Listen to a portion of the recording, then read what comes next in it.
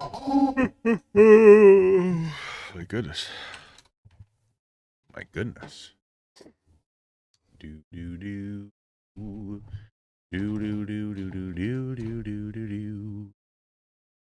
Do do do do do do do. Hey, what's up, guys? How you doing this morning? How you doing this morning? It's 3 a.m. for you. Wow, jeez. It's 6 a.m. for me. What is up? Hey, listen, I kind of enjoy like the earlier streams, you know? My sleep schedule got reset though. I so I've been staying up late to play like World of Warcraft. And so um I kind of just like didn't really oh, okay. So last night was crazy.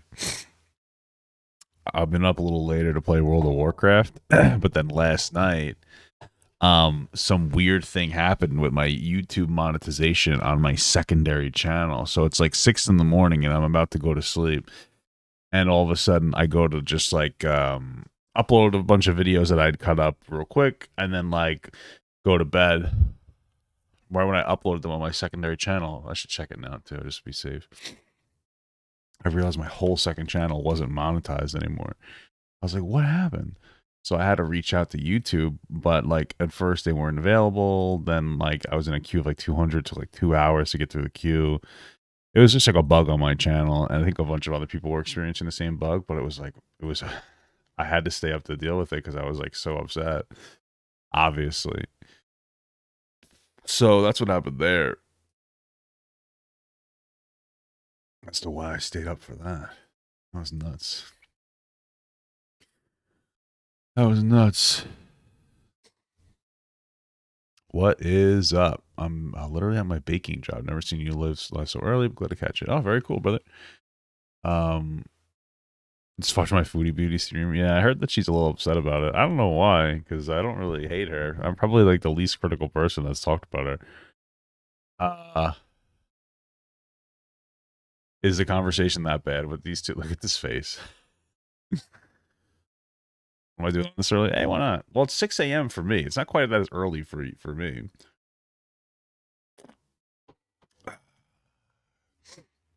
I'm gonna do this early, and then I'll probably get breakfast with my wife, and then I want to do some house cleaning today.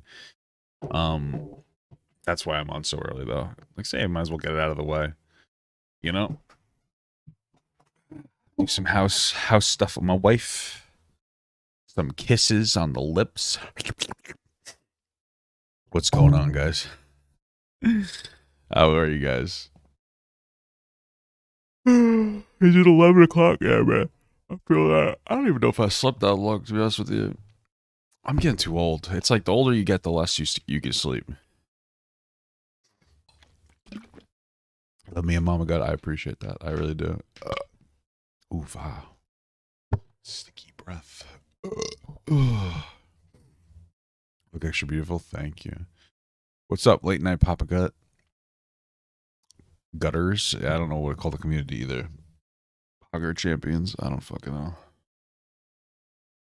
How am I doing? I'm okay. I'm tired. I should have made a cup of coffee before I started streaming. In all honesty. Thank you so much, Scott Aston.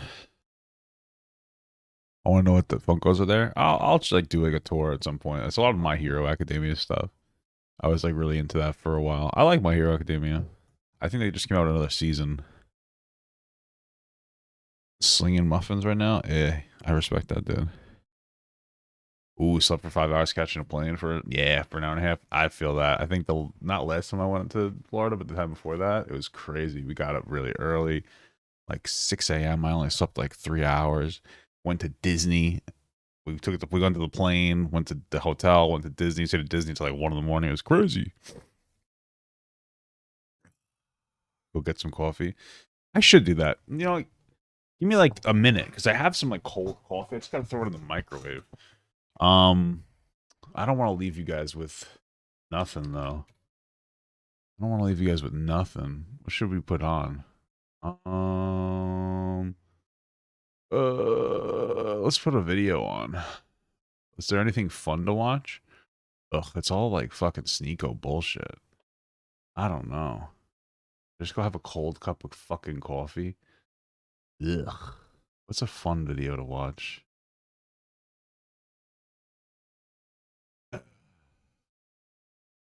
All this weird stuff, my old content. So weird. Stay with me.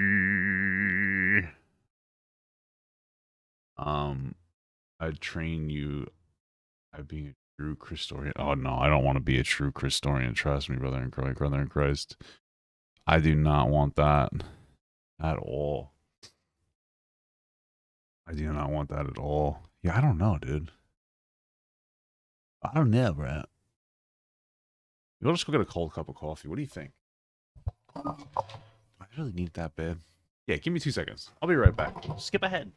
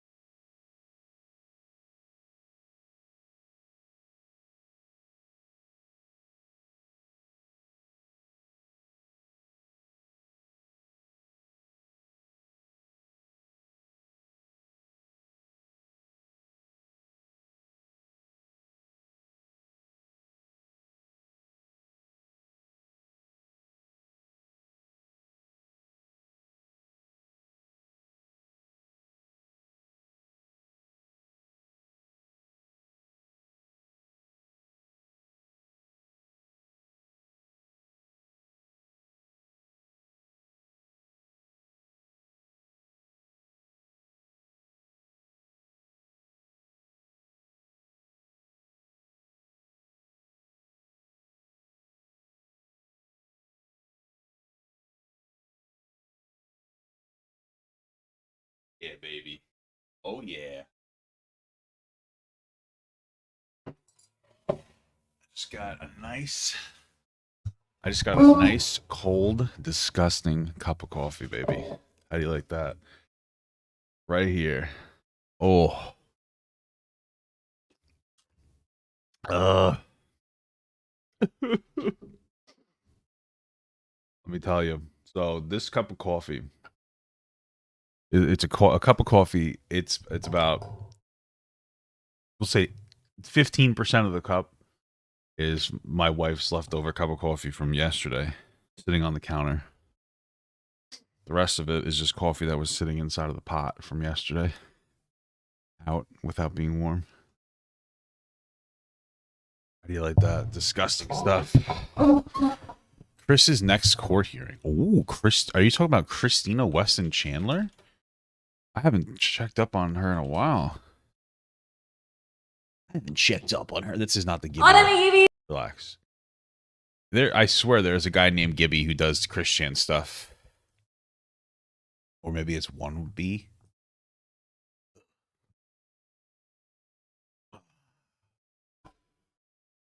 Where is it? Let's see. Gibby, right? Isn't there like a Gibby Christian? Oh, it's Gibby. Sarah super chatted $6.40. Hey, thank you so much. Hey, Papa, waving hand. This is the perfect stream time. Gonna be a little selfish here, but it's 9 p.m. where I am and I can easily watch you for 3 hours without feeling like crapple for work. Also, hey chat, waving hand, victory hand. Thank you so much. This is Gibby, no?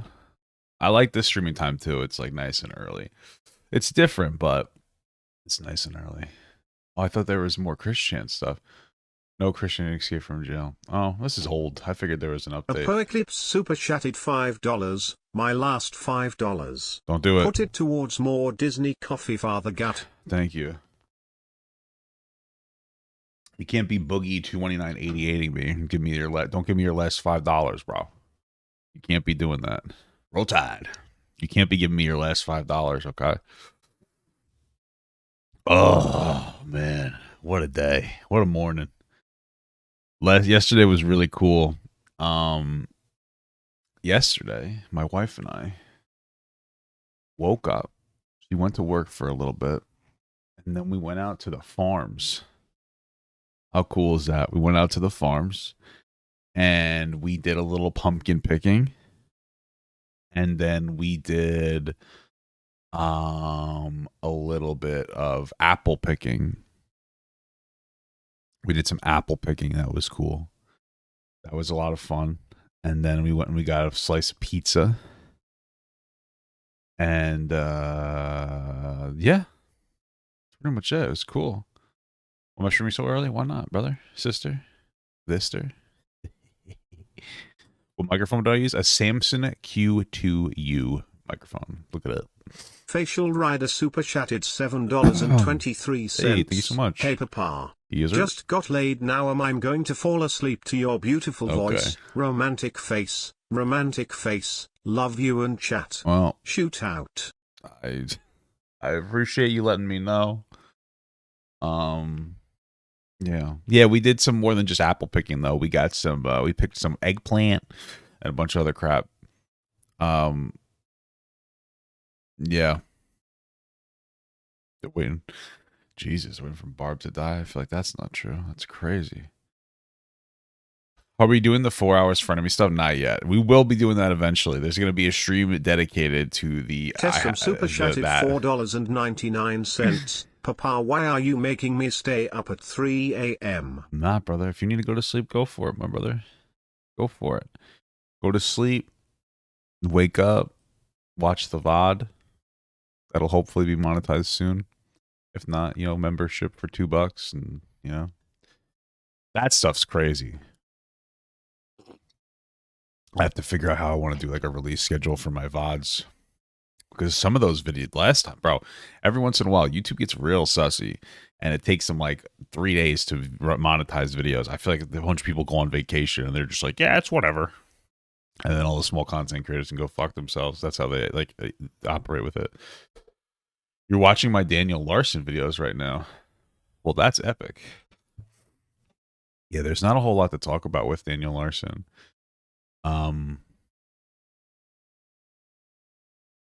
There's not a lot to talk about Daniel Larson, I think a lot of it has simmered down, and the less we talk about it, it's probably better, because the trolls like to they kind of like to be a little additionally suspicious when people talk about them, you know what I mean? Just like that burp was suspicious. It's 6 a.m. for me. Am I going to cover the Kanye shirt controversy? Kanye, West, Tucker, Carlson. Let's see. We're talking about... what's to really talk about? Liberal dominated music, fashion industries, Kim Kardashian. There's a lot of stuff here. Is there a full interview? Not full show. I feel like that's too much. How much do I care about a full show? There's like, bro, I'm not trying to be that guy, but like, it's Kanye West. You know what I mean? The Infinity Engine super chatted $5. Good morning. Thank you so much. Glad to catch a stream after the most stressful shift ever. Oh, I feel you, brother or sister. Hopefully it wasn't that bad, but yeah, work will kick your ass.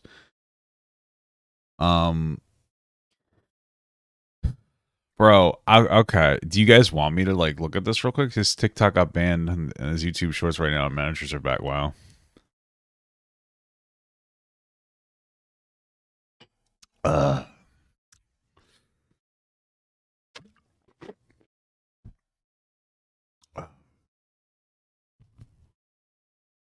Oh.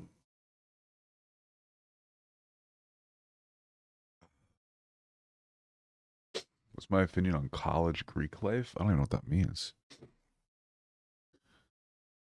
Yeah, the right opinion video. I have it sitting here. This is going to be a dedicated stream when I do talk about the right opinion. Let me tell you. This is going to be an entirely dedicated stream. Right now, it's sitting here because this is how I like cue videos. But The Infinity Engine super chatted $2. We had an active, if you know what I mean. I don't know what you do for work. It was like an active shooter. Is that what you're saying? That's crazy. I see Keffel said she's going to deport. I don't. Did I see that Keffel said she's going to deplatform Destiny? Listen, I personally don't care. Listen, no offense. I don't care about Destiny. I don't care about... I like Destiny's content, like some of it. But I don't care about Destiny. I don't care about Keffel's. I don't care. And like the more people care about... Like if you really don't like her, then stop watching her. Stop giving her the attention. Because if every time she says she's going to take down Destiny... a new drama arc starts of Destiny versus Keffels. It's outrage farming. Who cares? You know what I mean? It's like who cares? Oh, an active shoot. Yeah, I figure that's crazy, brother. What do? You gonna get in the hospital or something? You don't have to tell me if you don't want. So like, stop caring. You know what I mean? Yeah, no, I understand. I appreciate you not being too explicit in the message. So, yeah. I mean, do we want to watch this White Lives Matter thing? Good evening. I mean, it's one of those things where it's Kanye West. Like, I don't have very high expectations of Kanye West. No offense, but he's not like... He's a little out there. He's a little crazy. But, you know what I mean? If it was like Dave Chappelle... That's somebody that like I have a bit more like political respect for.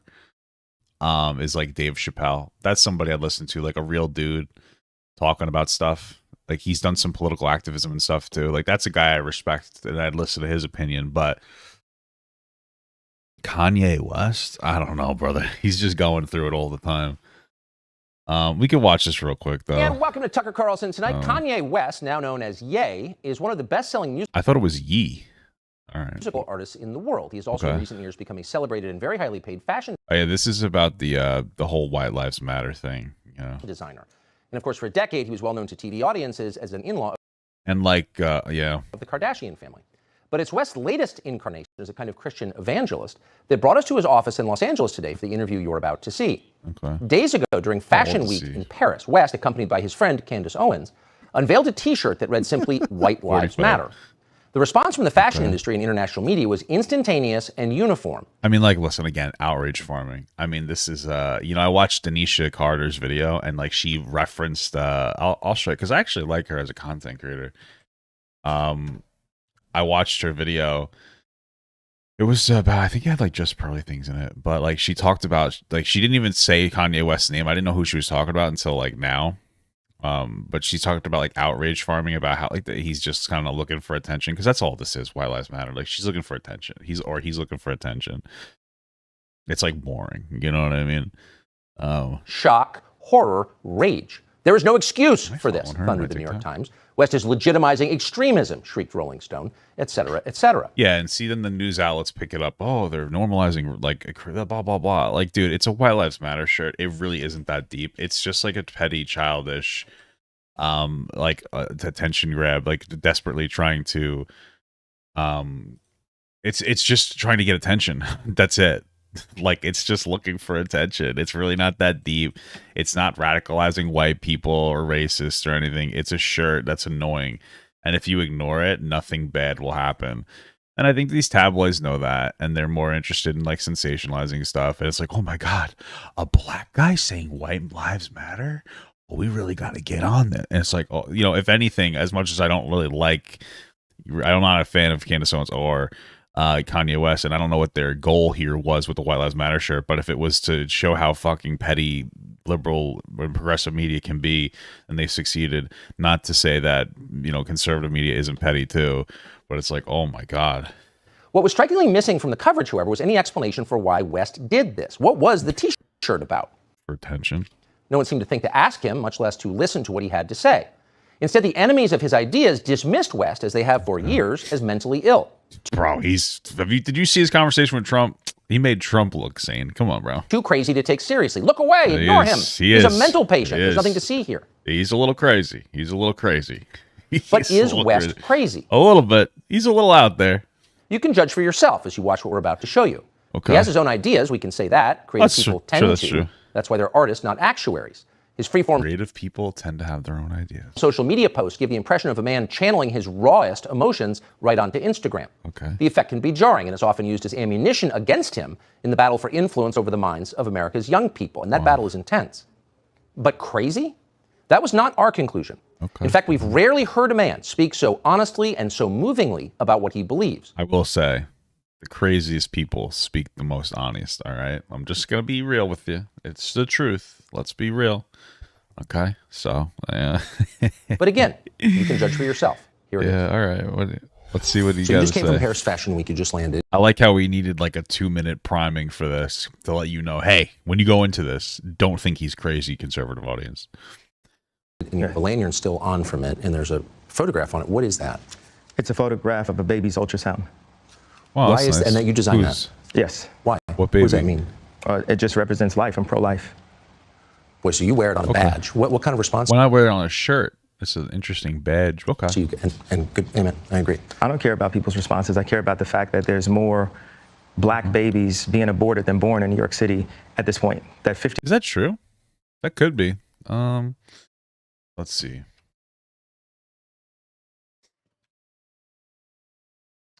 Well, let's see. Black babies born in New York City. Because what did he say? What a claim. There's more black babies being aborted than born in New York City. Oh, now I understand. What he's saying is that there are more black babies being aborted in general than are being born than in New York City. It's kind of a weird comparison.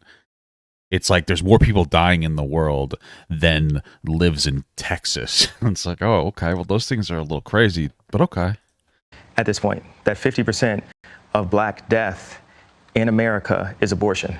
So, yeah, I just want to be clear that, like, let's just be clear whether I'm a pro-life, I'm pro-choice. Whatever your perspective is, be clear that, like, the people that are getting abortions are doing it consensual. Like, they want to get them. So, like, you know, if you're saying, like, oh, black people do disproportionately get more abortions, but that's by choice. They're like, yeah, I want this abortion. And if you have an issue with it, you probably attribute more of it to like a lack of monies being provided. And so if you really wanted to conquer the issue of like reducing abortion, I would let's conquer the issue of a diminishing lower and middle class, because a lot of people are not having kids, or they're having them later, or they're getting abortions because they don't have like the ability to financially support them. So if you really wanted to have the most profound impact on reducing people in general getting abortions, you could start with trying to, like, you know, not be an insanely rich person that doesn't actually advocate for any real empowerment of the middle class. You know what I mean? And you can find those type of people like Kanye West on all sides of the aisle. Most people are not really talking about any real way to embolden the middle class. And it's mostly because it's rich people that don't give a fuck, because they're benefiting massively from the system. I mean, let's be honest here, you know? So I really don't care about people's responses. I perform for an audience of one, and that's God. Very poggers. I'm starting to see why they want to make you be quiet. When did you start to feel this way? When did you start to realize this? I really felt like, I think I started to really feel this need to express myself on another level when Trump was running for office, and I liked him. Yes. And every single person in Hollywood, from my ex-wife to my mother-in-law to my manager at that time to, you know, my so-called friends / handlers around me. Handlers? What the hell is that? What do you mean you got handlers? Like Chelsea handler? I don't know what that means. I wonder what did Kanye like about Trump? Did he probably said that, right? Told me, like, if I said that I like Trump, that my career would be over, that my life would be over. They said stuff like people get killed for wearing a hat like that. They threatened my life. They put my life. Well, they basically said that I would be killed for really wearing a hat. I had someone call me last night and said anybody wearing a White Lives Matter shirt is going to be green lit, and that means that they're going to beat them up if they wear it. And I'm like, you know, okay, green light me then. Well, you have a lot of handlers, so you're probably safe. You know, God builds warriors in a different way. I don't know if it's because of me being born in Atlanta and growing up on the south side of Chicago that, you know, he made me for such a time like this. It's like with David. You know, he tended to the sheep, but while he was out there, he had to fight all kinds of animals. So when it was time for Goliath to come, he thought because he was a sheep herder that he didn't have the skill set to take down Goliath. And the thing that I have is the position, I have my heart, but the number one thing is we have God on our side. And for the people, even if you don't believe in God, God believes in you. I just want to be explicitly clear. God is actually on my side. So this is the problem. So how do you rectify that? Hey, God's on my side. Nope, he's not. He's on he's on my side. My side's the opposite of your side. So God speaks to me. He told me that he's on my side. So how do we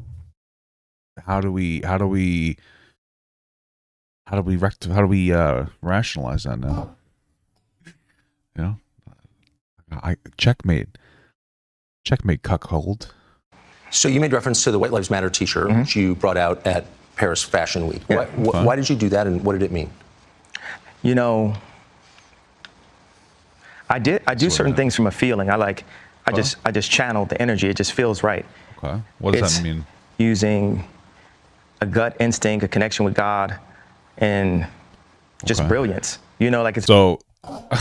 Explain. Okay. So when Tucker asked you why you wore the White Lives Matter shirt, you told him basically what we're hearing here is that God spoke to you and you think that this is brilliant. But like, what's the point? What were you trying to communicate? Were you trying to make a social statement about how media will jump on anything that's like anti-woke? Were you trying to have a nuanced conversation about how white people are oppressed? I don't know. Like, what's the actual point? Like, I'd like to hear it. This is your opportunity, you know?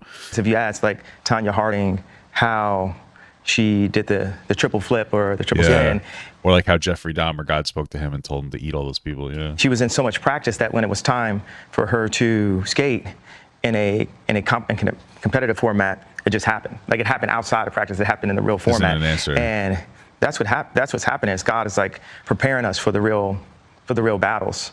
And we are in a battle with the media. Like the majority of the media has a godless agenda, and the jokes in that work, and this whole like, oh yeah, he's crazy, and all these things, they don't work because the media has, you know, they've also watched travesties happen, just even specifically to me, and just watch it and act like it wasn't happening, and they stay quiet about it.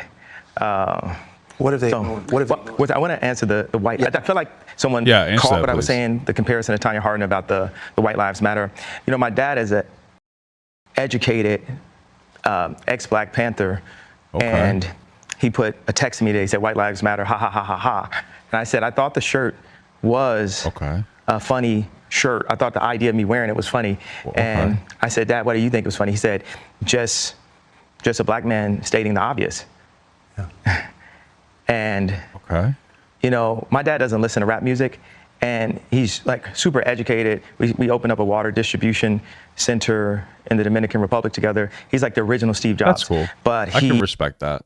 He was getting blocked every which way with all of his ideas, and he didn't have an endless bank account, and he didn't have an Instagram. So all these ideas, he had to like take them back and compress them. Like my dad is the most brilliant person that I know, and we actually have a strained relationship because I was taken from him because my mom was an actress, so she was a liberal. And my dad would see certain things and say, you know, we should do it this way, we should do it that way. And the people got around my mom and pulled her away, much like, you know, Kim is a Christian. Listen, I'm just going to be like really clear with like specifically what he's talking about with his family life. Daniel super chatted $1.99. Hey, thank you so much, brother. You're my favorite streamer, smile. Oh, thank you so much. You're my favorite viewer. Don't tell anybody. When it comes to like this home life stuff, like I don't know. I don't know his specific like life history. So I don't know if it's actually true that his like liberal mother removed his father from him because of this, that. It's possible that there were some bad things that maybe his father was doing. Maybe she's crazy. Maybe he's crazy. Kanye is certainly crazy. It's hard to take him at face value. He seems very led by like agendas. I still don't feel like he properly answered the White Lives Matter question. I really would have liked for him to have been more explicit. If I'm being super duper incredibly generous, it maybe sounds like he did it, as like a counter narrative, as just being like, oh, I feel, and I'm being tremendously like, I feel generous because he was not very clear at all about what he's talking about. Maybe he's trying to bait the media and tell the media that like things are going too crazy and anti-white. Maybe that's what his argument is, but it's hard because, oh, excuse me, oh, sorry, that cold, stale overnight coffee is getting to me.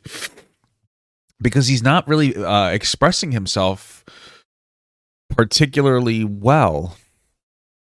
And I'm not trying to be critical, but it's like he's not concise.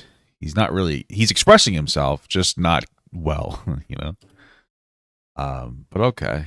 But she has people who want her to go to Interview Magazine and put her ass out while she's a 40-something-year-old multi-billionaire with 4 black children. And this is how fashion wants to. Wait, what? It's people who want her to go to Interview Magazine and put her ass out. What does put her ass out mean? Does that mean like show her booty? I don't know what that means. While she's a 40-something-year-old multi-billionaire with 4 black children. And this is how fashion wants to, how they want to present her. I don't understand what is he saying? Is he saying that they wanted her to put her like actual butt on like because that makes sense to me because it seems like she was like a model or actress, and what does her having 4 kids have to do? Or is he referring to put her ass out as in like speak poorly about the father? It feels like it wouldn't happen because he doesn't seem very particularly relevant media wise. I'm very confused. I'm not understanding the criticism. Maybe it's just like a language thing. Okay. So I know you give these questions and I give you like these 3-part answers. Is this a cool format for you? Yeah, I love it. Okay, cool. And I am following it. All right. Okay. So you said that your father said when he saw the shirt "White Lives Matter," it's great to see a black man stating the obvious. So by which I think you meant that's obviously true. Yeah, that's my favorite response because I kept on thinking like, people, they're looking for an explanation and people say, well, as an artist, you don't have to give an explanation, but so as a leader, you do. Yes, I think that's right.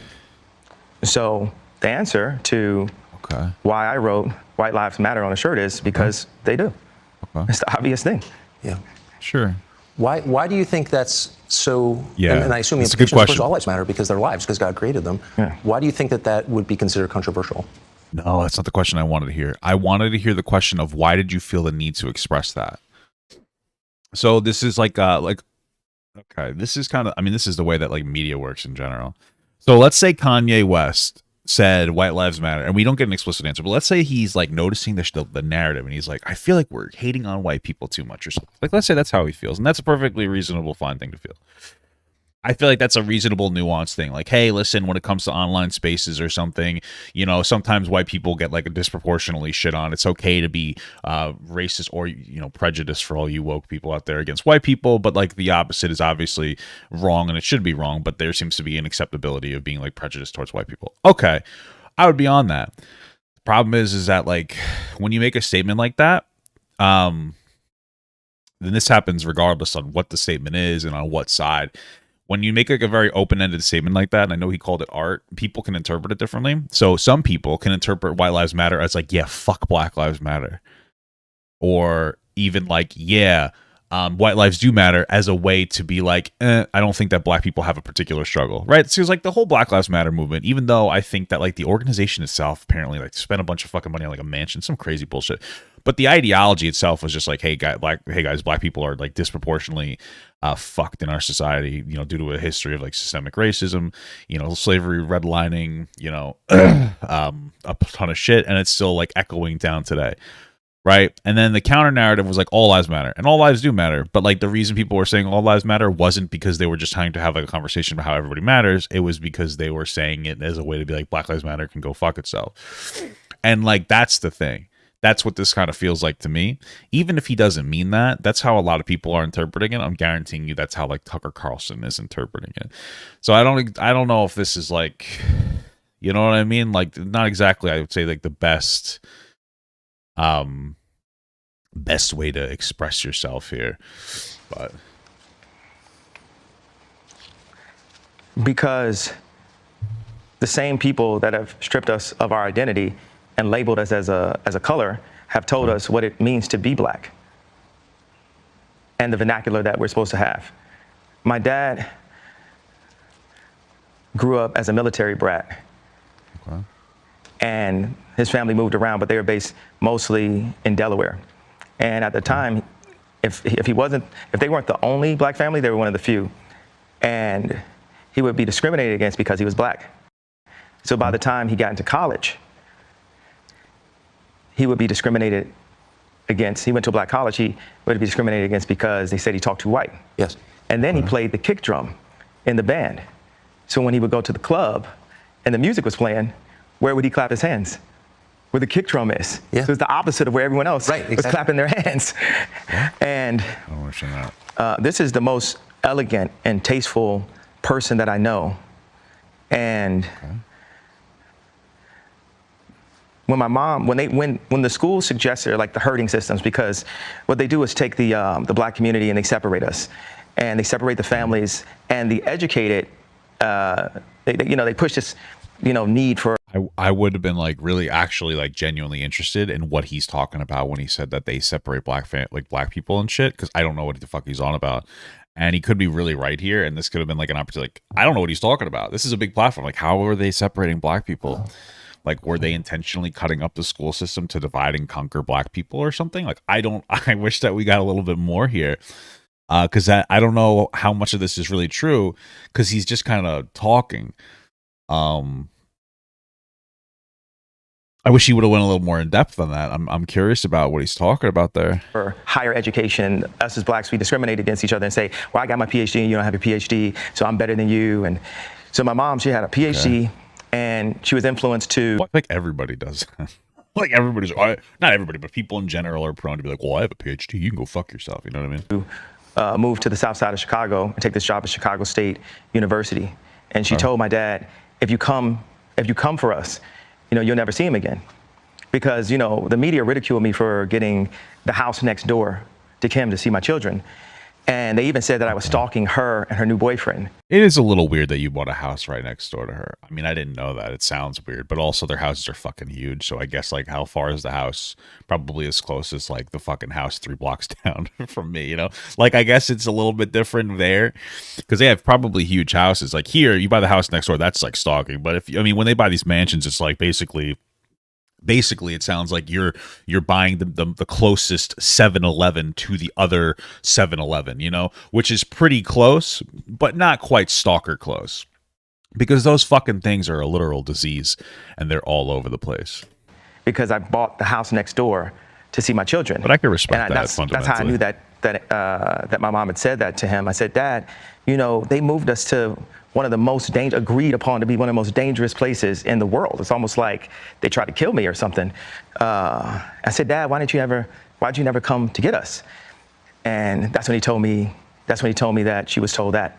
So many things that are put in Kim's head. They bring influencers, like no one ever. I think we're all over the place with this. Ever know where Corey Gamble came from? No one in the fashion world knows where Gabby came from.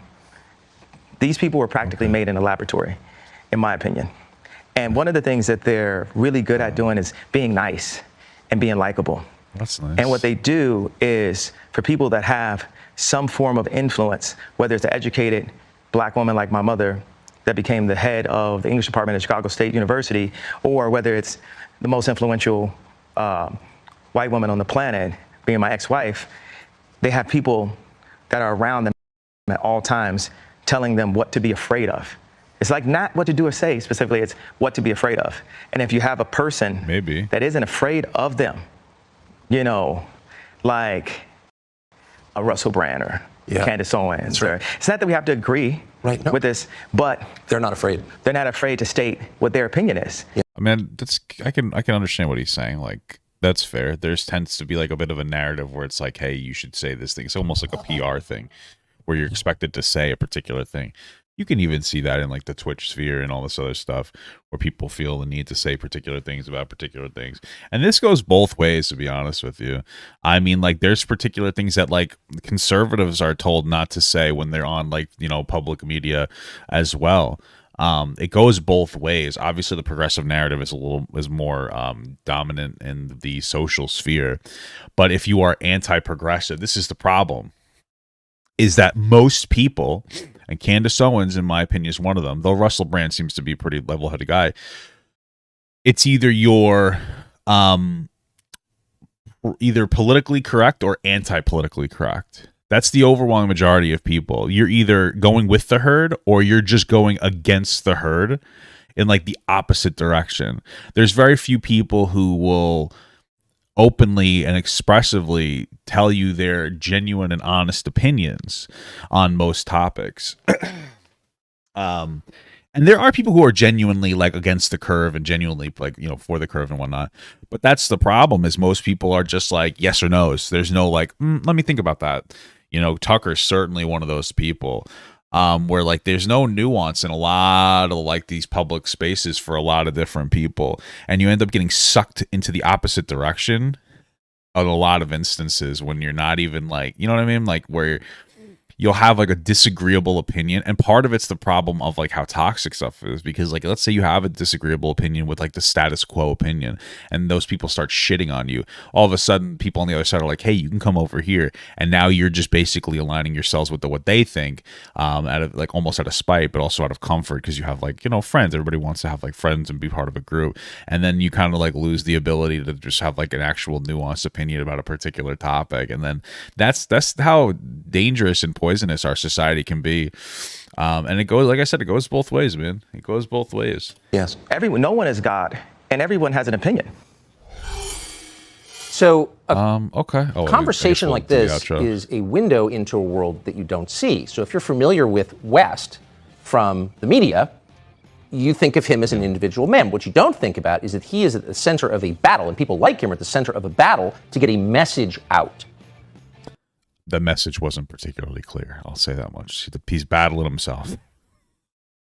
I'm just being real. I don't know. I still don't understand what his message was with the White Lives Matter shirt. Like, holy, I made up a message that he could be having, but he wasn't particularly like or explicitly clear about that. So, mouthed by the lips of influencers like him and so many others. All right, I think we're good on this. Like, I don't think that there's much else to say. It's just more like, you know, priming. Okay. Cool. Thanks, Tucker. Thank you, Tucker. I really appreciate you, Tucker. Facial Rider super chatted $3.61. Oh, thank you so much. I'm off to bed. We'll watch VOD tomorrow. Please keep whispering sweet nothings in my ear. Ally love to you and mama, romantic face. Nikolai super chatted $2. Thank you. Did you see his tweet about Jewish people 6 hours ago? No, I didn't. I didn't see that. I did not see that at all. So I tried to look and I couldn't find it. So that could have just been like a me problem. But yeah, no, I couldn't really find that. Why is that? What was the tweet? Do you if you're still like active in the chat? What was the tweet? I'm just curious. What was the tweet, Brett? Yeah, we're gonna get to this interview in a momento. I'm debating on what, like, if I want to like watch something or what I want to do. You know what I mean, brother? Sucker fool. Sucker fool. What do you think about that? Do do do do do do do do do do do do. Stay with me. Question for Papa Gut and Mama Gut: with all the celebrities getting guardians and conservatorships, do you think Kanye West needs one? Where's the line for when adults with disabilities need more? Listen, I don't think that Kanye West needs a conservatorship in any capacity. I don't think he's like actually that crazy. I think Kanye West could do a better job at expressing himself. I think he's a little out there. You know what I mean? Like I mean, when we get to a point where you need a conservatorship, I mean, that is a lot. Nikolai super chat. You know what I mean? $1. Hey, thank you so much. You know, when I look at somebody like Britney Spears, at least the way that she acts now, I could see why she had a conservatorship. Though I think that, like, you know, I think that the culture really fucked her, because it was a culture at the time that was like very, very like monitoring of women. Like she was hypersexualized as a child, and then she was beaten down because she didn't want to be with Justin Timberlake or whoever the fuck. And then she had a custody battle that was super open, and because like the guy sued her back, they instantly thought she was a bad mom. And then like it was so toxic, and I could see why she was driven insane by like the fucking like celebrity media culture. But I don't think Kanye West needs a conservatorship. I feel like that's a little bit of a reach. In a tweet on Saturday night, West wrote that he was going to DEFCON 3 on Jewish people. What the fuck? Is that what he said? Wait, what the fuck? Kanye West Jewish tweet. That's fucking bananas. What is this? Twitter took down one of Kanye Yee. Is it Yee or Ya? Yay. I don't know. Whatever. West tweets for violating its rules. The same day, Meta confirmed the Hollywood Reporter that his Instagram account has been restricted for violating the platform policy. In a tweet on Saturday night, West wrote that he was going to go DEFCON 3 on Jewish people. What? I thought it was DEFCON. I'm a bit sleepy tonight, but when I wake up, I'm going DEFCON 3 on Jewish people, he wrote. The funny thing is I actually can't be anti-Semitic because black people are actually Jew. Also, what? Also, you guys have toyed with me and tried to blackball anyone who opposes your agenda. What the fuck? What the fuck is that? Okay, that's insane. Okay. After an hour being up and tens of thousands of engagements, the tweet no longer appeared on Twitter on the rappers. I'm surprised it stays up for that long. In its place, there's a notice from Twitter that reads, "This tweet violated Twitter rules." Yeah, for sure. Jesus. Okay. West returned to Twitter on Friday, lengthy hiatus where he almost immediately called out Meta's Mark Zuckerberg, saying, "How are you going to kick me off Instagram?" I mean, you just told people you said DEFCON 3 on Jewish people. I mean, you just said that you're going to fucking kill Jewish people. That's what I mean, like, I don't think he literally was going to, but he was going to literally, and from a literary perspective, like, I don't know, like go off on Jewish people. Like, that's fucking nuts. Yeah, Candace Owens feeding Kanye too many conspiracies. True. That fucking anti-Jew conspiracy in the fucking conservative sphere, brother. It's a real thing, man. It is some alt-right shit. How are you gonna keep me off? Okay, he quickly welcomed back to Twitter by Elon Musk, who confirms his plans to buy Twitter. Welcome back to Twitter, my friend. Musk replied to West's tweet about Zuckerberg. Okay, well, Musk is obviously a dick rider. The rapper's Instagram account was restricted after he posted an exchange allegedly between him and Diddy, in which users criticized West for using language that seemed anti-Semitic. The post has been since deleted. What did he say? Dude, what is up with people and going DEFCON 3 means something with nudes? What? Oh, nukes. I was like, what are you talking about? Yeah, I think it's DEFCON. But he said DEFCON because he's a fucking idiot.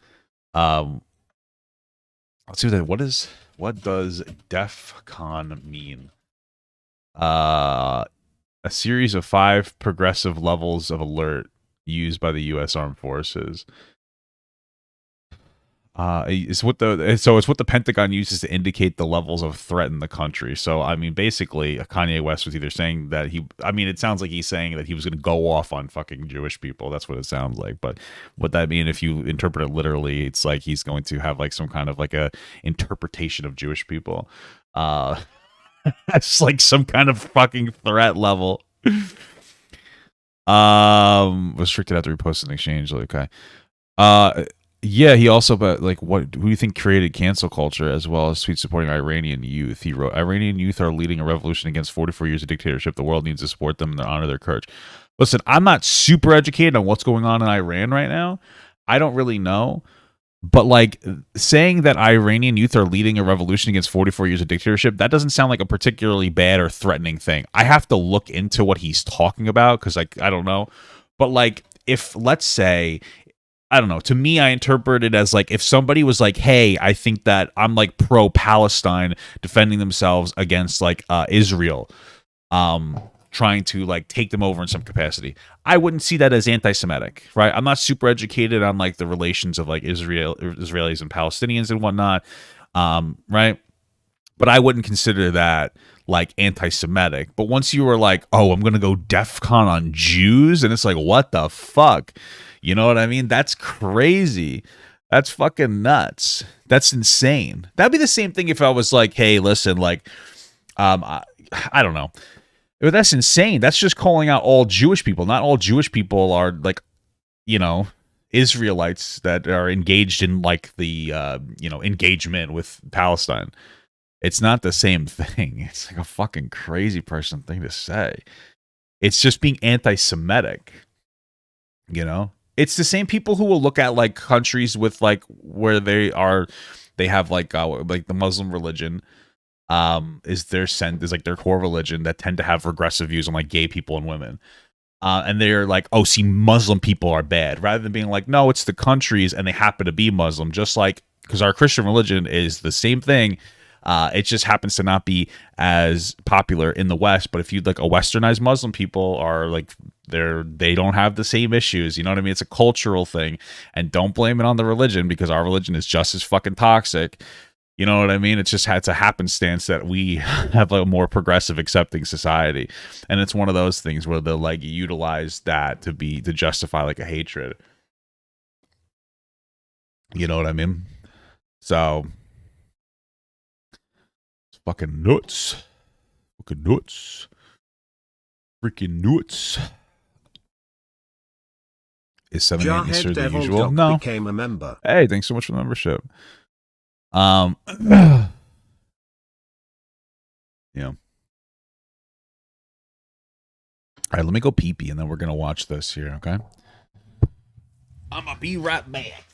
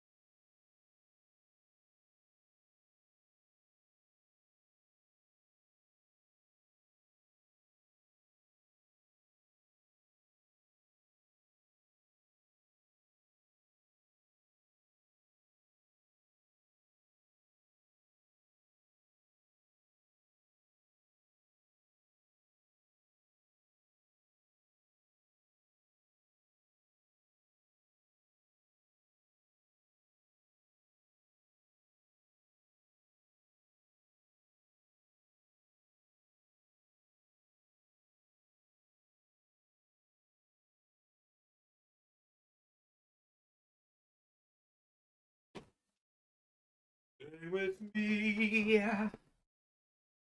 Oh, Lord.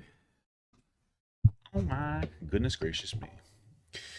I'm from Palestine, and I wish you educate yourself on the conflict. I want to hear your take on it someday. Okay, I might. We'll see about that, you know. Do do do do do do do do do do do.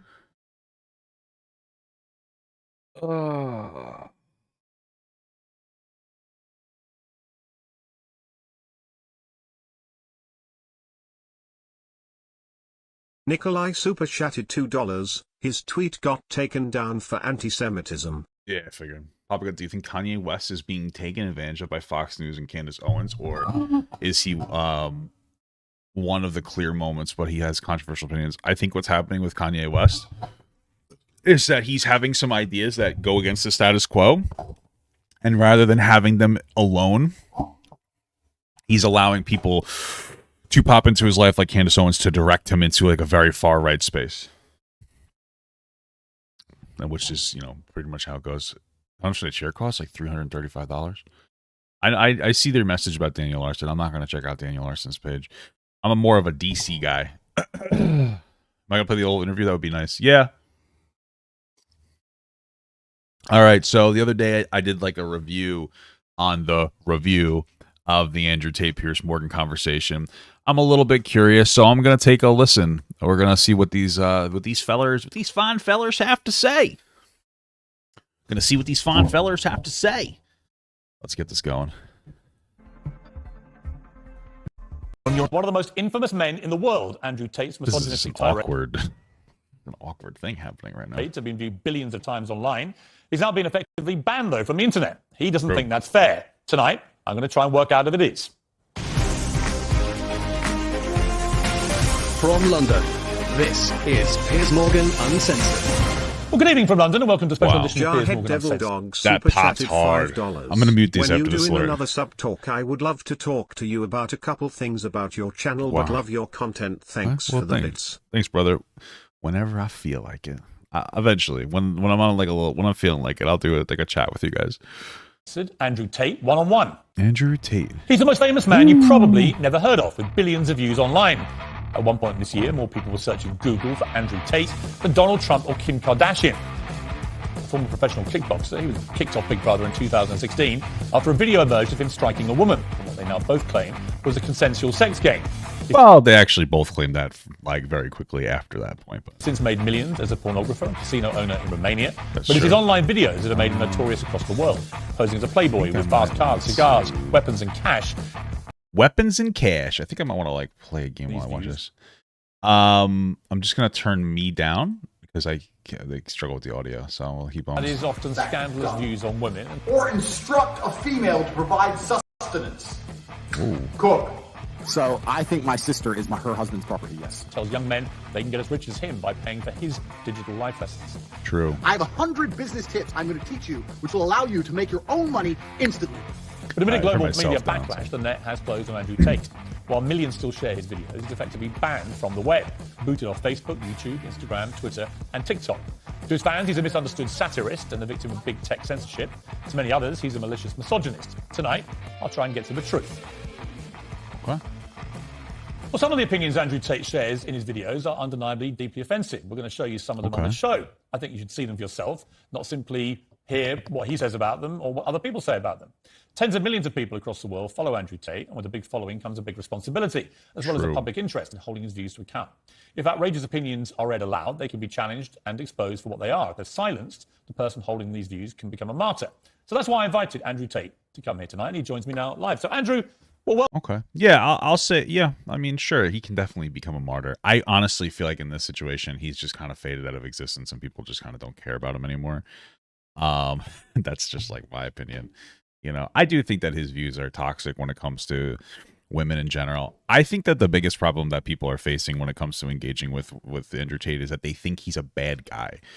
I don't think he's a bad guy. I know he has a lot of allegations against him, but nothing is proven. And like, you know, listen, I'm not going to operate as if like the allegations against him are true, especially when they've been investigated and it seems that there's no true weight to them. It's possible that there could be an infrastructure problem, but like, you know, we are supposed to innocent until proven guilty. Am I right? That being said, I think the problem is that people think that he's like a bad person or that he's a dishonest with his perspective or that he hates women. I don't think he hates women at all. I think he has regressive views on women that are not good, for sure. I think that's true, but I don't think he hates them. But I think that's the problem when, you know, people are engaging with the rhetoric. They're like, he hates women. He doesn't like. I don't think he hates women at all. I think he has a regressive view. I think he's disrespectful to women. I think that he upholds double standards that are anti-woman. For instance, the idea that like higher body counts for women make them bad. And a lot of you are like, well, I think that's true. And you can look at statistics that show that like women with higher body counts in like long-term relationship tend to report being less happy after like a long period of time. And you could be like, see, I told you. The problem is that men have the same issue. Men with higher body counts report like more happiness the fewer partners they have in their relationship compared to women. And so like if you said, I think people with high body counts are bad, that's fine. But like the fact that you apply it to women, but then advocate for men to be able to go around and have like, you know, be as promiscuous as possible. Well, like that's wrong. You see how like the double standard isn't even upheld by like statistics. And that is like the problem with Andrew Tate. And there's a lot of perspectives about like these double standards about men and women that aren't supported by any like actual data or even his life experience. Because realistically speaking, no offense, but like who is Andrew Tate to talk about successful long-term relationships as a man who is not in one at all and who struggles to find a partner in his mid-30s? Despite the fact that he's very rich, he seems to have a trouble finding women. And that statistic we talked about where like men struggle and people in general struggle when they've had like a lot of bodies, it seems to be like materializing itself in Andrew Tate. So not only does the statistics go against what he's saying, but his own life experience goes against what he's saying when it comes to like body counts or high body counts for men, as well as justifying like men cheating, right? Because like his take isn't like, hey, listen, if his take was like, hey, listen, men are more physical cheaters and women usually are like a little more emotional, or men are more physical when it comes to sex, women are more emotional. So like men can have, you know, less attached sex and like men maybe struggle more with their infidelity. I'd be like, okay, I could see that. Because I heard him one time say like, I don't think a man should have like his entire like long-term relationship ruined because he cheats once. I can agree with that as long as like, you know, that's between him, that person, and the partner. But like he's not saying that in a nuanced way to have like a real honest conversation. He's more, it's really a lot of what he's signaling is that it's okay for a man to like cheat or to have sex with other women in a relationship, where it's not okay for a woman to do that. And then I just generally think it's not okay for anybody to do that, you know? Okay. Welcome, first of all. You come all the way from Romania to do this interview. Correct. What do you hope to achieve from this interview? Why are you here? It'd be interesting to have a conversation with you. You've certainly been the subject of your own divided opinions in the world. There's a lot of people who would say some of the things you say are perhaps dangerous or toxic. So I thought you'd be a good person to speak to about this subject. I don't know too much about Piers Morgan, but like, yeah, he seems to be a little controversial in some capacities. Much about you before this year, and then I suddenly became very aware of you, as the world did, because as I said earlier, you were the #1 subject searched on Google ahead of Donald Trump. Yeah. I don't think it was even possible.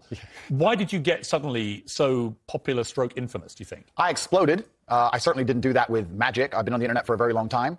I think in the world we live in now, as the other side, the people who disagree with me, as they get more and more tyrannical in their censorships and their hate mobs, etc., as standard masculine practices are deemed toxic, I didn't put a magic spell on everybody. I managed to accumulate a large amount of affinity with the male populace across the Western world because I'm simply saying things that many men believe, think, and feel. The problem. So, like, here's the problem is that, like, that's not necessarily true. The first thing I'd like to say is that the reason, and I remember watching Fresh and Fit have a conversation with like Destiny, I think, and Fresh Prince, he made a really good point. And he's like, I think the reason that Andrew Tate ultimately got banned is because his message was being delivered to children on Twitch. That's when he had the attention put on him the most. And I tend to think that's true.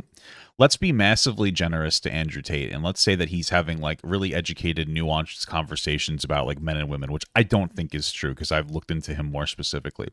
But let's say it is true. It kind of doesn't matter because the overwhelming majority of what people are seeing about Andrew Tate are like the most sexist things and most antagonistic, provocative, sexist things that he puts out. And then it's like, well, who's putting that out there? It's the clip channels that he incentivizes with his the Hustlers University, where he has like the affiliate links. And I'm not going to call it like a scam or anything because like there is something offered in like a Discord. It's not. I don't think it's anything particularly profound from what I've looked into. But the thing is that if it's your own people taking you out of context and making you look sexist, well, it seems like the message that they're getting, at least from the children, which seem to be a large part of your audience, is the sexist stuff.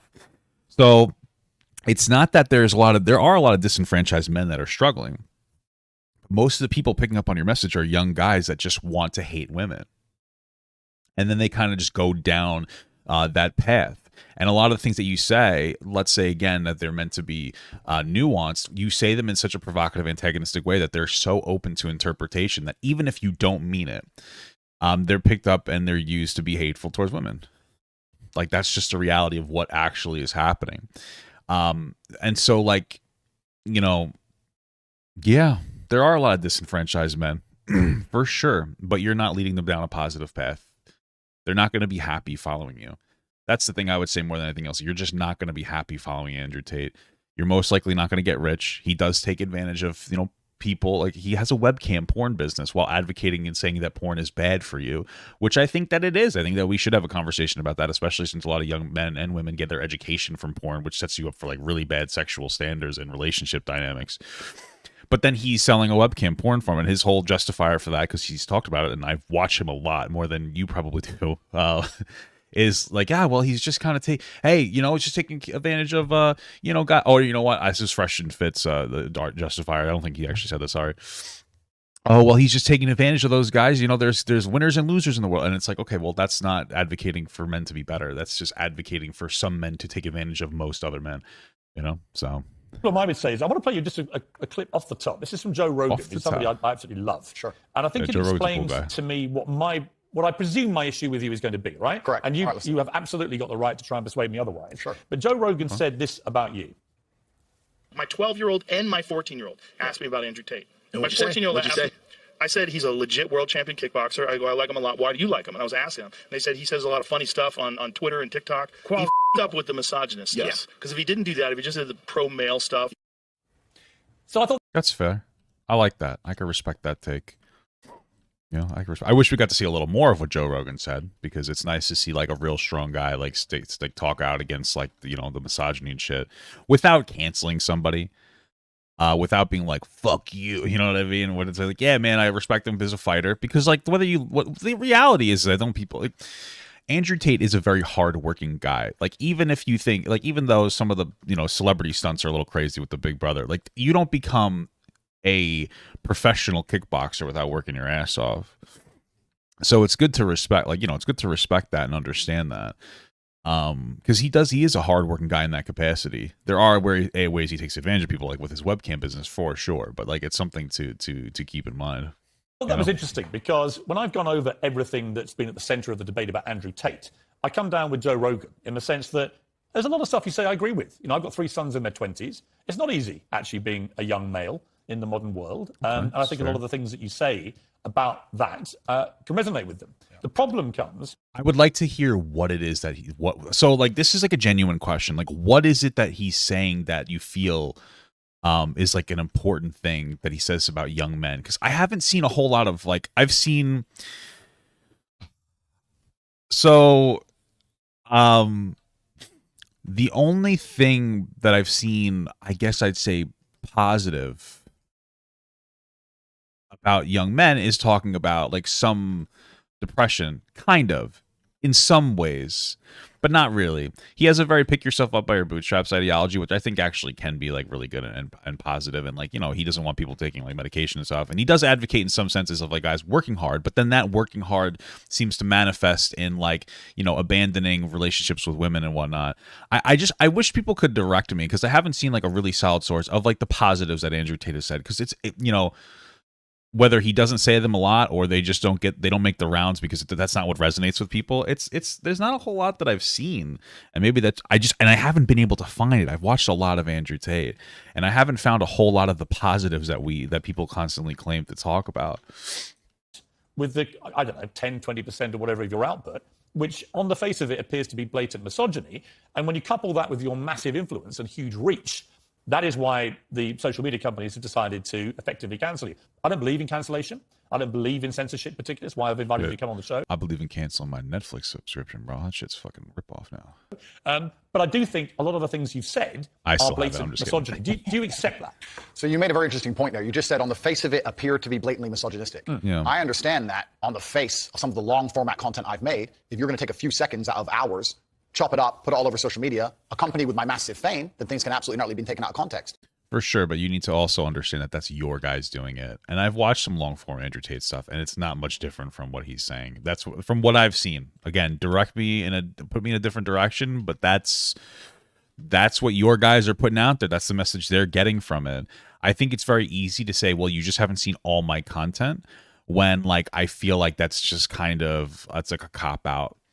It's kind of a cop out. I do not hate women in any regard. I have no negative relationship with women. And I don't think he hates women, by the way. I just think he has a regressive view on the interactions between men and women. I don't think he hates the women at all. No women have come forward saying I've hurt them. I've no criminal record for hurting women. There's no way I can be seen as the face or the devil in regards to how men treat women on the planet. That I would say, like, I wouldn't say the devil, but like you are very traditional, like, regressive male that like treats women with respect without understanding how you're treating women with respect. right? Again, we talked about the double standards of men versus women. We talked about just a fundamental thought that a man should control a woman, that a man should have ownership over women. I talk about how like I own my wife and my wife owns me as well. And there's like a mutual respect.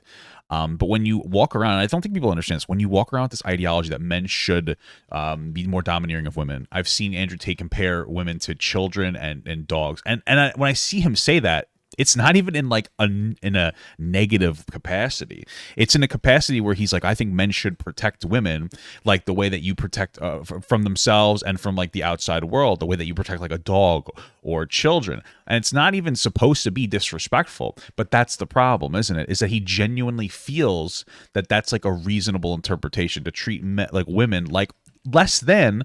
And the protection part is good, but you can be a protector of women as a man and do what I think men should be doing without treating women like a dog, right?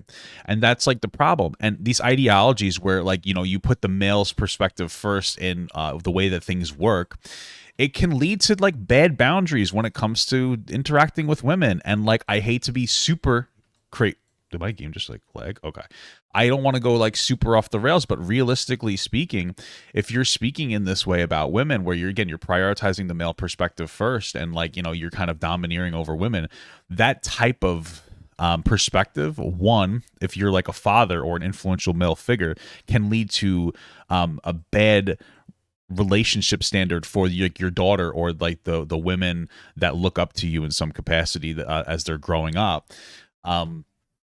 Because you're teaching them the wrong thing. You're teaching them to allow a man to push their boundaries because they're supposed to be the domineering perspective. And you're also teaching those young girls potentially that they can't come to you if something really bad happens to them. And two, you're setting up men for bad relationships between women. I would argue that most like sexual assault, at least in the West, isn't like intentional sexual assault. It's men overstepping boundaries after like boundaries have been affirmed by a woman, and then she kind of submits out of fear because we teach men to be super persistent, and like we don't draw the line on what is persistence versus like pushing way too far. The concept of like no means no.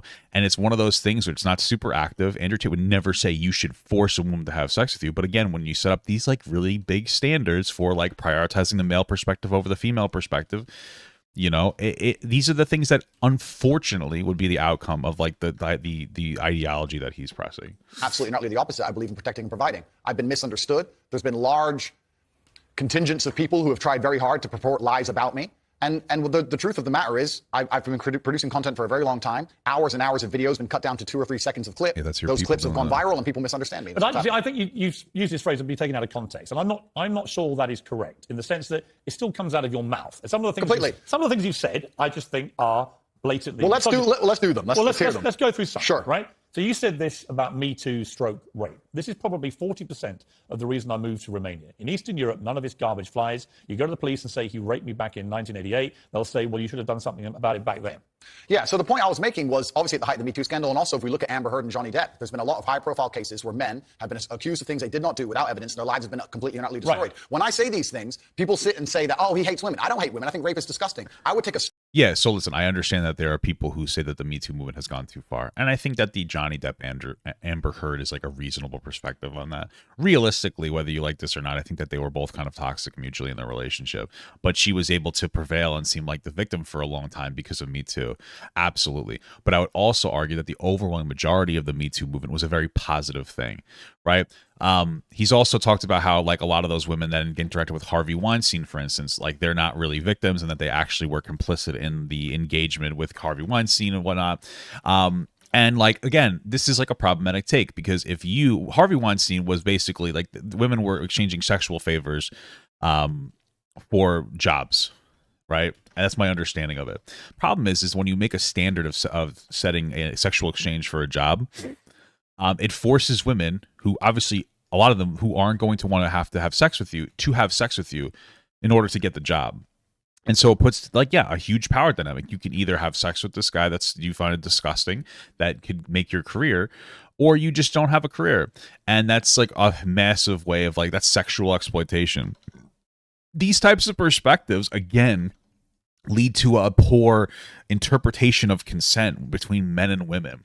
And so fundamentally, again, like Andrew Tate doesn't hate women, but these consistent perspectives of like the male versus female dynamic are the problem.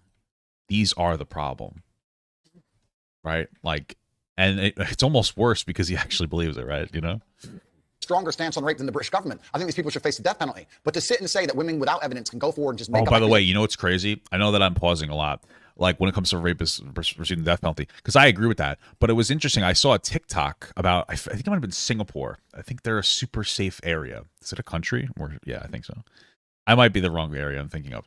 But they talked about why they don't have the death penalty for sexual assault or rape. And they're like, because if you had the death penalty for something like that, then a rapist, like an active like rapist, could be like, well, I might as well kill her or she'll testify, which I thought was very interesting. I just wanted to bring that up for context. So against men, even though they've been repeatedly proven to destroy men's lives at will, is absolutely not. What about a woman who was raped back in 1988 and goes to the police? Then the man should face absolute and complete justice. But do you understand that when that clip appears on TikTok as a clip, and all right, as a clip, completely. Okay, but it's still something that came out of your mouth. Do you accept that when that appears on TikTok, a lot of young, maybe not as smart as you, young men, right? Impressionable, teenagers, will read that and go, what's he saying? Is he saying 100%. That rape doesn't exist? No, I completely. I'm not going to sit here as a professional and say that I can't be taken out of context. What I will say is that one small sentence you've taken was from a 1-hour video. Where so like this is, just to be very clear, what's happening here is we're having a conversation about being taken out of context versus being interpreted out of context.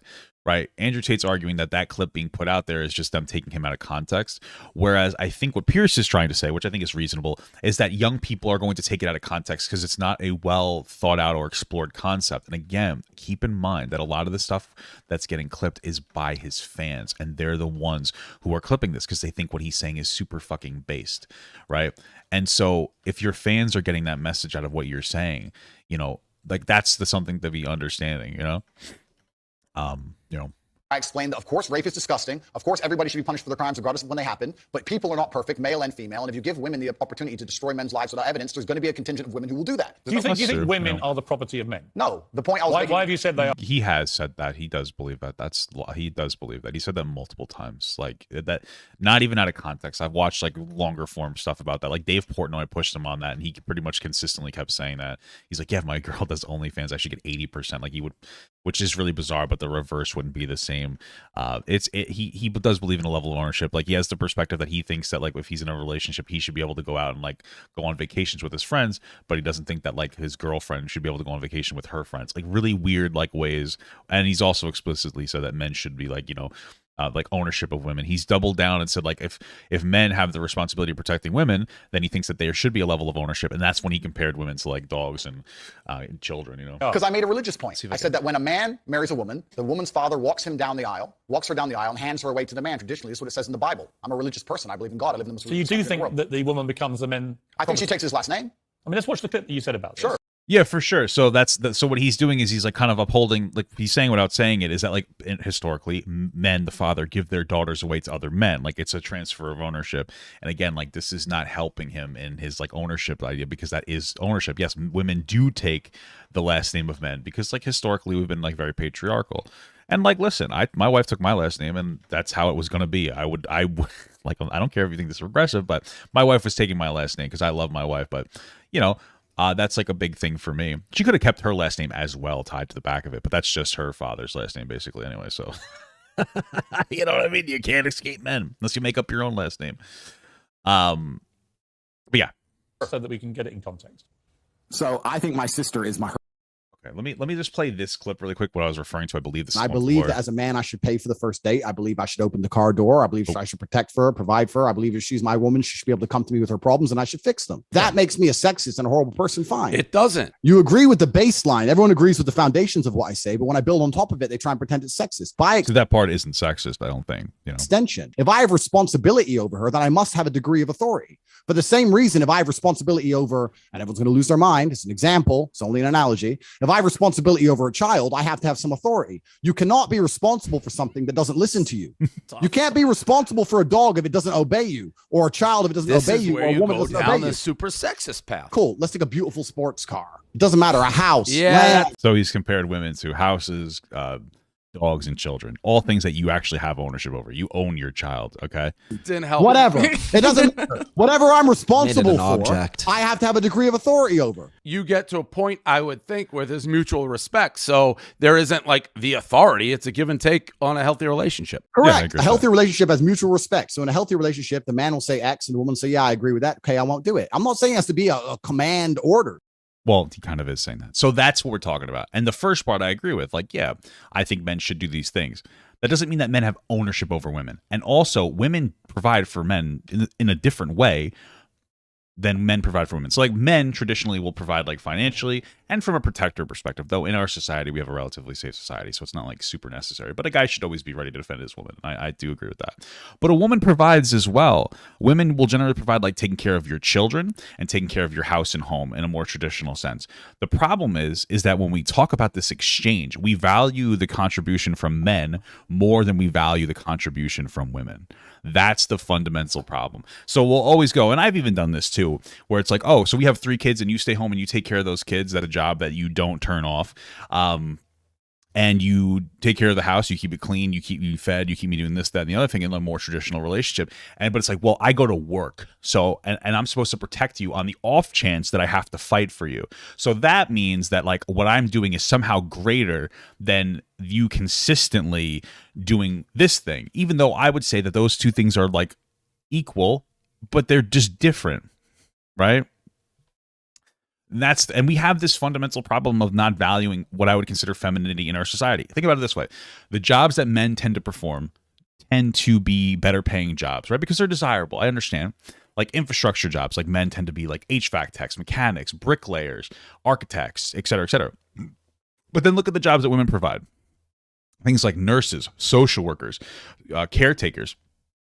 I'm not saying they should get paid equally, but we have a fundamental negative view on that. Doctors get paid a lot.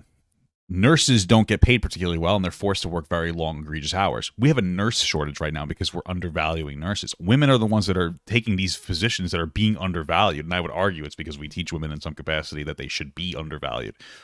But think about this. Let's say you go to the hospital, and a little while back, and I never told anybody this, I went to the hospital because I was having some chest pain. First people to see me were women. They were the first one to talk to me. They were the first ones to take like my EKG. They were the first ones to make me feel comfortable when I was very nervous and like frustrated about what's going on. The hey, how are you todays are that level of compassion, which I generally associate with women, is like really important. When you're in the hospital, or let's say your loved one's in the hospital, nurses don't get paid very well. They get paid okay, but for the hours and the stress that they work and the amount of egregious schooling that they have to go through, it's a lot. It's a lot. It's very difficult to become a nurse. They're effectively forced to work like very long hours, especially with COVID and the nurse shortage. They are the front lines. So I don't think that they get paid well enough for their job. And I think that considering how difficult it is to become a nurse, I don't think that like the reward is particularly good. Anyway, they're incredibly overworked, and I would argue underpaid as well. These are your first line of defense. If your mother, if your father, if your husband, if your wife, if your child goes to the hospital, the nurse will probably be a woman, and they're responsible not just for taking care of all the needs like drawing blood, giving medicine, making sure that you're okay, but like, yeah, that's a big one, making sure you're okay. Bedside manner is profoundly important. If somebody's in the hospital and they're suffering from something, a positive perspective is infinitely valuable. And we just don't think about it from that perspective. And it comes down to like a fundamental lack of like respect for femininity in our society, or what I would consider like traditional femininity of like compassion, right? Social workers are like criminally underpaid. They have master's degrees and they're getting paid like $40,000 a year, even though they have like a really positive impact on society. And we're having more conversations about how maybe we need more like police officers with social work training to show up to particular instances. That could be like profoundly beneficial, because a police officer shouldn't have to have the responsibility of showing up and exclusively dealing with somebody with like an intellectual or developmental disability. Like really think about that. You see how like there's cops that show up and they deal with people with like autism, for instance, like very like, we'll say like high support needed autism. And like people are like, oh my God, that cop handled this wrong. And it's like, yeah, they did. But like, why do you expect a police officer to handle that correctly? They don't have the job training for that. Why are they the ones showing up? They should show up, but also with maybe like a social worker, like a police officer, social worker that can do that, right? Right. So like these are the conversations we need to have. Like, how do we value these jobs a little bit more in society, and how can it help? Because when you have social workers, direct support professionals dealing with people with like disabilities, when you have caretakers who are taking care of people's children, when you have nurses who are taking care of people and they're not getting paid as well, they're going to be less happy, more miserable, and do a worse job when their job is very important. A lot of people die in the hospital because they're just because of mistakes, and a lot of those mistakes happen when you are overworked and underpaid. So that's kind of the point that I'm trying to get at here. Right? I mean, let's watch the clip that you said about this so that we can get it in context. So I think my sister is her husband's property, yes. When a bride is walking down the aisle to marry the groom, the father walks next to her and gives her away. True or false? Absolutely. But I've been married twice, as it turns out, and on both occasions. And again, that is true, but like because we have a particular standard of doing things doesn't mean that those things should continue to be done, right? Like there's no biological necessity for that to happen. That's just like a cultural thing that we would do. And we still do that, but it's not in this like super official ownership way. It's more of just like, a thing that we do like historically. I didn't believe that the woman was being handed to me as chattel, as property. Perhaps the way the reason I'm asked that question repeatedly, and I'm asked in a loaded way. So would you rephrase what you said there? Now, that's an interesting point about phrasing. The way I would say things before I was famous, I have to take personal responsibility and accept that if I make a video that 500 people see and 1% of them misunderstand it, that's not a problem. If I make a video, it's not 1% though. It's like 90% misunderstand. I want people to be careful when even if you're a Tate fan, and I get it, you might be a Tate fan, be careful of what he's saying. Because him saying, well, I phrased that wrong, doesn't mean that he did phrase it wrong. Just want you to know, It's possible that your Andrew Tate, the guy that you like so much, maybe just is a flawed individual like the rest of us, and he could do with a little bit of like, more empathy and understanding of like what he's saying and how it can be wrong. That 5 million people see, and 1% of them understand. So specifically on that point, I think my sister is her husband's property. She took his last name. He's doubling down. He believes that. She has said it herself. Right. So she's still a sovereign individual. She's absolutely not. But property means that the husband owns your sister. Listen, my friend, if you want to argue about this, you need to go back to the Bible, to the Quran. You need to argue with religious. No, I'm not talking about. Listen. This is what I'm saying. Like he keeps saying, no. He thinks that women are property, and he keeps, well, go back to the Bible, go back to the Quran. These are things that, like, listen. I think religious, honestly, and I know I clown on religion a lot, is profoundly positively impactful. It is. I think that it can teach a lot of like really positive values, like family values. I think that it's great, but there are flaws to it, and some of those flaws are a regressive view on women as well as like gay people, but on like women historically, especially when you operate with religion in a very traditional sense. So constantly going back, we'll just look at religion that has been historically a bit oppressive to women. It doesn't exactly strengthen your argument. Again, it's just calling back to culture. It's like, yeah, well, look at these historical cultures that have treated women less than. Okay, well, that doesn't exactly, like, you're just upholding that. I think in the Bible or Quran. But that's what it says. No, I'm asking you what you think. I think that if a woman marries a man and she decides to take his last name, that they have different roles and responsibilities within that marriage, and I believe that. That's not the question. I believe the father. Don't behave like a politician. The father hands her to the man. So listen. I want you to be clear about listening to what he says. What he's saying is that if a man and woman get married, a woman has a specific responsibility and a man has a specific responsibility. If you want to have a traditional relationship, God bless you, and do it. There's nothing wrong with that, as long as everything's fair and consensual. But the fact that it's not that he's saying, hey, I prefer to have a traditional relationship where a woman cooks, cleans, etc. What he's saying here is that women should be engaged in traditional relationships with men. He's trying to forcefully uphold that traditional standard. When a lot of people don't want that. Not every woman wants to be under the financial thumb of a man. A lot of women want to be able to make their own thing, to be able to be respected as an individual instead of just as a wife. And some women don't. And they want to be able to have something to fall back on in case their male spouse with money mistreats them. And so forcefully trying to uphold, or maybe the word for forceful isn't good. Excuse me, I have a little heartburn. But trying to uphold this ideology and saying that all women and men should adhere to this particular standard, that's one of the problems as well. It's not somebody with a traditional view that's like, yeah, this is how I like to operate, but you do you. It's like, this is how people should operate. Now, I'm sure that if somebody else has a different dynamic, he's not going to like scream at them and like screech, but he's going to look down upon them. And you shouldn't be looking down upon people for having like different relationships as long as they're consensual and happy. Because I think you're a straight talker, right? You keep telling me you're a straight talker. I think my sister is her husband's property. Do you regret saying it like that? I understand that with my newfound fame, perhaps it could be phrased differently. However, I still... Rephrase it. believes that a woman is given to the man in marriage. Okay, so then he believes that women are male property. Like, that's fine if you believe that. I disagree. I think it's disrespectful, but like, own it. Stop pretending that it's out of context. That's in context. You just don't like that people are calling you out for that, for being like misogynistic. Own it. If you're going to say bigoted shit, just be like, yeah, you know, just say that.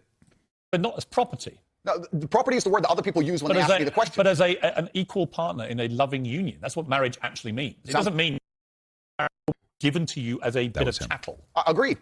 So why say it? But that's the way that people ask me the question. People say to me, no, you can't blame he keeps saying he agrees, but he doesn't agree with that. He doesn't agree with Piers here. People for asking you questions. Surely, if you want to be accountable for what you've said, you've got to own your responses, not blame the question. I own the response. You know, me ask you a question now and you say something and then say, well, actually, I blame you for asking. I understand, Piers. Piers, I understand. I believe the woman is given to the man. I believe she's given away by the father. I believe she belongs to the man. She belongs to the man. Fundamentally, all right. So fundamentally, you do believe that a woman becomes a man's property at marriage. I believe she belongs to the man in marriage, correct. Right. Okay. Oh, you see, not out of context. Listen, people will respect you more if you just own it. Yep, I have that idea. I think women belong to men. I disagree. I think it's toxic and I think it's dangerous. But own it. Because at least now we can go red flag. He's owning it. We know that that's wrong. But he plays this like very duplicitous game where he's like, yeah, like men own women, but I didn't really mean men own women. And like, that's where the issue comes down to. And then people are able to like, you know, give you the run bullshit defense for like the dumb shit that you're saying, you know? I mean, it's misogyny.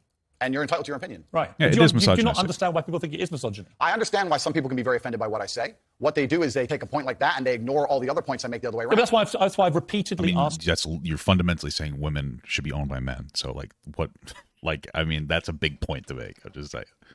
You about that line to see if you've changed your position, but the reality is you haven't. It's not about changing positions. No. I'm a full-grown adult and I stick by the things I say and I'm responsible for them. Which by the way is fine. Absolutely. But what you did and also you can change your perspective and still be an adult. You can be, you know what I mean? Like you don't. Okay. Start of this little exchange, you said, you know, I wouldn't maybe say things the same way now that I did before I was famous. And actually, you've doubled down and said exactly the same thing. On certain points. So that is what you believe. And that's my point. Yes. I'm trying to work out, look, I don't know you. We've just met, right? Yeah. I'm trying to work out who Andrew Tate is and what you actually believe. I don't want to twist anything at all. Then let me make it very, very clear to the camera. I believe a woman is given to the man in marriage. But a man doesn't own a woman. It's not, no. It's, okay. Unless they literally buy them as a slave. Well, obviously, we're not talking about that. We're talking about religious, biblical marriage. We're talking about something else.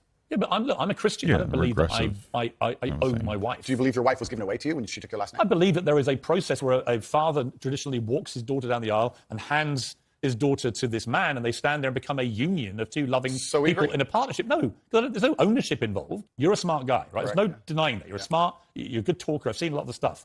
But what I don't think you quite fully understand. No, I understand very well. When young, impressionable people who are not as smart he doesn't see understand. things like, I think my sister is her husband's property, yes, and you've just reaffirmed that belief. They think that they have the right to own women. I understand that very well, Piers. That's why people think you're a misogynist. Completely. And again, like that's the language that leads to these unintentional situations where like women are put into a space where like they get disrespected by a man and potentially their boundaries push in a way that's like uncomfortable for them because you uphold the idea that they should be their property in some capacity. Andrew Tate doesn't believe that women should be property in the same way that you own like a car or anything like that. He's made the comparison, which is obviously a red flag, but he doesn't believe it exactly, but he believes it enough, right? Like, so he doesn't think that men should like literally be able to walk women around on leashes and whatnot, but he does think that women should be subservient to men. They should listen to men over men listening to women. These are the things that he believes. These are like the problematic aspects that we're talking about. It doesn't give off like a positive, like it doesn't give off like a positive message, especially to young people. Or I understand all of this very well, which is why when you're saying I was backtracking, I'm not. Do you have any regret though the way you phrase this stuff? Well, this is the point I was trying to make. The point I'm trying to make is when I was not nearly as famous and I was making long format content, I was not sitting there anticipating I'd become the most Googled man on the planet and that few seconds could be taken out of context. You went on to say about authority over women. If I have a responsibility over her, I must have a degree of authority. Yeah. For the same reason, if I have responsibility over and people are going to use their mind, it's an example, an analogy, responsibility over a child, I have to have some authority. Yeah. So you believe as part of your ownership or your property of the woman, you have authority over her. No, I believe if you have... That's what you said. I believe if you have responsibility over something, you have to have a degree of authority or you can't be responsible. Yeah, but authority means, again... But again, let's keep it clear. If you have the authority that he's talking about is like the authority to take care of a woman, right? And to protect her potentially if it comes down to it. But like, what about the authority women have over men to take care of the house and the home? There's different types of authority, but they're just valued differently in our society. And that's like the fundamental problem, is that in the traditional relationship, a lot of traditional men believe that what their role in the relationship is more valuable than the role that the woman brings. And if you can just have the traditional relationship while understanding that like what you're both contributing is both very impactful and positive and should be considered equal, then we can have like a really nice like conversation about that. This guy's a fucking idiot. You're supposed to pull this back, you stupid dipshit. Okay, sorry. All the boss. The point I'm... What just happened? Oh, it's there. It must be on their end. They just like... Point I'm... They just kind of like glitched. Point okay, sorry. It's a little... I thought it was me. I was like, what just happened? If you'll please let me finish at this point. The point I was trying to make was talking about the safety of a woman. She was walking alone at night. And I was saying, well, I wouldn't let my woman walk alone at night. And they said, well, you're not in charge of her. You don't get to decide what she does. I said, I understand, but I'm responsible for her safety. That's... We just watched that clip. That's not a... Wait, what? Hold on. I have to rewind. The point I'm... Let you go. Woman, you have authority over her. No, I believe... That was the Dave Portnoy clip I showed you on the stream. They're not talking about walking like a woman not alone at home at night. In fact, Dave agrees with her in some of the in like some capacity of like respect and responsibility, but it's just like the unequal interpretation. So he's not even being honest about this particular situation. If you ever... And I was saying, well, if you'll please let me finish at this point. The point I was trying to make was talking about the safety of a woman. She was walking alone at night. And I was saying, well, I wouldn't let my woman walk alone at night. And they said, well, you're not in charge of her. You don't get to decide what she does. I said, I understand, but if I'm responsible for her safety and I'm the person who's burdened with making sure she is safe, I have to have the authority to say, don't put yourself in unsafe situations. The two things are linked. Well, you don't have authority. Because I 100% would not let a woman, my wife, walk alone at night. I'm just letting you know that. Like, it's just not going to happen because I'm not going to like let her put herself at risk like that.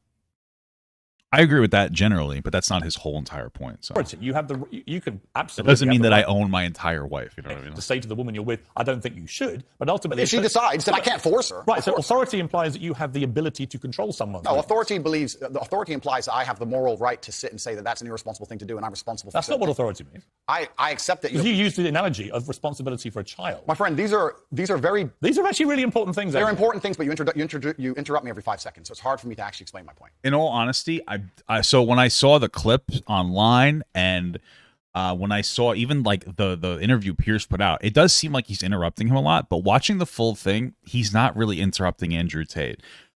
He's pressing Andrew Tate and not letting him weasel out. Realistically, even if you're a big fan of Andrew Tate, he is being very honestly weaselly in this conversation. He's doing his best not to be honest. He's constantly trying to shift what he's saying. He's being very like disingenuous, and Piers is just pushing him back on that and being like, hey, listen, like, stop trying to reframe things. I want to keep you on standard. Because think about it, he was just trying to reframe his entire thing where he's like, I don't think that men should own women. And then what does he say? Well, actually, yeah, I do. Right? He's just holding him to his point. He's not really interrupting him. He's just forcing him to answer the question. And Tate is being like very like roundabout about it. He's not owning his perspective. The point I'm making here is very simple. You have children and you're responsible for their safety. So you're going to have authority to say, don't go out at night, perhaps, because you want them to be safe. Legal authority. You have a legal authority. Yeah. Legal authority. I'm saying that if I had a woman, and the question where you've raised this soundbite from, I was asked about protecting a woman, making sure she's safe. And I would say I wouldn't want her to go out at night on her own because I'm responsible for her safety. And someone said, well, you don't have authority over her to do that. And I said, well, no, I can't force her to stay inside. But if you were to ask me, how do I protect myself at night? I would say, well, you should stay inside. That's how you should do it. I don't have an issue with what So we agree. No. It's the semantics. No, it's not semantics. So this is what I don't think you quite get. Why it's not semantics. It's a thing where like Andrew Tate is doing a really good job of presenting his perspective in a way that sounds really reasonable. But when you press him on it, like he'll say like, I think that men should be able to set boundaries is what he's saying. I don't think a man, I wouldn't let my wife go outside at night either. That's a reasonable boundary. Men have the right to set reasonable boundaries. That's what he's fundamentally saying there. But then he's following it up by, well, because of that, men should own women in some capacity, and a woman should have to listen to him always, and that's where it gets into the problem. That's the issue. He's doing a good job of framing what he's saying in a dishonest way. There's a furore over what you say. Are kids parents' property? I would argue yes. Kids are basically a parent's property in some capacity. Kids are dumb and not able to consent, and that's the problem with like the comparing kids to women is because kids are stupid and they can't consent. They literally need guidance because they are children that have no concept or understanding of the world, and they're very gullible and can get hurt much easier. And they don't have the ability to like make positive, proper decisions. That's why we have to teach kids not to take candy from strangers because they're dumb. Right. Because the semantics point would be if we're saying the same thing in different ways, but we're not. I'm saying to you that when you say I have to have some authority over a woman, I say to you, you have no right to any authority over a woman. You do over a child if it's your child, because you are the legal appointed guardian of that child. Understood. You're not a legally appointed guardian or authority over your wife or female partner. Legally appointed, absolutely not. I agree. However, when it comes to things like personal responsibility. Yeah, so when it comes to authority, so I just want to look it up just to be clear. The power or right to give orders, make decisions, or enforce obedience. So here's the thing. In my relationship, the dynamic that I have with my wife, I am the authoritative figure over my wife because she wants me to be. There's a consent in the authority, and there's the understanding that, like, I have to have a certain level of, like, reasonable responsibility with that, like, authority. How did I even get hit into the ground? What? Sense of responsibility with that authority. Right, but it's not something that's like forced, and like that's the understanding. It's like a more consensual thing, but like people in traditional relationships believe that like there shouldn't be, like it should be an absolutist authority, and that's the problem, rather than like a consensual authority type of a situation. Personal safety, men, largely by society, are accepted. We're the protectors and providers. We can sit here and pretend that in the world we live in, if me and my wife were walking down the street and men were to come up and try and attack us, I wouldn't be the one fighting. But we both know in reality I would. Right. I have a degree of responsibility to protect her. So if I have a degree of responsibility to protect her physically, then the point I'm trying to make is I will do my best to make sure she's never putting herself in unsafe situations. You wish you hadn't used the word authority. The authority is something that she would give to me. She would come to me and say, how can I make sure I'm as safe as possible? But I don't want to interrupt you. I just want to point out that's not what authority means. If someone gives, a person can give voluntary authority is not authority. No, but that's the point. If it's not. Well, I disagree with that. I just don't think that he's being honest about this interpretation. That's more what I would say. I don't think that he's being like particularly honest about his interpretation of it. Based on what he said in the past. Andrew, so. Piers, if a woman comes to me and says, I want you to keep me safe, she is handing me authority for her safety. Coming up, more from Andrew Tate. I figured it's going to skip through the commercials. Wow, there's a lot of... Okay. One woman on. Welcome back to a special edition of Piers Morgan Uncensored. Andrew Tate, one-on-one. Do you respect women? Absolutely. Why wouldn't I? Do you think that 18, 19-year-old women are more attractive than 25-year-old women? I think there's attractive people. That's a loaded question. I don't know. Well, it's not really, is it? I can't. You know why I'm asking it? Of course I do, but I can't sit here and say. For the benefit of viewers who don't know why I'm asking, you said this. In general, this is also one of the reasons men find you. That seems like a pretty simple answer, or you can give a nuanced answer to that. Okay. Youth attractive. You want to blow up the internet? I'll blow up the internet right effing now. The reason 18 and 19-year-olds are more attractive than 25-year-olds is because they've been through less dick. People say, oh, you can't say that, but yes, I can. A 19-year-old is more attractive than a 26-year-old woman, and I'll tell you why. Because that 26-year-old has talked to more guys, been to the club more times, been effed and dumped more times, more arguments, more mess, more for me to clean up. That is misogyny. Why? Because you are encouraging a mindset about 25-year-old women that makes them... So here, like I briefly talked about why this is a misogynistic take before, but I'll like reinforce it. So first and foremost, there's a pattern from Andrew Tate of, excuse me, of asserting that women with higher body counts tend to be less valuable to men in relationships and society. Because right? Now, this can be true, but understand that it goes for both men and women, right? Again, statistically speaking, both men and women with higher body counts tend to report less happy relationships after a longer period of time. Okay, and so it's the double standard upheld that's a problem. Number two is that he has a problem with asserting that women that he interacts with is a representative of all women in the entire world in general. He interacts with younger girls for purely sexual engagements. Generally speaking, that's what it is. And because realistically speaking, considering Andrew Tate has a lot of money, a lot of fame, he should have no problem finding like a decent wife. But the reality is that women think he's a big red flag and they don't care about money enough to compromise those values. It's a reason why he's like struggles to be in a relationship. These are the problems with what he's saying. Realistically speaking, older women, more mature people tend to be better relationship partners than like younger people. You're going to have a better relationship with somebody who's like, well, I mean, obviously you don't want to be like 18 talking to a 25-year-old, but I personally would say, I think that 25-year-olds would be more attractive than 18-year-olds because they have more life experience and they have a better, like more level head on their shoulders. They understand more what they want, right? Just because they're older, that goes for both men and women. It's not like it's not a double standard that I'm setting. This is what I'm saying. But again, he values women for their bodies almost exclusively and doesn't really value women for anything else. I remember seeing interviews where he was like berating women who wanted to be like a nurse and a woman who wanted to be like a doctor. Because they're gonna regret putting their relationship aside, or love life aside, just so that they can have their own personal goals. They'd be happier if they just would have a kid. These are like the types of like sexist ideologies where like not all women want to just be fucking baby makers, right? These are the ways in which like these things become like a double standard. They become sexist. He has no value for a woman who wants to like better herself and have like her own job, et cetera, et cetera, et cetera. Right? These are some of the problems with the things that he says. Found out to be. I just want to be explicitly clear. I'm not putting any words in his mouth. I need, because like I need you to understand this something. I've done I think a pretty solid job of showing as much context as possible for a lot of the things that I've been saying. I've been showing clips. I've been going in detail. I've been being very charitable. You should understand. I've watched more Andrew Tate than you because like I've decided that this is my job. And so, like, I know a lot of you guys like Tate. You don't have to dislike him just because of what I'm saying, but you should hold him to a higher standard if you want him to be an actual good content creator. That's something that you should, because you shouldn't agree with a lot of the things that he's saying. But you guys, instead of going, you know what, I like Andrew Tate, but I disagree with this, you're doubling down, and you're allowing him to be sexist on women. It's okay if he just has some bad ideologies, but you have to call out the bad ones, even if you like the good ones. Infinitely less desirable than 18, 19-year-olds, and having effectively been having too much sex to be taken in a more respectful way. Well, firstly, even if that was the case, that wouldn't be misogyny. But what did you mean by what you said? That's not misogyny because it's not anti-women. I'm saying that an 18 or a 19-year-old woman would be more desirable. Pretty anti-25-year-old woman. Anti-25-year-old women we can argue, but not misogyny. Well, that's misogyny. No. It's being anti any woman at all is misogyny. Not when I'm saying that women are beautiful and attractive at a certain age and saying the age. You're saying 18, 19-years are more attractive than 25. Well, then ageist perhaps, but misogynistic absolutely. Is that not. But you just accepted it was misogyny. No, I didn't. You said it was misogyny. I'm telling you, no, it's not. So you don't think if you're this was not like a good representation of a clip from Andrew Tate, I'll tell you that. I mean, from Piers Morgan. It doesn't exactly. I think Piers thought. I overall agree with Piers Morgan here. I think that he thought what he was saying was like, oh yeah, like really solid, but he wasn't pushing back in probably like the best way.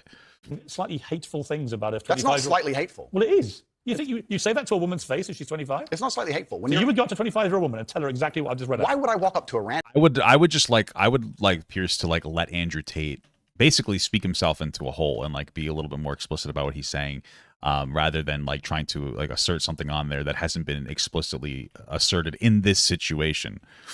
Because you said it in public on the internet, and it's been listened to and watched by millions and millions of young impressionable boys. Correct. There was a large panel. There was a conversation. There was hours long of conversation. There were feminists attacking men for toxic masculinity and attacking me and saying things, and I said things back which were going to antagonize. But I think, which you've done yourself a bunch of times. I think a lot of allegations of toxic masculinity are not toxic. Correct. I do think that kind of sentence that I just read out, that paragraph, is actually toxic. If you genuinely mean that, and you say you wouldn't say it to a woman's face, but you said it in public about women of that age. So again, really quick, if he says, I think 18-year-olds are more attractive than 25-year-olds, that's fine.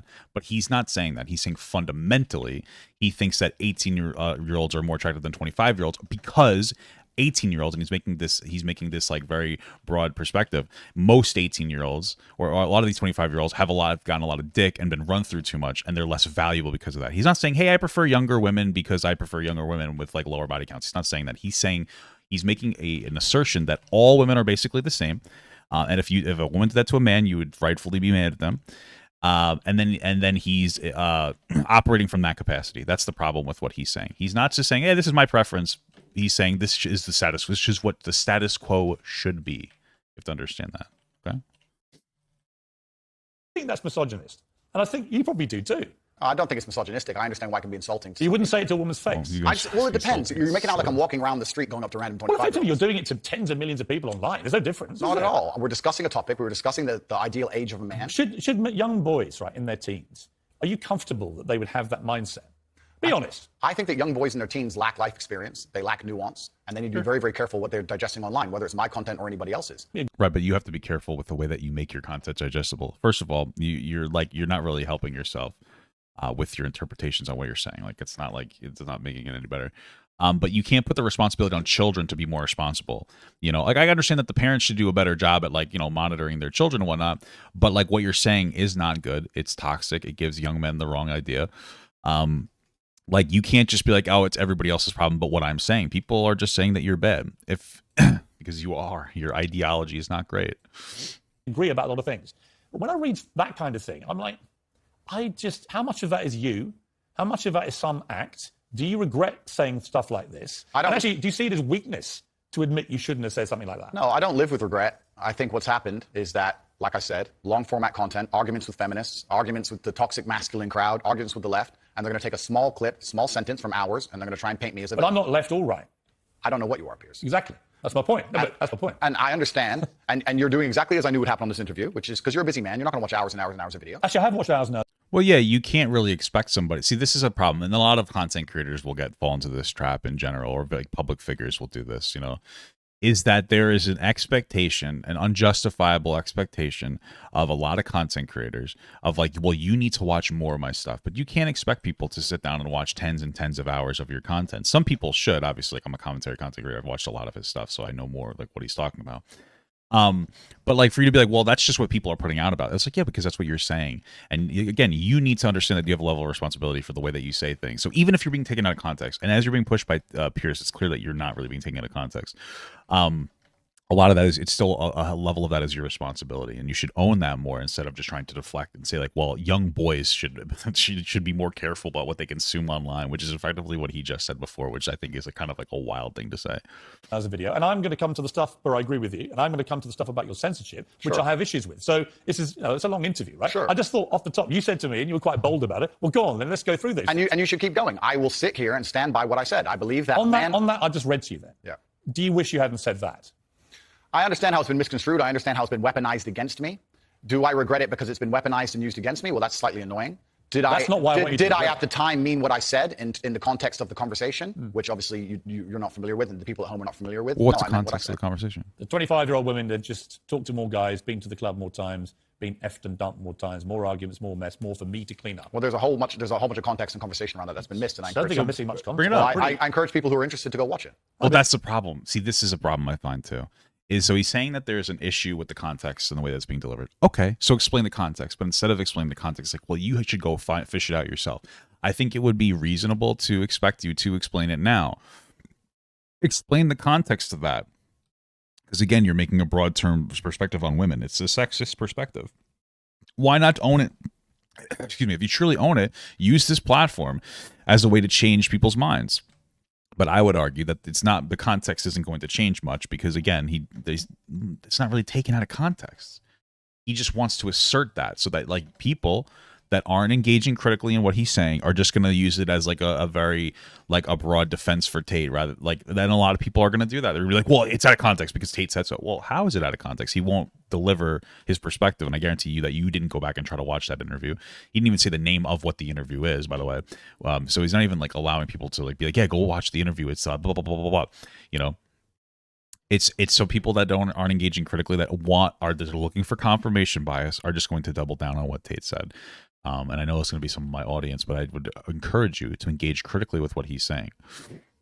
I mean, I've just read out 3 sentences on the bounce there. I don't think there's any context I'm missing. I mean, you made it pretty clear what you think about the difference between 18 and 90-year-old women. I wasn't talking about myself, even. I was talking with a Muslim guy who was on the panel, and he was explaining how youth is very valued in most parts of the world, and why virginity is valued in most parts of the world. The feminists were arguing against it. The conversation... Well, yeah, virginity and youth are valued, but like those things don't need to be valued. And again, even in this conversation, Andrew Tate has been very explicit about upholding traditional ideas like, well, a father gives a woman away, right? So that means that men should own them. That's like, okay, just because a standard has set, a social, cultural standard is set, doesn't mean that it needs to continue to be set. So if your argument for why something should be the way it is, well, because it is the way it is, that's not a critical, reasonable argument to make. That's like if and not to be extreme, but if I was like, yeah, slavery should exist because it has existed for a long time.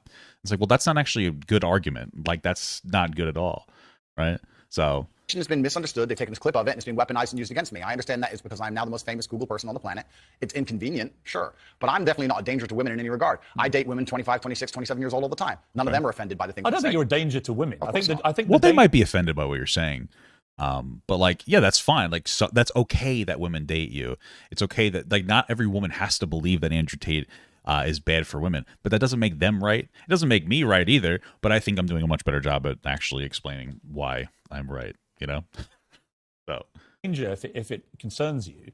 The danger is the influence you have on young men to have this kind of mindset about women. And that's really where I'm trying to get to what you really believe and how much you've just shot off because you think it's like entertaining and you haven't really given it much thought. And whether now you're a bit older and you've had all the fallout, whether part of you is thinking, actually, if I had, as Joe Rogan says, if you hadn't said stuff like this, you'd probably still be on these platforms. You'd be massively more popular, massively more famous, massively richer. Sure. So I'm really just trying to get to, on the blatantly misogynist stuff, do you just wish you hadn't said it? With great power comes great responsibility.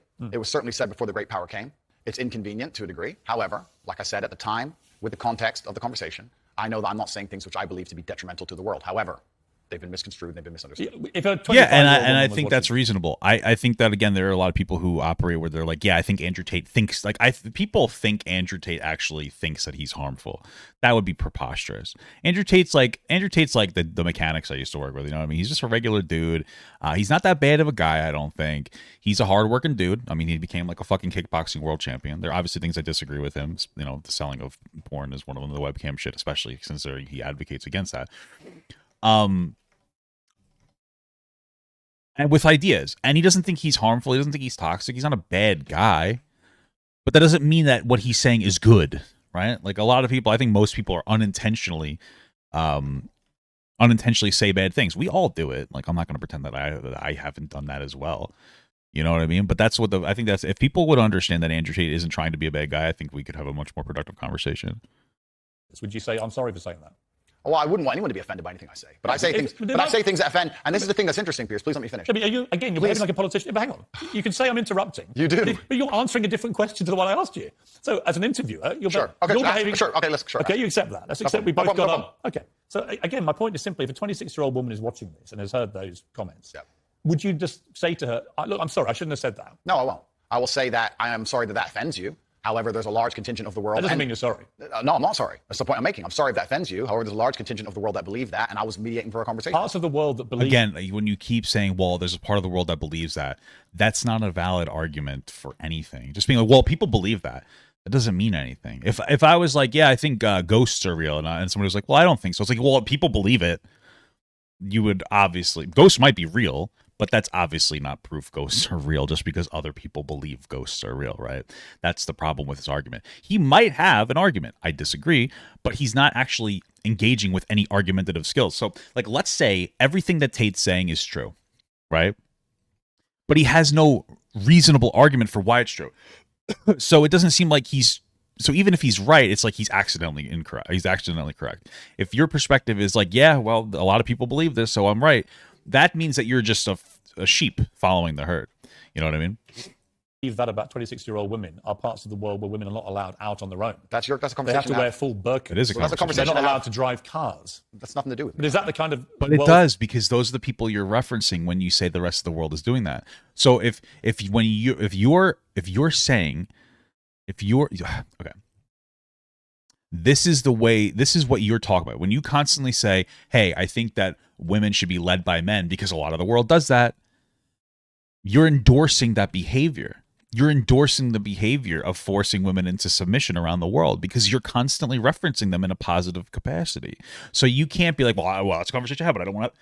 It does have everything to do with you because you're upholding that actively by constantly referencing people like that and be like, yeah, well, that's the standard and that should be the standard and it's the standard. And well, you know that they're being forced to do things they don't want to. Oh yeah, but that has nothing to do with me. Well, it does because you're consistently referencing it as the thing. For women that you, I was mediating a conversation. No, I'm asking you what you think. I don't live in a country where that happens. You're using that as the excuse for why you're not sorry for saying it. It's not an excuse. Is that there are parts of the world where this is fine? So my question to you is, well, do you think it's fine? I don't think it's fine. I live in a world where... You don't think it's fine? This isn't that hard, Andrew. You can simply say, Piers, you know what? With the benefit of hindsight, I wish I hadn't said it like that. And if a 26-year-old woman's watching, I'm sorry I said that because that actually is blatantly misogynist. And even though that's a view held by other parts of the world, it's not a view I share.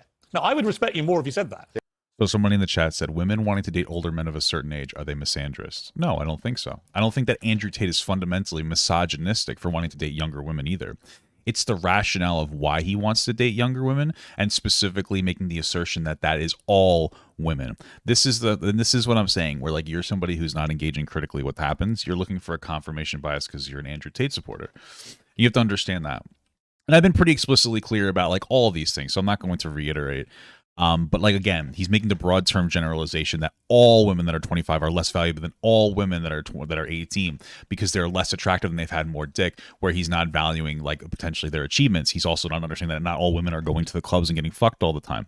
It's this incredibly intense, aggressive double standard that he's upholding, and I think that you're making it very you're diminishing it to a really basic argument so that you don't have to think about it. And if you're not going to do that, that's okay. But understand that like what you're saying isn't super valuable if you're not going to engage critically in what's happening right now. You don't have to engage critically, but you should. You should. Yeah. But if you try and say, well, it's said in other parts of the world, so I'm not sorry. I think that doesn't tell me what you think. Then you need to understand why my content existed in the first place. Okay. My content existed because I tried my very hardest to be an absolute and utter realist, especially with uncomfortable truths. Okay. I was pointing out that very uncomfortable truth. Is that a truth? It's an uncomfortable truth in many parts of the world. It's not a truth that I'm happy about. Again, in many parts. Okay, but you're upholding it because you think that that's true. It's not true. Hang on. You're doing it again. What do you mean that's a truth in other parts of the world? That's what you said. You're not talking about another part of the world. He agrees you're with talking about this. what you believe is the difference between 18 and 90-year-olds and 26-year-olds. I was talking about your belief. I was talking about what the people on the panel believe the difference is. So what do you think? So yeah, what do you think the difference is? I think the difference is age. What's the difference then? Well, then a 26-year-old's older than a 19-year-old. And so you stand by what you said about talking to the guys, being to the club more times, being effed and dumped more times. Well, do you believe that or not? No, there's plenty of 26-year-old women who have been with one man or virgins, right. of course. Okay. So you don't believe that? I don't think that the age is the only thing that's going to decipher how many men and women. So if you don't actually believe what you said, just say sorry. It's not about not believing what I'm saying. It's about you understanding that there's large conversations going on. You were saying what you think. The problem here is that Andrew Tate is, again, he's engaging in like a dishonest like tactic here. And he's trying to like wiggle his way out of what's going on. So he said a thing about women, and then he's constantly saying other people in the world believe that, so that's why it's right. And then when he's pushed on, he's like, well, I didn't say I believe that. That's just what it is. And then when he's pushed again, he's like, well, I do believe that. And he's like, well, there's a greater conversation to have. For sure. So have it. But instead of making like a nuanced perspective, he's constantly doubling back, dialing back, changing his perspective. And he's done this earlier in the conversation when he was pressed on what he had said about women earlier. And understand that like he was being dishonest about his interpretation, and then he ended up just doubling down and saying like, yeah, I think men should own women. So he's not being explicit or clear about what he's saying. That's like a problem. It's hard to trust him with what he's saying because he's being so dishonest so often. I feel like you're trying to pin me down. If it's not what you believe, just say I don't believe that. What part wouldn't I believe? Well, you tell me which part you don't believe. There's the sentence. Which part would you now say you don't believe? I believe that 25-year-old women perhaps have had, because they've been alive longer, maybe have had more partners, but I don't believe that makes them a bad person. Right. But why do you think that it makes him a less valuable partner? Because that's what you're saying. That the way you phrased it makes every 25-year-old I understand. feel a bad person. No, I don't think so. Of course you do. You're not stupid. Come on. Piers. Andrew, you're not stupid. You know what that sounds like to any 25, 26-year-old woman. Completely. And right? So you have maligned every 25, 26-year-old woman with that statement. And I'm simply asking you, to all those who are not of the type of women that you've described here, are you sorry? I don't want anybody to be offended by anything I say. I want to be a positive force in the world.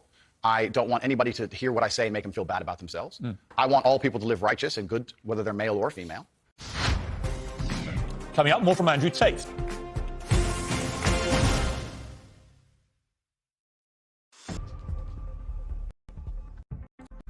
I see after these commercials.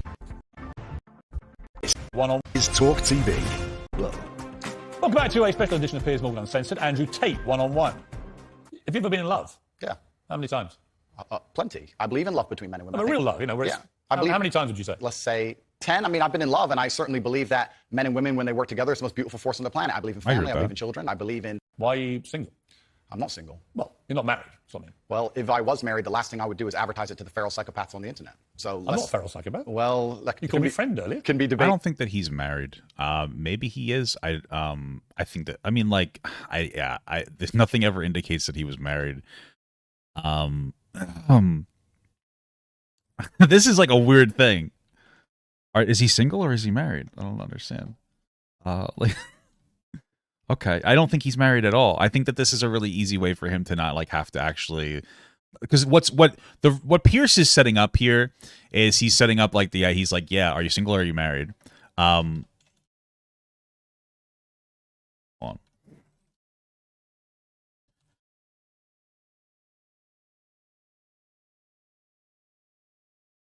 Okay, so what Piers is setting up here is like, hey, listen, you're single and like you're 35, and it's interesting that you're putting up relationship advice even though you're not in a long-term relationship. Right. And then Andrew Tate's like, well, you don't know that. And it's like, well, so be clear about that. Why are you know what I mean? And then he's like, well, people are crazy, so I can't be clear about that. And it's like, okay, so like now we can't have the honest conversation. He's not in a relationship, I don't think, in any long-term capacity. He's just kind of like playing this off so he doesn't have to engage in it.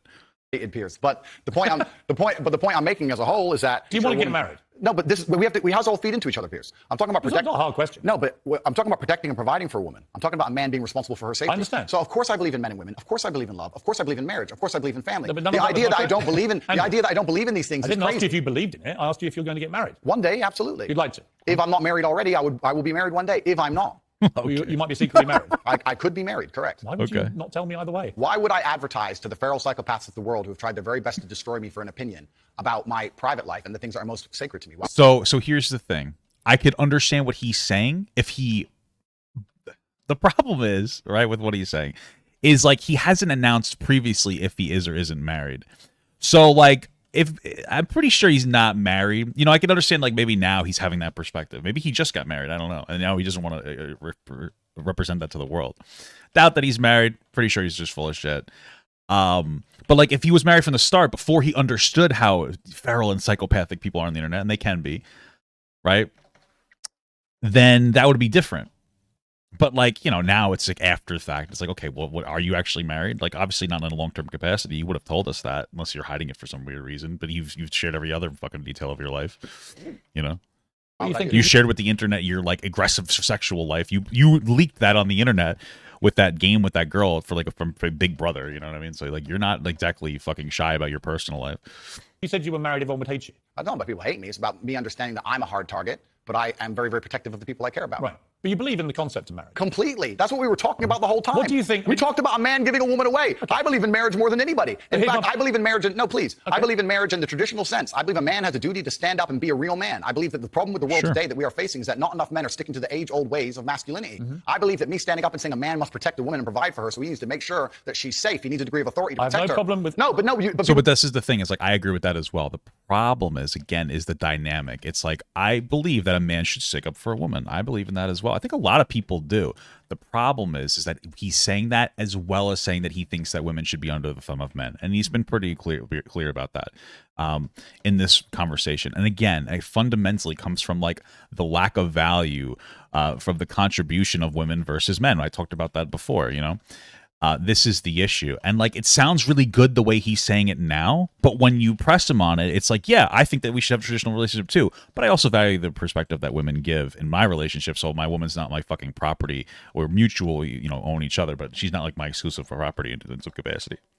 This is the problem with what he's saying here. We do have a problem with it. And that's the world we're in now. Andrew, I'm over here. Sure. I don't have a problem with what you just said. Here's where my problem comes, right? There are a lot of clips of you floating around on the internet, as you know.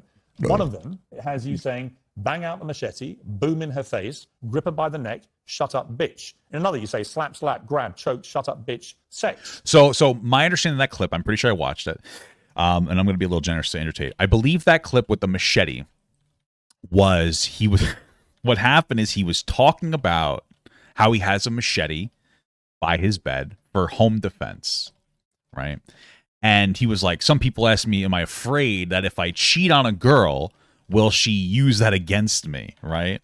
Which, you know, kind of uphold the idea that cheating is okay. But he's like, I'm not afraid of a woman. Even if she has a machete, I'd kick her ass. Women suck, kind of, or like women aren't the strongest men, which is like true. I get it. So that's like an into his defense. So he could argue that and be like, yeah, I was just like being a little satirical, a little over the top about how I have a machete in my house and about how somebody asked me if a woman found it, could she hurt me if I cheated on her? And I was just being a little extra. That's all he has to say there, right? That's all he has to say there. So let's see what he says. When people see those clips and hear you say those things, agreed. Well, I don't think that it's not hard to misunderstand it. It is. You might say that it's consensual. Other people would say whether it's consensual or not. That's a very ugly way to talk about women. Completely. Now let's hitting them with machetes. No, watch the whole video. It's a girl coming at me with a machete and me saying, here, slap the machete out of her hand. She's attacking me. So you don't understand. This is the exact point. I do understand. No, people don't watch them in full. And this is actually what's interesting. And please don't interrupt me on this point. Social media has changed in modern times. YouTube 5 years ago was 5, 6, 7, 8 minute long videos. Now we have TikTok, 10 seconds, 15 seconds, 20 seconds, YouTube Shorts, Instagram Stories. Now anything you produce. So yeah, like even like he did a bad job at representing what he said. Like he did a very bad job at being. He did a bad job at like when I explained it. You guys are like, oh, that makes sense. Like I don't think that we should chastise Andrew Tate for this clip. I think of the way that I explained it. But the way he explained it, he's like, I was just talking about if a woman was coming at me with a machete. It's like, okay, well, that's not exactly what's going on here. It's not exactly the best fucking interpretation of what's happening. Form is cut down to very, very short form. They're interested in clicks. They're interested in engagement. They find the most controversial clips. Yeah, they can. It's his own people doing that. You benefited from all that. Everybody benefits from social media. It's his guys doing that because they think that it's funny and based. Okay, he has to stop playing this game where they're taking him out of context to be negative towards him when they're actually doing it because they think that it's cool. Okay. Was it the Hustler? What is it? I had an online school called Hustlers University. Right. And their whole job was to promote your clips, make you rich and famous. Yeah. So you benefited from this system, the one you now profess to hate. You benefited from it. I never said I hated it. You clickbaited like the best of them. I never said I hated it. I'm saying what happened. I don't hate it. I don't hate social media. I think it's a very powerful force. I don't hate the social media. I'm saying the point is, I think you can talk. Look, you can talk to girlfriends of yours. Maybe a secret wife. I don't know. It's entirely up to you. Or two. Maybe you've got 10 wives. That's your business. 10, I don't care, right? My only thing is, I mean, if you're saying that you have 2 girlfriends, I will say kind of hypocritical. You're talking about how you believe in marriage, of the traditional marriage, and then you're talking about having 2 girlfriends. This is one of the problems I have with manosphere guys who will constantly reference religion when it comes to picking up the regressive aspects of religion. They're all over like, yeah, religion's really good, blah, blah, blah, blah, blah. But then all of a sudden it's like, yeah, also, by the way, I think you should be able to cheat on women. And it's like, okay, what the fuck? That's not you can't reference religion and saying like, I want to uphold traditional standards and then talk about how men should be able to fuck around with other women. Because religion is very, very adamant about not cheating, okay? What you do in private. If it's consensual between you and another woman, you can do what you like, right? It's your life. I believe in freedom and liberty. It's when you say it in public, it's the influence that this kind of thing has on young men. Agreed. Right? And I speak with someone with 3 sons, right? It's who are, by the way, they're intrigued by you. They're fascinated, right? You're a big thing in that world of TikTok and so on. So they all are aware of you and what you say. So they're all looking.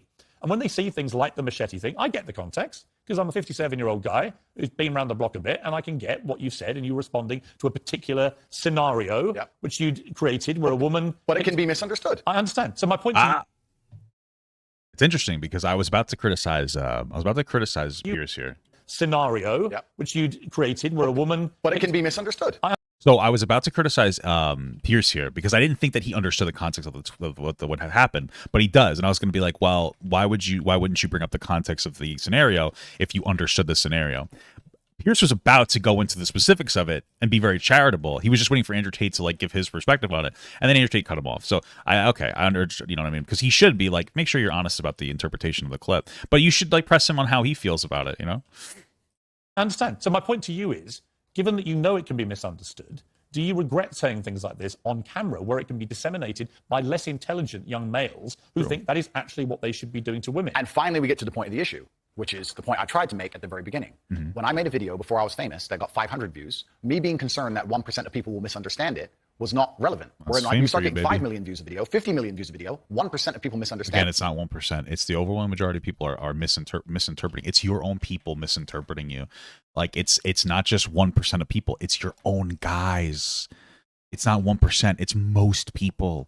You're not doing a good job of being concise. Well, you actually are. You're just kind of pretending that you don't feel a particular way about things. But it doesn't change what no, it doesn't. But it becomes a much larger problem. So with great fame comes great responsibility. Right. So your responsibility. now that I'm famous, do I say things the same way as I did back before I was famous? Absolutely not. Right. As neither would you or nearly any other famous person on the planet. So once you become famous, you have to be a lot more careful with how you say things. I understand. So my logical follow-up to that remains, do you regret then saying it the way you said it? I can't live in regret by saying something before I was famous on a camera which barely anybody watched. And yes, you can. You but yeah, I regret saying it that way. I didn't mean for it to come off in like a negative way. Why not just say that? Just own it. It's so weird. Just say that. I became famous afterwards. That would be a very asinine way to view the world. Do you stand by? You don't have to chastise yourself for saying something and people taking it out of context. You could be like, yeah, I wish I said it differently, knowing what I know now, but I don't think I should be berated for it. That's fair. But like he's got this weird thing. I don't think I should have to say anything at all. It's like, what the fuck are you talking about, brother? I can't live in regret because I didn't know I was going to become the most famous man on the planet. You see, but one of the problems that people have with you is that they think you have a malevolent influence on young people. This was the excuse that was put out by the big tech companies. Excuse being the key word. Well, it may be, actually. You know, I intrinsically, I have a problem with censorship. I don't think Donald Trump should be banned from Twitter, for example, because the Ayatollah of Iran remains on Twitter and other social media platforms. And whatever I think of you, you're not the Ayatollah of Iran. Right? So to me, there's got to be perspective here. And I don't understand the inconsistency by what companies like Twitter, how they treat the leader of Iran and someone like you. It seems to me they're much more draconian on people like you than they are with people who perhaps should not be allowed platforms. But generally, I don't really agree with no platforming people. But I think what's interesting talking to you is it seems to me like you have gone on a bit of a journey of self-awareness about the impact of some of the stuff you said in the past. And you have said you wouldn't say it again in the same way. Now, you may not want to express regret for that, but it shows me that at the very least, you have evolved to somebody who recognizes that these can be quite damaging in the way that you said them. Completely. As a professional and as an adult, it would be stupid for me to sit here and say that now that I'm the most famous man on the planet, my words do not have more impact than they did before. Next up. In Benson, Andrew Tate, one-on-one. You talk about people don't want to see men dressed up in dresses, transgender. That's not exactly what I said. What did you say? I said the reason I am so popular and I'm so famous is that there's a large contingent of men who don't want to wear makeup, who still want to make money, go to the gym, be strong, drive a fast car, be traditionally masculine, and don't want to be shamed for that, and they don't want to be called toxic for that. That is the reason I'm so massively famous. That is what I said. What do you think of transgender people? That's nothing to do with me. I'm not transgender, and I don't understand the issue like they do. When they attacked me, they lump a whole bunch of things into. I think there was like a clip that came out about Tate and like his perspective on trans people. I don't think I saw it. Andrew Tate trans. See if I could find it, because I'm not going to be able to have like a whole lot of insight on this conversation if I don't know what he said. What are his vast global audiences being subjected to? Insights like this. So a woman can't go around people and pretend it's the same as a man running around people. It's absolutely not the same. A man can only cheat if he loves someone else. If I have a woman who I truly love and I go out and I come back to her and I don't care about her and I only love my girl, that's not cheating. That's exercise. Well, that's okay. That's obviously very sexist for obvious reasons, double standards, and like it's glorifying cheating for men, and it's actually worse than I thought. But I don't think this is the right clip. We're gonna finish it anyway. If she even talks to a dude, and I understand because this is the problem. I have to qualify every fucking thing I say. People are gonna be like, "Well, Papa Gutty's right." Well, he's not right in any capacity. If you said to me that generally speaking, men and women engage in sex differently, I would agree with you. If you said, and this is what I will say, I think women tend to engage in sex in a more emotional way, and women engage in sex in a more emotional way. I think that generally when a guy cheats, and I think that women can engage in just physical sex, and men can engage in more emotional sex, of course. I do with my wife, obviously. We have like a very emotional, connection. But if you said that generally speaking, I think it's different when a guy will cheat than a girl, because I think that like men tend to be more physical, and it doesn't mean that they don't love their partner. Whereas a woman, it might mean that it's more likely to mean that there's like a more underlying relationship issue. I would agree with that, but it's still really wrong, and you shouldn't be doing it, right? Andrew Tate's not making a nuanced perspective about the different ways that men and women engage with sex and relationships. All right? He's justifying the male perspective and allowing men to cheat. He's prioritizing men over women in this situation. That's why it's sexist. I have to qualify that because I know a lot of you guys are going to take what he's saying and you're going to run with it in a way that isn't, again, critical to what's going on. But that's the difference between expressing a hard truth, which is what I did, versus just being sexist based on a hard truth. Intentionally misrepresenting an aspect of the world to force a narrative. Again, like acknowledging the difference that men and women engage in when it comes to like sex is different from like justifying that difference, which is what Andrew Tate's doing. It's like we both are operating in, like, I would say, with a fact, but like what are we doing with that fact? That's more of what I'm talking about here. It's cheating because females are emotionally invested. Are we now? Tate also has said things that are even worse than that. Okay. He has said that rape victims should, quote, bear responsibility for being. Yeah, there's a lot more to it than that. But like, yeah, he did say that there's like a level of responsibility for women who get sexually assaulted, and it wasn't in like this nuanced way. It was like it's like a regressive, ignorant aspect of it. Right. I've talked about it multiple times. And he's described in graphic detail how he would attack a girlfriend if she merely accused him of cheating. That part's not true. That's an inaccurate representation. He was talking about how if she came at him with a fucking machete, that's not even close to what he had said. That's very dishonest from him, but okay. And then there's Hustlers University. I guess they're not going to talk about the Tate's clip online I'm talking get-rich-quick program with an estimated 127,000 members. This clip is bullshit. Hopefully, Piers brings up the clip and like specifically because I'm not going to be. I don't know if I'm going to be able to find it. together. They say misogynistic, racist, transphobic. They just put them all together at random. I'm mixed race. By the way, I don't know where they get these. They just get these buzzwords and put them in a sentence. By the way, I completely agree. It's crazy. And I've had the same thing done to me. Okay. And I'm not calling you anything. I'm asking you what you personally believe you are. It's not an issue I discuss. What I do discuss is that... So you support transgender people? I support individual liberty. I'm a libertarian. Yeah, so you support transgender people? Sure. What do you believe about depression? Do you believe depression is a real thing? I believe that feeling depressed is real. I don't believe depression as a clinical disease is real, no. Really? Correct. You don't believe people can be clinically depressed? I think PTSD is very real. Unfortunately, I have some friends who suffer from that. I know that feeling depressed is real. I believe that the number one power you have against these things are trying to take control of your own mind and affecting your own life.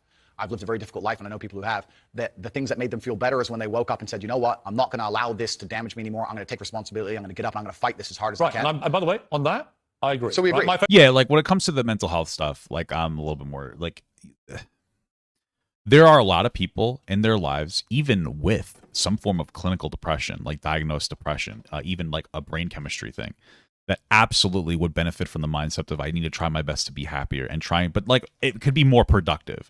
Like, there are people who need medication for some stuff, but honestly, it's more about like directing them towards like the correct advice for this stuff, which I don't know that Andrew Tate necessarily does. He's like, yeah, you should have a more positive outlook, which is it's easy to say, and it's not bad advice, but like doing things like I understand that it's hard when you're depressed to do things in general, but you kind of have to try to force yourself to do it. So you want to start with small steps. Clean your room. Clean the space that you're in. If that's all you can do for the day, do that. Make steps to just have a better, cleaner atmosphere surrounding you, and you'll be happier. Control your diet. Eating like shit will depress you. It is going to fuck you up. It's going to make you feel like shit. It's going to disrupt, eating like shit is going to disrupt like your life. It's going to make you more depressed. Remember Fat Bastard that's that weird, from Austin Powers? He's like, I eat because I'm unhappy and I'm unhappy because I'm eat. That's the problem. You have a poor relationship with food. Easier said than done. I obviously have a poor relationship with food as well, right? So there are a lot of things that you could do to control it. I think that like TikTok and bad diets are increasing the amount of bad ideologies. We have a very, very aggressive social media presence in general. I think that like it's constantly causing people to forcefully compare themselves to other people on the internet, especially when they're only putting out like the most positive aspects of like their relationships. I think that that's like profoundly negatively impactful, right? People are constantly comparing each other. They're constantly doing things for attention. There's a lot of problems with like mental health that can be very much in control of the individual expressing it. Doesn't mean that all clinical depression is fake though. Like that's the problem. I disagree with Andrew Tate on that, but I don't think that he's being ableist in some capacity. I think that he just doesn't have a super explored perspective on like the more specific aspects of what he's saying. Favorite speech is the Rocky Balboa one. Okay, so then we agree. No, we did. Here's where we don't agree. Piers. You don't. Hang on. You got to let me interject when I don't agree with you, right? Where I don't agree with you is that there's no such thing as clinical depression. There absolutely is. Well, it's a proven scientific medical reality. There's a different argument about have we gone a bit too soft, right, in schools and all the rest of it? Absolutely. Do I think some people moan and whine too much about their lot in life? Definitely. Okay, are we a victimhood society? 100%. Okay. Is there such a thing as clinical depression? Absolutely. And my argument is that if you actually bracket everybody who's not clinically depressed and doesn't have the genuine medical condition, then actually if millions of people are deemed to have depression, the ones who really need the help don't get it. Well, that's my point. Well, that I would agree with. You're right. That's fair. And one of the hardest things about mental health issues is that like there's no objective test for mental health. It's like you talk to somebody and you tell them how you feel. There's not like, I don't know, at least I don't think that there's brain scans to diagnose bipolar even. Well, maybe there is. I don't think so though.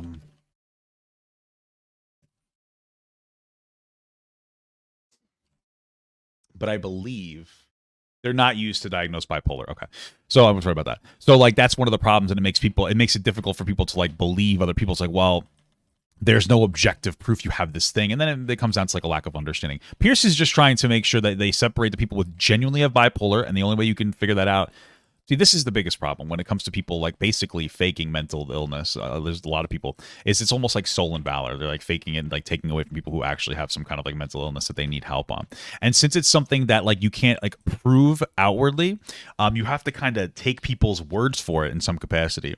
And if there's a lot of people lying about it and the only test is like, you know, what you're saying, it makes it difficult to believe some people. And then that outcome of you faking your mental illness, and when some people can tell, it leads to other people that actually have it being devalued in society. That's, I think, what Piers is trying to say, and I respect that. I can understand that. We are getting fucking sloshed right now.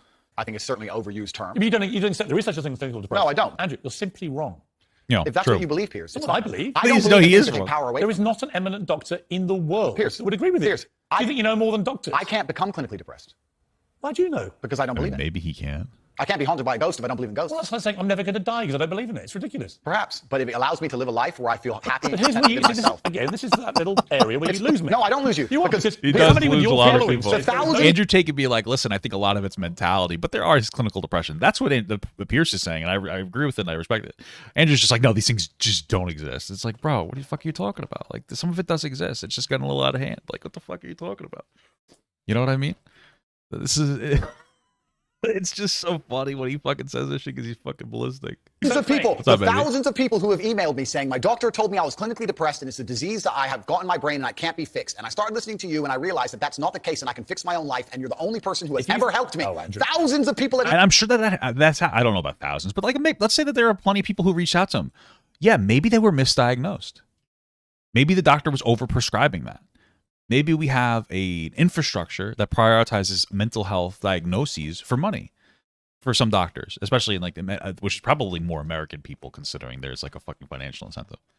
That might exist, but understand that, of course, the people whose message, the people who your message resonates with, of course, they're going to reach out to you and say, hey, you really helped me. But that doesn't mean that even close to 1% of people with like a mental health diagnoses are like, yeah, this is all it took. All things like just being like, hey, don't worry about it. That cured me. And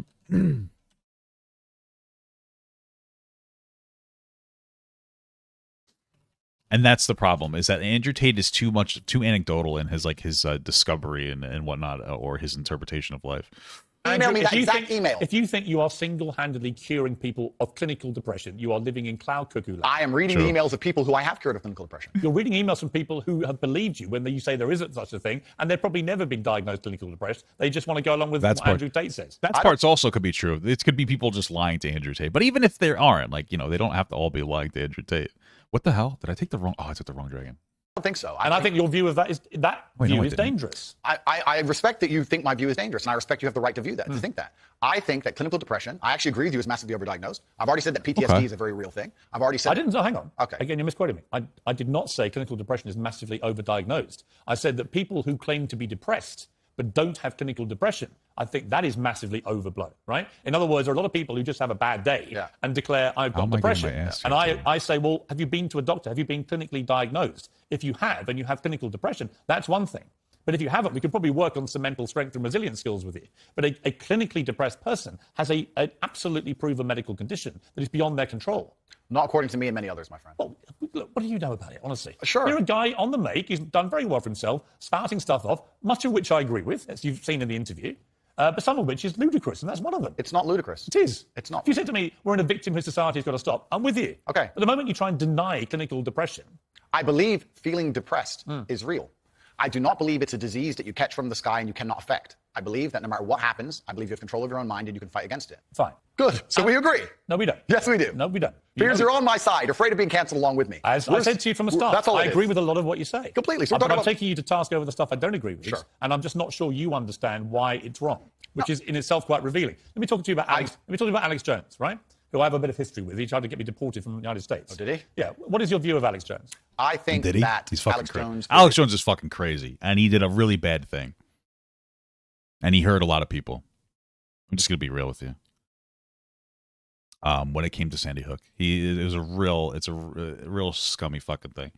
The most charitable perspective you can have is that he was like deluded by a conspiracy theory and he went too far, but he got the families of people whose children were murdered at Sandy Hook to be harassed. It's a horrible thing. He's a piece of shit. I'm not going to have the most positive interpretation. I think that he genuinely hurt those people, and I don't really care that. I'm okay with him being deplatformed. I'm not going to be charitable, but that is your charitable, would be your charitable interpretation. A sovereign individual who, very much like the rabid left, deserves a chance to speak on his points of view. I think that the truth on issues is usually somewhere in the middle between two extremes. And So you think Sandy Hook was staged? I don't know anything about Sandy Hook. Really? You know he's just been sued by the families for millions and millions. I have no idea. You don't know anything about it? No. So why would you support someone in public when you know nothing about the most infamous When thing? have I supported him in public? You have supported him in public. Harvard individual who, very much like the rabid left, deserves a chance to speak on his points of view. I think that the truth on issues is usually somewhere in the middle between two extremes. And You think Sandy Hook was... The most popular thing that he's ever said was something that was about Sandy Hook. There's no way you can know Alex Jones without knowing that. So I'm confused how he doesn't understand that. Was staged. I don't know anything about Sandy Hook. Really? You know he's just been sued by the families for millions and millions. I have no idea. You don't know anything about it? No. So why would you support someone in public when you know nothing about the most infamous When thing? have I supported him in public? You have supported him in public. I don't know Sandy Hook. I don't know. And you know what it was? It was a mass shooting. Of school children. Yeah. Okay. But to sit and he he's actually, no, let's stop for a second. Please Well, don't hold interrupt. on a second. Here's why I know why you're good at your job. First, you interrupt. Hold on. First of all, he's not really interrupting you that much. He's pushing you on things. You're saying he's interrupting you because you're frustrated that he's holding you to a point. That being said, you know Sandy Hook was that Sandy Hook was a mass shooting, right? He does know that. He just said that. And yet you're saying you don't know about Sandy Hook. It sounds like you just don't want to give your opinion, but you think that it could have been a conspiracy. So it sounds like you might be upholding it. I don't know if he'll explicitly say that, but then he should have been like, yeah, I disagree with that. But you know Sandy Hook. You're saying you don't, but you explicitly know Sandy Hook. And you're just like, yeah, I don't know that. What do you mean? Own it. What are you talking about? People a lot, which is good. It's a good skill. Actually, and then there you go. Prove me right. But here's and exactly the timing's good. Here's exactly what I do. I only interrupt people like you when you either refuse to answer the question or answer a completely different one. Sure. And I want to remind you of what the question was. Fair, or when you misquote me back, which you've done repeatedly through the interview, where you say, Piers, you agree with me. And the viewer who's been watching will go, no, he didn't. Cool. No problem. The other thing you do is you try and set these traps like now. So you're saying What's the trap you think I'm setting? You're saying that I agree with every single point of view a man has. I literally didn't say that. No, he didn't. He didn't say that. But you have to hold more firm to this shit. Like, you're playing a very, kind of a scummy game where you're being very indirect about everything that you're saying, and you won't put down a firm stance on a particular on a thing. You just said you don't know Sandy Hook, even though you know exactly what Sandy Hook was, and you're trying to avoid that point and not offer a reasonable criticism onto Alex Jones. You should be mortified by that, but it sounds like he might believe the conspiracy, which is why he's not being explicit against the conspiracy. Saying, well, you support Alex Jones. Why would you misquote me? Because you're saying you support Alex Jones, and you said you've been on his podcast, and he said this.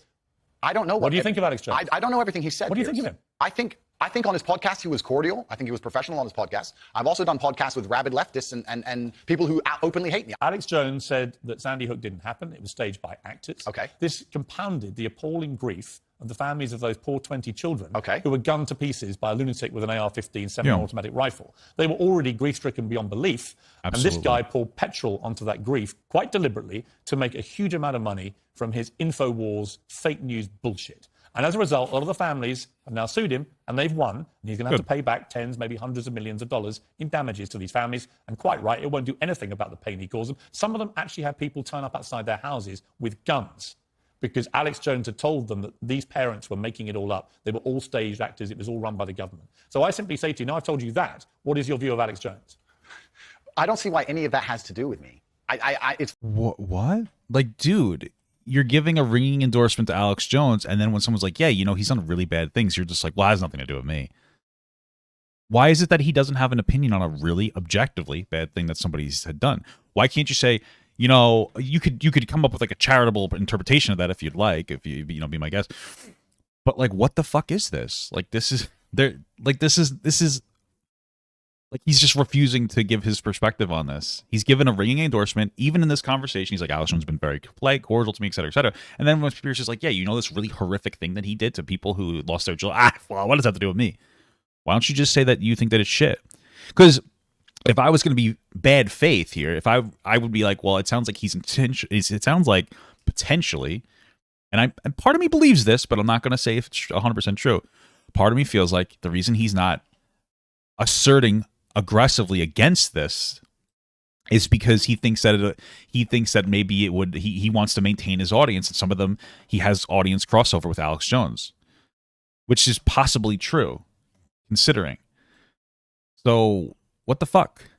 It's very interesting. I've done the guy's podcast. I know him well. He was professional and courteous to me. When I meet somebody and they show me respect, I show them back respect. That's what I do, as I did with you. You respect him? If somebody shows me respect and is courteous to me, I'm courteous back. If Vladimir Putin had a podcast, would you go on it? Sure. So being like, yeah, I respect, or if he showed me respect, so I'm not gonna like shit on him. That's fine. You can have that perspective, but like again, he's presenting you this really bad thing that's being done. So why aren't you saying like, yeah, I think that was like real shit of him. Like, why can't you just put your foot down and be like a man and be against that thing? That's like the bigger issue here, is that you're refusing to do that. You would, great. I've done a bunch of podcasts with people who are advocating for things that I do not agree with on every single level. In fact, most of my podcasts are me disagreeing with people. So it's completely crazy that you're trying to lump me in with that. So why don't you just explain what you disagree with here? Just do that. Like, yeah, you know what? I disagree with this from Tate. Okay. Why not just do that right now? Because you're saying that like I'm a reasonable guy that disagrees when there's something wrong that's happening. Okay. So just why can't you then why is your defense it has nothing to do with me instead of giving your opinion on something? It sounds like you're afraid to disagree. Like if you're so expressive about how easy it is for you to disagree with people, about how you're so level-headed, et cetera, then show it now, right here. Why aren't you just put your money where your mouth is? What the fuck? That's cheap. That's cheap. You are completely misconstruing the point of what I'm saying. I think deliberately. No, Yeah, what you're I trying agree is a with cheap that. trick. And Not really. Not a cheap trick. He's just asking you if you think that somebody who upheld a fucking conspiracy that got people harassed did a bad thing, and you're refusing to answer it, and you're trying to play the victim card. You're being a victim right now. I'm just curious where your moral line is. It's a cheap trick. Where's your moral line? I disagree with the points of view with the majority of the people I do podcasts with. So it's a very cheap trick you're trying here. So then just say that. This is the problem, because this conversation doesn't need to be had. And a lot of people, some people in my chat, and I understand you like Andrew Tate, are desperate to defend Andrew Tate. He was asked a question. This is the perspective from Piers Morgan. I'll be like very assertive about it. It's like, hey, I've seen you in the past have a ringing endorsement of Alex Jones. Okay, that's the first line that he makes, right? The response from Andrew Tate can be like, well, that's not true. Then Piers goes, okay, well, do you know about Sandy Hook? And he's like, well, I don't really know anything about that. Okay. Then Piers goes into the specifics about how Alex Jones upheld a conspiracy theory for money, in his opinion. I don't know if it was for money or not, but upheld a conspiracy theory that got the parents of children who were murdered by a gunman to be so harassed that he lost a lawsuit over it. And then all of a sudden, Andrew's like, well, I know what Sandy Hook is. And it's like, okay. So then what's your perspective on Alex Jones doing that? Well, it has nothing to do with me. He's afraid. He's afraid to give his honest perspective. I need you to understand. You can like Andrew Tate, but when you justify the bad behavior of people you like, you're not making them better creators, I'll tell you that. This is a coward move. You can say, hey, listen, personally, I disagree with what he did. I think that he justifiably lost the lawsuit. And I hope that brings some kind of peace and justice to the families. However, when I talked to him, he was respectful to me. And I think that we live in a system where people do bad things and then they get punished. He did a bad thing and he got punished. And he was respectful to me in a one-on-one. And I don't believe in engaging with him in a shouting contest just because he did a bad thing. All of a sudden, people go, okay, now people might still disagree with you, but that's giving your honest perspective. Or you can say, well, maybe it was a conspiracy theory. I'm obviously going to disagree with you, but there's a fear from Andrew Tate of answering the question. He's being a coward about answering the question. And you have to understand that. And when you guys keep saying, well, how is this relevant to him? He's asking him a question. Why is it so hard for him to answer this question? It should be a very easy question to answer. Why should he say that? So what do you think he should say? That's the thing. The problem is a lot of you guys are just running a lot of defense for Andrew Tate. And as you get older, you'll understand the ways that you're wrong. When people invent vile things to make themselves rich off the back of families of little kids who've been blown to pieces with a machine gun or a semi-automatic version of a machine gun, I think that is actually a line I wouldn't cross. I wouldn't be happy. And again, the reason he brings up Alex Jones is because Piers said from the start, you guys have to engage critically unless you're coming in late. I'm going to have to stop responding to the questions. Piers said, you've had a ringing endorsement for Alex Jones. That's why he brought it up. It's because he made a public statement about it. Apparently, I haven't seen the public statement. That's the claim. That's why he brought it up. So, you know, to go on someone's podcast when they've been responsible for doing that. It's not about political views or differences of opinion over facts. It's about somebody deliberately inventing a pack of lies to compound the grief of families. And you could even say, like, I don't think that's what he was doing. I think he genuinely believed the conspiracy theory. That's Andrew Tate can say that. I think it's unfortunate what happened to the families, but I don't think he intentionally did it. You can have that perspective, because I don't know if Alex Jones actually had a financial incentive to do that. Maybe he did. Maybe he concocted the whole thing for that, or maybe he's a fucking crazy conspiracy theorist that actually believed that there's, you know, we're making the frogs gay. You know what I mean? You can have a nuanced answer, but I'm curious. You don't think you have any need to go down any kind of moral quandary about people like that before you continue to allow them to use you for their own promotion? He didn't use me. He didn't use me. Why is he having you on the podcast? Because we disagreed and discussed points like we're doing with you right now. Did you call him out on that? Are you using me? We didn't discuss that. I'm not using. I'm giving you a platform most people aren't giving you right now to show the world who you really are. Fantastic. So neither of us are using each other. I'm here on your show. I'm providing you with content. You're giving me a platform, and nobody's using each other. It's mutual. We don't agree on a whole bunch of issues. That's fine. And here we are. Is a robust exchange? Is this one of the issues you don't agree with? Do you identify as a feminist? I think that women and men are fantastic. Both of us are fantastic. I think women reproduce. I think women need to be respected, protected, provided for. I think that modern feminism is kind of hard for me to even truly understand. What do you think it means? What is feminism? I'm gonna be very clear. The fact that he was being such like a dishonest like weasel about that question makes me lose. I mean, I didn't have a particularly high amount of respect for Andrew Tate in the first place, but it makes me lose respect for him because he's being a coward and won't answer the question. I think that that's pathetic. He shouldn't have a problem answering that question. I think that he probably thinks that it was a conspiracy and he knows that's probably social suicide, or he disagrees with Alex Jones, but he feels like he has fan crossover with him, so he refuses to give his honest perspective on it. It's one of those two things, honestly. I think that that's patheght. That the idea of feminism is that men and women are equal under the law. And do you believe that? Completely. We should be treated completely equal. Yeah, but we are equal under the law. Wouldn't you agree? Not really. I think there are still some issues in the world where, I mean, certainly in workplace, the gender pay gap remains. They're not treated equally in most cases, women. Well, so first of all, let's be objectively clear. Let me just go back a little bit because I'm going to have to disagree with Piers on some of this. What is feminism? I think that fantastic. Both of us are fantastic. I think women reproduce. I think women need to be respected, protected, provided for. I think that modern feminism is kind of hard for me to even truly understand. What do you think it means? What is feminism? I think that the idea of feminism is that men and women are equal under the law. And do you believe that? Completely. We are in Western countries, by the way. Now, first of all, I want to be explicitly clear. In Western countries, men and women are objectively equal under law. If anything, you could argue that under law, there are areas where men are actually at a loss. Like, I think legally in America, correct me if I'm wrong, men have to sign up for the draft and women don't, right? So you could push that inequality. Either way, they don't enforce that anyway. I know a lot of men who haven't signed up for the draft anyway. But under the law, absolutely. It's the conversation about, like, has society from a social perspective caught up? That's really where the conversation lies in. Completely equal. Yeah, but we are equal under the law. Wouldn't you agree?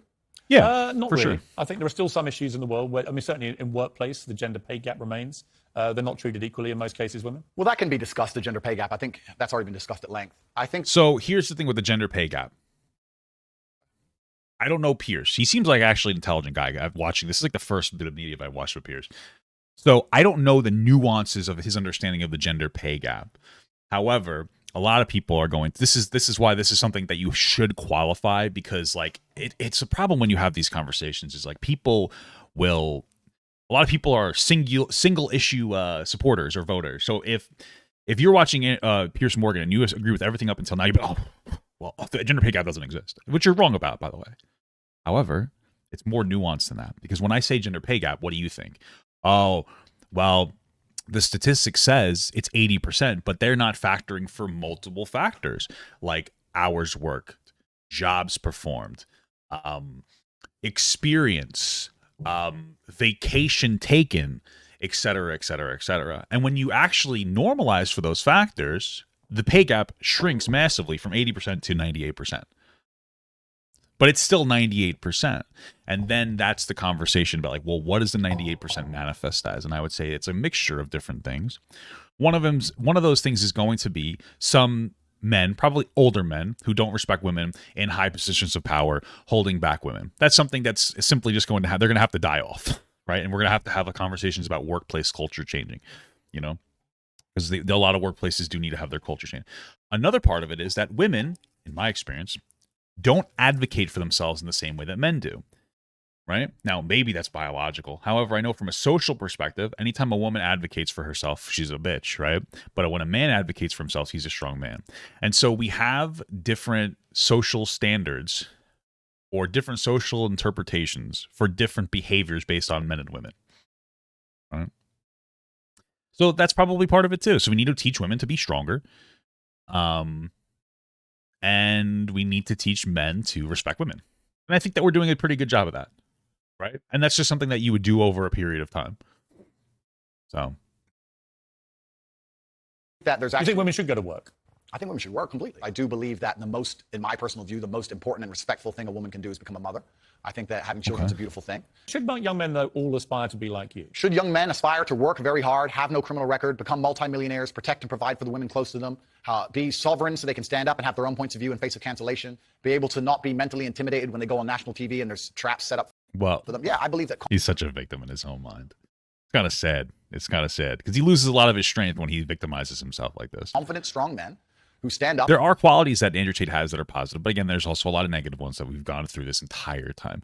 People aren't just extrapolating that out of there, extrapolating the positives out of Andrew Tate. A lot of people are taking the negatives, like the sexist stuff too, and that's the problem. And that's why we're here. You know, protect and provide for women are a good thing for the world and a good force for the world. And I don't think that I put a magic spell on anybody. I think there's a whole bunch of men in the world who understands my value, and I'm certainly not the worst influence out here, Piers. You have Little Nas twerking on the devil on music videos, which our children are digesting. You have drill artists singing about stabbing people to death in the middle of a knife crime. Okay.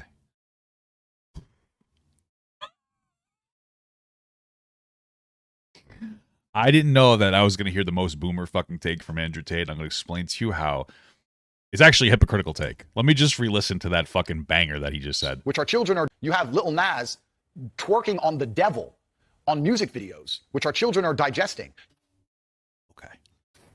So let's say that Andrew Tate is making a firm stance against over-sexualization in media. You run a webcam porn business.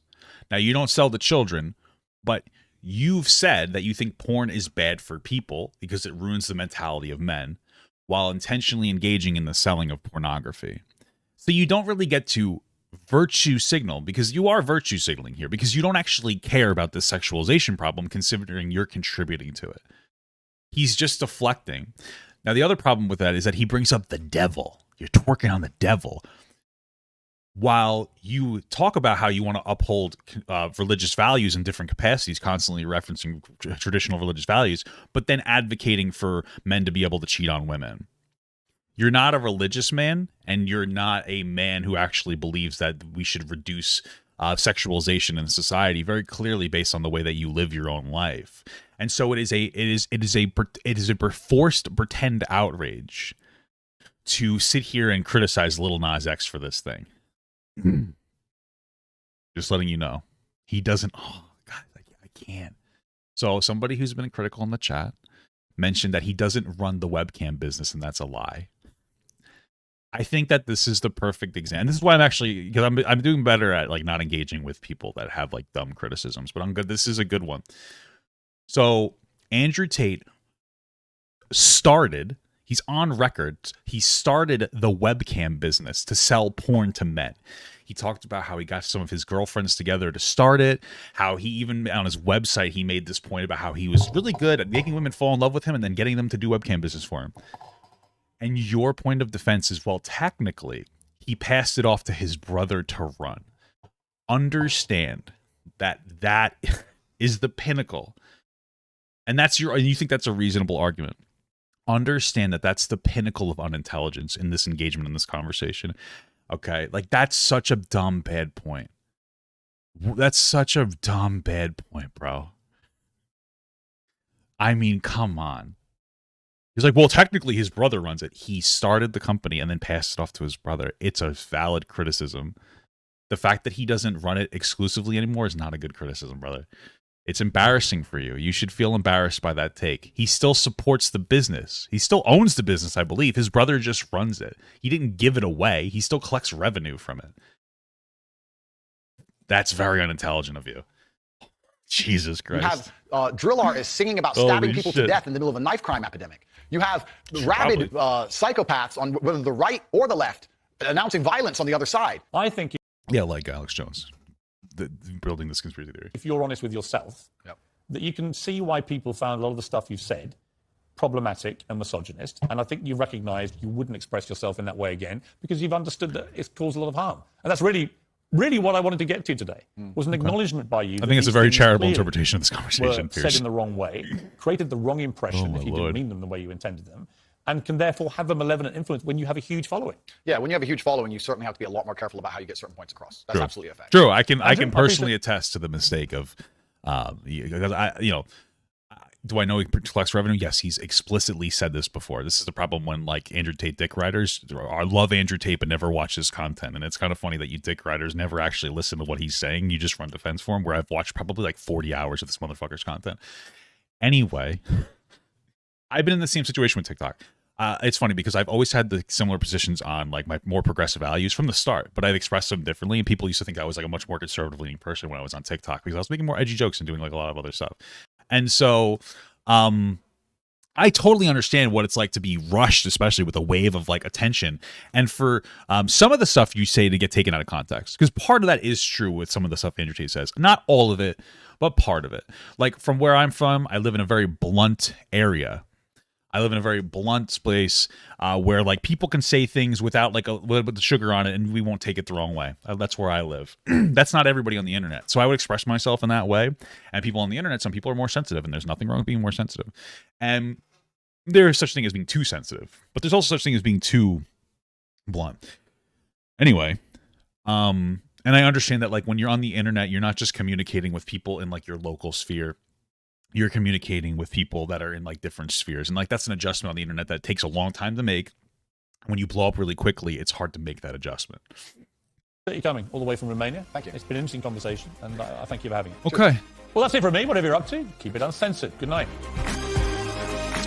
Okay. Well, that was an interesting conversation. Let's hope it doesn't get DMCA'd. Yeah, some of these Andrew Tate stands are wild. Some of these Andrew Tate stands are fucking bonkers. They're fucking crazy. You guys are fucking insane. No, but you guys are fun. I'll tell you that. What is this? Oh, this was the same conversation we just watched. That was nutty. Nut bars. That was kooky. That was crazy. All right, let me play some of these alerts. Frank on TV super chatted $1.99. Hey, thank you so much for this. You're up early. What's the occasion? Trying to get up early, brother. Admiral Abdomen super chatted $4.99. Papa is the true alpha among bald men. Thank you. Andrew should know better. Keith super chatted $1.99. Hey, thank you so much for the super chat. Damn, you're really still going on about this. About the webcam business, huh? You're like really coping hard on that. Do you not think that like he still runs the webcam business? He's talked about it explicitly on Twitch about how it's one of his revenue streams. Like, what the fuck are you doing, man? Eunice, my man, you are having a rough time, brother. You're having a very rough time here. I feel so bad for you, man. Damn. Come on, brother. This is the problem, is that you can't take a single bit of criticism on these things. What's happening here, my brother in Christ? What happened? What's happening here, my brother in Christ? Why are you going so cuckoo? We might watch the DaddyOFive video. I'm going to go to the bathroom. Bro, my man, go look it up. His brother runs the business. He still is a part owner. I don't know. Come on, man. That's crazy. That's fucking, bro. That's bananas. Damn. I feel bad for you. I do. I'm not trying to be mean or make an example out of you or make you feel bad because come on, man. You have to be a little more reasonable than that. What do you even know about Andrew Tate? If you don't even know that he still has like ownership of that business and he passed it off to his brother, like, do you even watch Andrew Tate? Why are you cock riding him so hard if you aren't aware of the guy? That's what I don't get. There are people in here who like Andrew Tate, and I feel like, because I've gotten some people who are like, Papa God, I think that you're reasonable on Andrew Tate, even if I disagree. I respect that. If you're an Andrew Tate fan and you listen to what I said and you're like, listen, Papa God, I disagree with this, that's perfectly fine.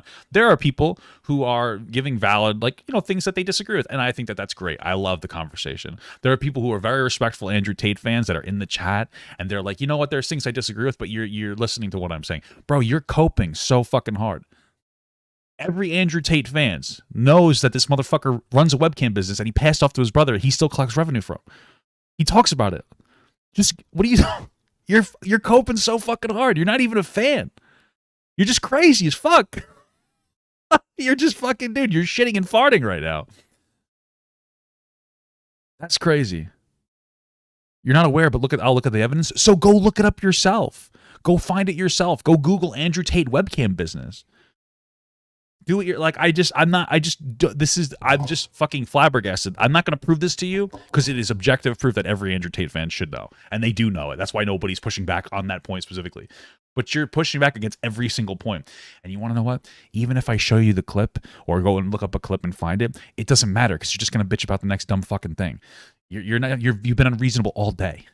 Okay? That's the problem. Okay? Grow up a little bit, brother. Okay? I got to go pee. And I'll be right back.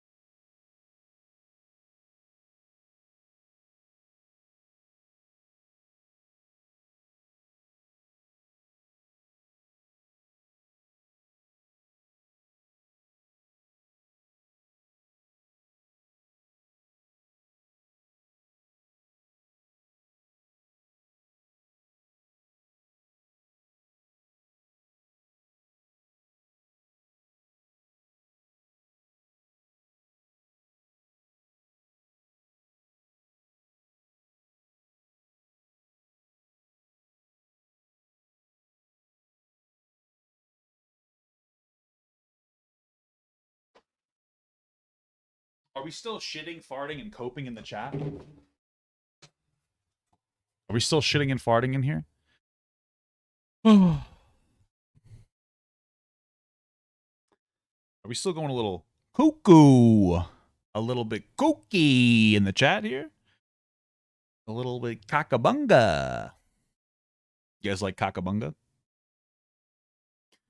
My goodness.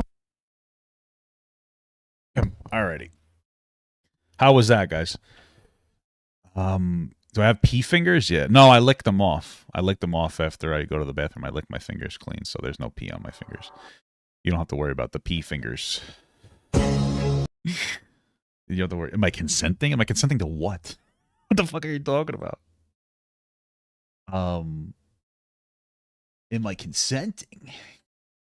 Consenting this dick in your ass. Oh. Watch Donkey. Sometimes I like his videos. They're cool. Oh.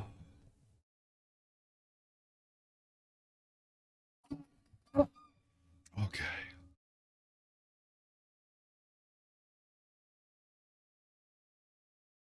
Oh. How's everybody doing today? How's everybody doing today? Let me see how loud is this video. The shock value. All right, I can turn myself back up. I can turn myself back up because this video is loud enough. The problem is like I have a good like I have like a little app up here that changes the volume of the video. The problem is though, if I change the volume of the video while playing a game with that app specifically, with that, or that's not an app, it's like a plugin, then it messes up the audio if I play a game. It's so bizarre. But if I don't do it, it's fine. So I rather turn myself down sometimes. So,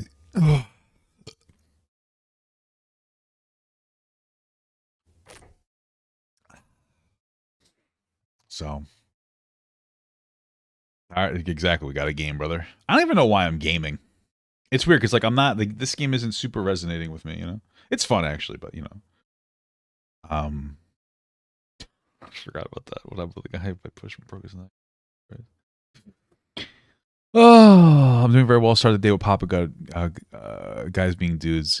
I feel that. You know, when I was in the when I went to the bathroom, I went and checked in on my wife really quick, and she's like, "Oh, I wish you read what I said in the chat," and with the Andrew Tate situation, and she's like, one of the things that I had said in the chat was Andrew Tate is very interesting because it's interesting to see him go from like online media to the actual like media. Like he's actually gaining mainstream coverage. It's crazy considering he's a person with like the thoughts that he has, especially the way he expresses it. And the problem is, as she was saying, is that Andrew Tate is somebody who says things that are very obviously and very clearly wrong to a lot of people, which makes people go insane because it's like almost like you're being gaslit in real time. But he also does a really good job at like being weaselly and skirting away from like reasonable questions, and making it seem like he has a reasonable interpretation. And about how like you have to go into sometimes like immense depth, which is what I did in the video throughout the entire video, to understand why he's wrong. And it makes people go fucking psychotic. And that's the craziest thing ever. Jesus, Eunice, my brother in Christ, you really got to cope a little harder, dude. You got to cope a little harder. I'm going to ask you a question and we're going to get this video started. If you acknowledge the proof. If let's say that I'm right, which I am objectively correct, that Andrew Tate still collects money from the webcam business, how does that change your perspective on Andrew Tate? If he still collects money from the webcam business while also saying porn is bad for people, how would your perspective change on Andrew Tate? Let me start there. Let me start there.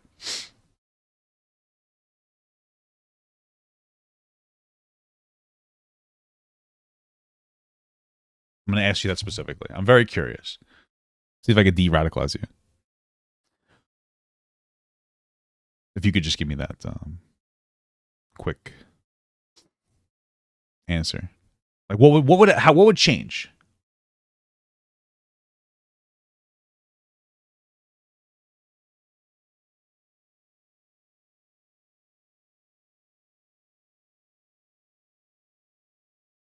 It prove you lie on his name. No. If I'm correct, how would your perspective on Andrew Tate change? If I'm correct that Andrew Tate still profits from the webcam business, how would your perspective on him change? That's the question I'm asking you. That's my question. Like, that's the only thing I'm asking. Like, let's say I'm correct. I am correct, but like, let's say I'm correct. How would your response to what would your response be to that? Like, how would that make you think of Andrew Tate differently? Like, would it make you think of him differently? Like, if I'm correct, how would you engage with that? That's my question. I'm curious. I am genuinely curious.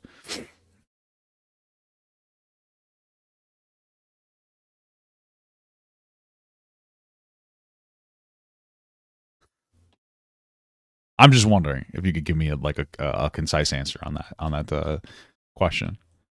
I'm gonna give you like a minute, and then I'm gonna get into this. I'm curious if you actually genuinely answered this question.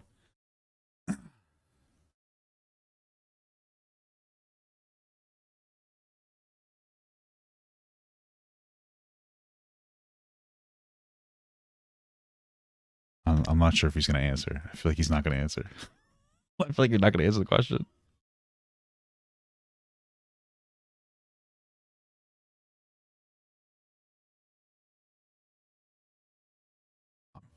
I'm being genuine here, brother. I don't know if you're. I'm wondering. I think he's gone. I'll give him another few seconds. I think he's gone. I think he disappeared. Oh wait, I would change. It would lessen his value. Okay. All right. Let's see.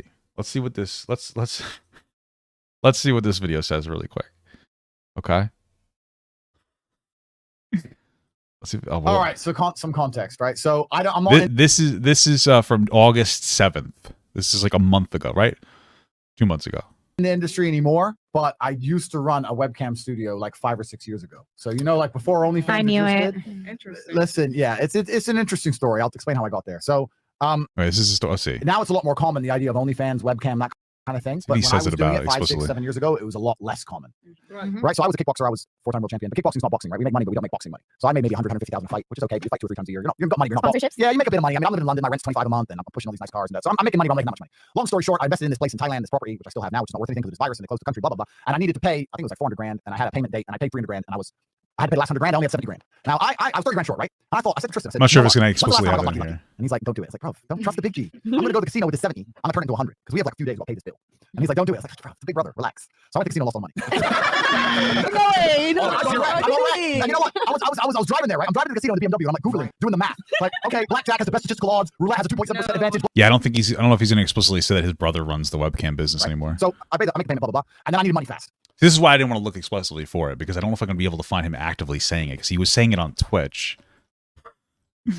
So, but yeah, no, he does run the business. I'm honestly not sure if I could find anything where he explicitly says it, not because he's hiding it, but because it's common knowledge. But yeah, he still collects revenue from the webcam business. So that's just the reality of the situation there. Yeah, that's from like a year ago. Yeah, he still collects revenue from the webcam business. His brother runs it, and he collects revenue. Yeah, he still has the property. Yeah. Oh, did he say that at the beginning that he still had the property? We'll see. There you go. All right. Speaking in the past tense. Yeah. Sure. He's speaking in the past tense, but he still collects revenue from the business, and his brother runs it.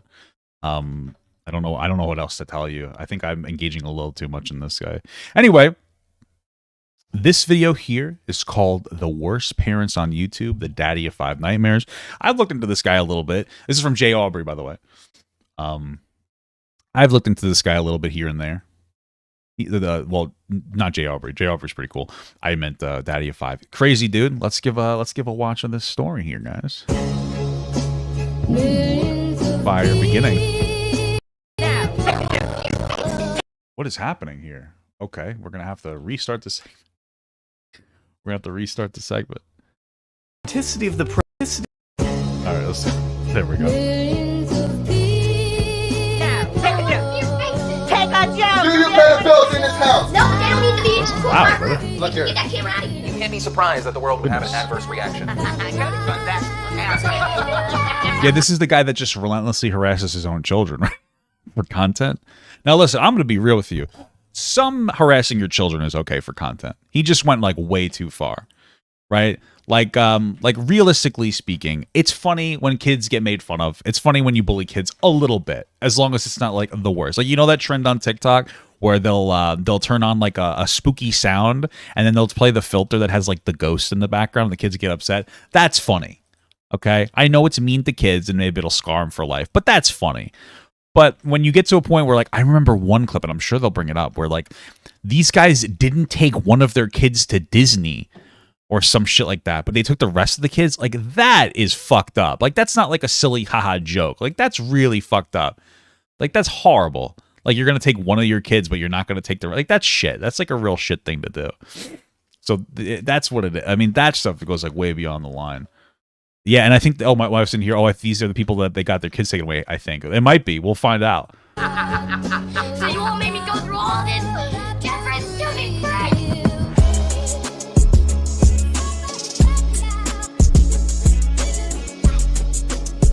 Like me personally, like if I had like multiple kids, and I maybe I would make fun of one of them by being like, "You're not coming with us. We're going without you," and then they get upset and they cry and they would laugh.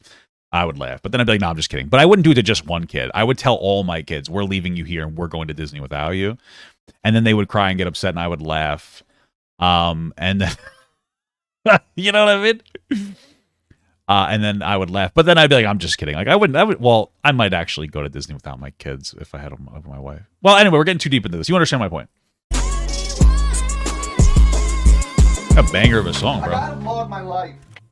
One of the longest running, most coveted content styles YouTube has to offer is the art of the prank. Prank videos have both exemplified quality entertainment and warmed the hearts of millions since the days of Roman Atwood, Vitaly, They said I'm going to jail. and FouseyTube.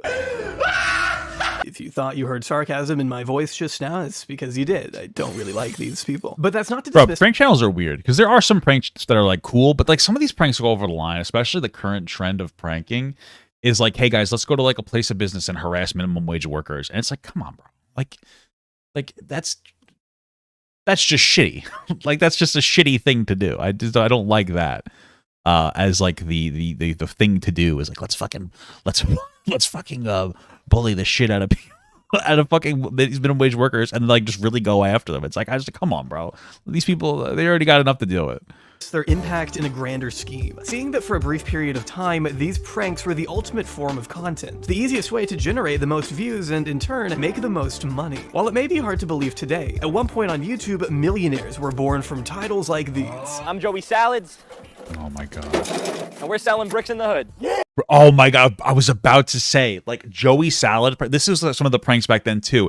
Everything was, when they say we're doing something in the hood, what that actually means is, hey guys, we're gonna go harass the fuck out of black people. Like, that's what in the hood jokes are. And then we're gonna pay some other black people to make black people look like degenerates. Like, I'm pretty sure it was like proven that Joey Salads set up a situation where he put a car, I think this is what it is, a car in a neighborhood, like a black neighborhood, and then paid like black people to like destroy the car to try to make black people out to seem like violent, like animals. Like, and like the same thing with like BLM shit. Like, he'd walk around and be like, all lives matter, and nobody would be like rude to him, but then he would say Black Lives Matter, and all of a sudden the guy's swinging at him. And it's like that's the whole thing. Hey guys, here's the in the hood content. Hey you guys, let's go harass the fucking black people. It's like, holy shit, like, how is this fucking content? I mean, we criticize Mommy Makeout Day, but at least Mommy Makeout Day wasn't harassing the fuck out of people. You know what I mean? That shit's fucking crazy. Fucking nuts. I'll give you guys a brick for 20. Post it in. Dude, In fact, the more sensitive a topic was, the more attention it was bound to receive, even when they turned out to be nothing more than staged, manufactured clickbait. By 2017, enough pranksters have been exposed for faking their pranks that viewers became skeptical of the genre altogether, diminishing trust between fan and creator, which meant that if you wanted to go viral, you needed to capitalize on the most insane, jaw-dropping concepts you could think of. And that's exactly the direction many creators took, knowing the authenticity of the prank didn't matter so much, just as long as the title and thumbnail contained enough shock value to achieve instant virality. Also, Joey Salad's pissed in his own mouth. So, the prank invasion making out with so many scantily clad women in public. Why don't we dress up as someone homeless and try to get kisses? The shock value needed to overshadow the fakeness. But sadly, not everything depicted in these videos was fake. Some creators went so far as to take advantage of the public's preconceived notion of fake prank videos in order to monetize the most sadistic behavior imaginable. Interesting. I never thought of it that way. Like, I always kind of assumed that some people were dumb and actually believed that these pranks were real. But it's just an interesting perspective, because what he's saying, and I know that doesn't seem super profound to you guys, but for some weird things like really resonate with me. What he's saying is, like, everybody had this idea that all these pranks were fake, so that means that this DaddyOFive could push the line beyond what people would consider reasonable normally, because they think that it's not real. Maybe that is true. And so that's how we got away with the behavior that was really abusive, from what I've seen, without people doing something about it sooner.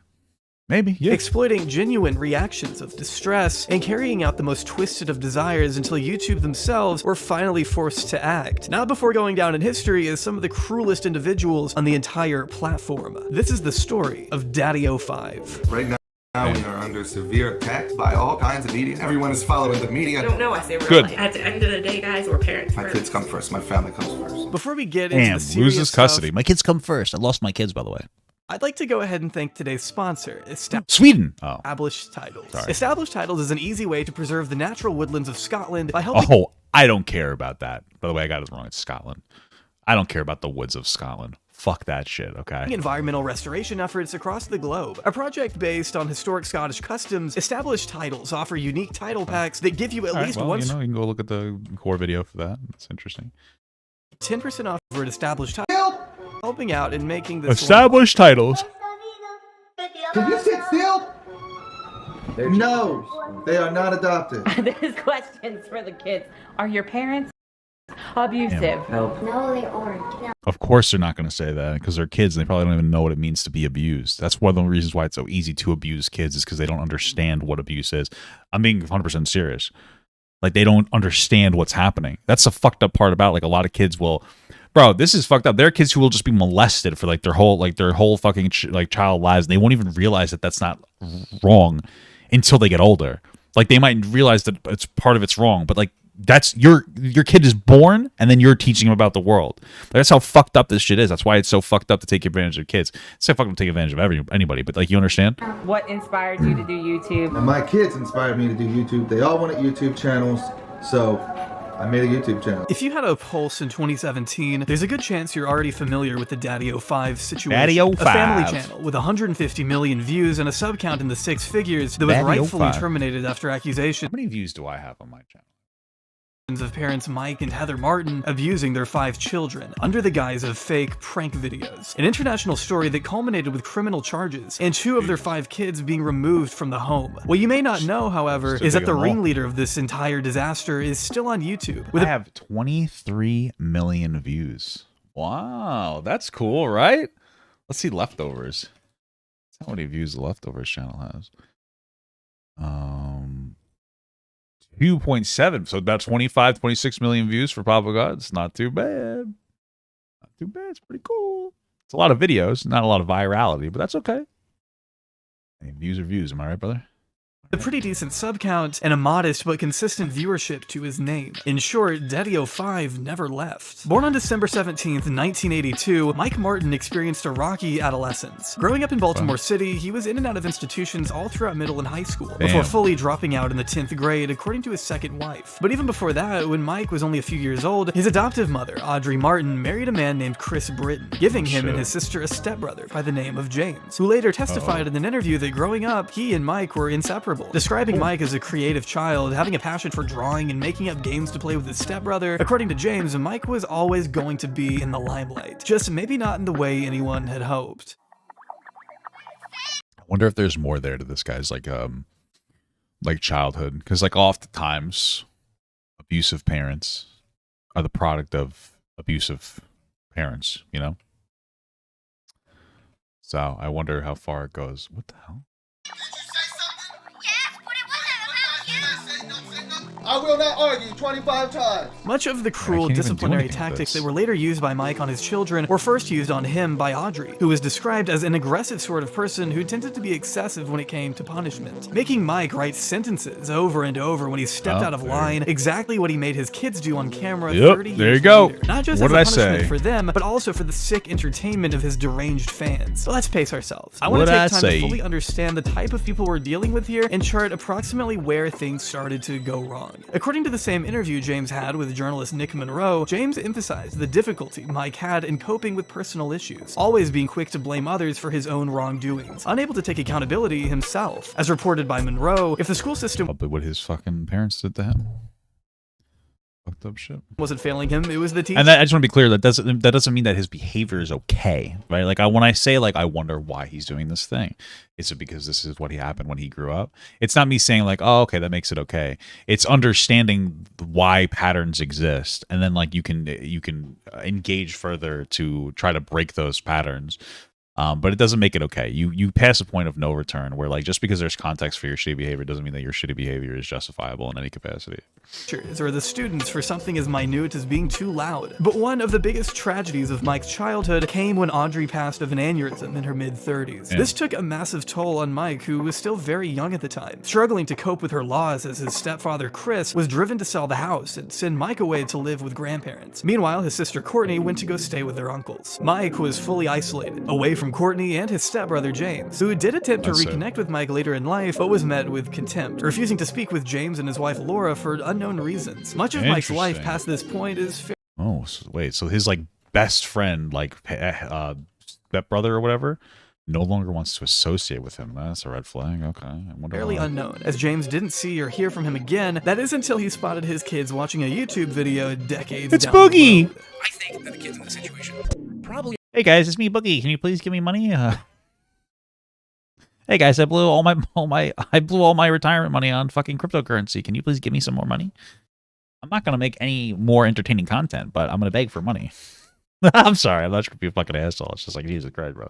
We are not living an ideal life. This is just the world's reaction to seeing children in distress, little defenseless children. Now, the specific video that ends up getting brought. You don't know those children. They might be mass murderers. They're not defenseless. I'm just kidding, obviously.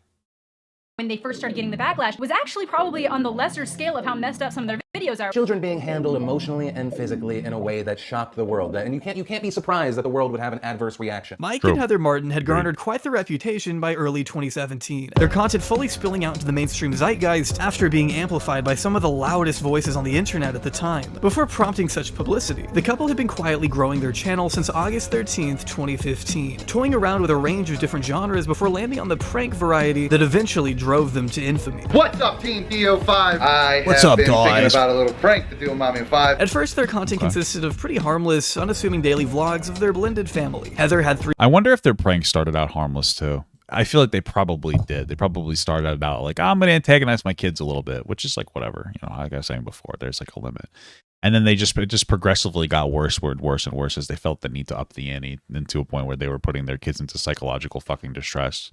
I also wonder, genuine question, if these dumb motherfuckers were actually intelligent enough to understand what were doing was actually like very psychologically distressing to a point where it's going to have a catastrophically negative impact on their children.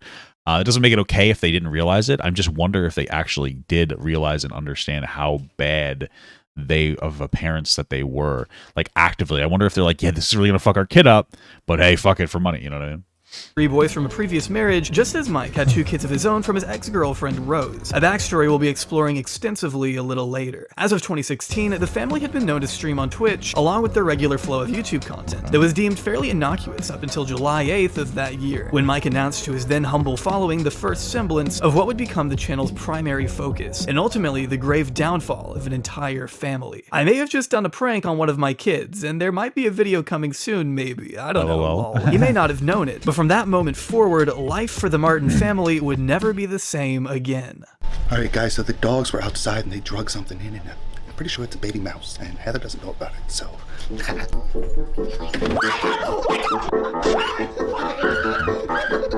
having fun. Relax! After the first taste of these new family-themed prank videos, the DaddyOFive fanbase was hungry for more. Even when Mike teased the idea of going back to regular vlogs, fans clearly favored the pranking, undoubtedly having to do with how favored the genre was at the time. Pranks had never been more prevalent on YouTube than fall of 2016. This was after Joey Salads and Fousey had firmly established themselves as huge personalities, and just around the time commentary channels like H3 began pushing back against them. Some videos even breaking 100 million views. The potential to go viral and cash out was massive, and Mike was just one of the many budding channels eager to How do I prank my wife with something? Let me prank my own wife, see how much money I can make. Hey, we're getting divorced. Prank. Just kidding. See how long I can commit. 5 years? No, I would never do that. That'd make me sad. Capitalized on such a growing trend. But what made him stand out was that he used his family as the vehicle for content, combining the personality and vulnerability of family vlogs with the brazen marketing of prank videos made for a highly appealing final product in the eyes of hundreds of thousands. Before long, viewers began to see titles like Kid Spazzes Out, Kid Gets a Whooping, Kid Has a Mental Breakdown, Psycho Wife Pulls Knife on Husband, and Dad Punches Kid in the Face. All extremely deliberate phrasing meant to appeal to the lowest common denominator. And yeah, that's all lot of these clickbait titles work. They're like supposed to be fucking insane. Usually they don't actually do the thing that's clickbaited for, but sometimes they will. In doing so, DaddyOFive had never seen such impressive views. The more shocking a title was, the better. Piggybacking off the success of freak-out videos popularized by McJuggernuggets and Kid Behind the Camera, DaddyOFive existed in a similar space, with videos like Kid Blows Up on Dad and Dad Destroys Kid's Xbox One. Instead of doing classwork, you were playing games? Really? Really? You want to play games, Cody? No. Want to play games? Let's play games, Cody! Let's play games!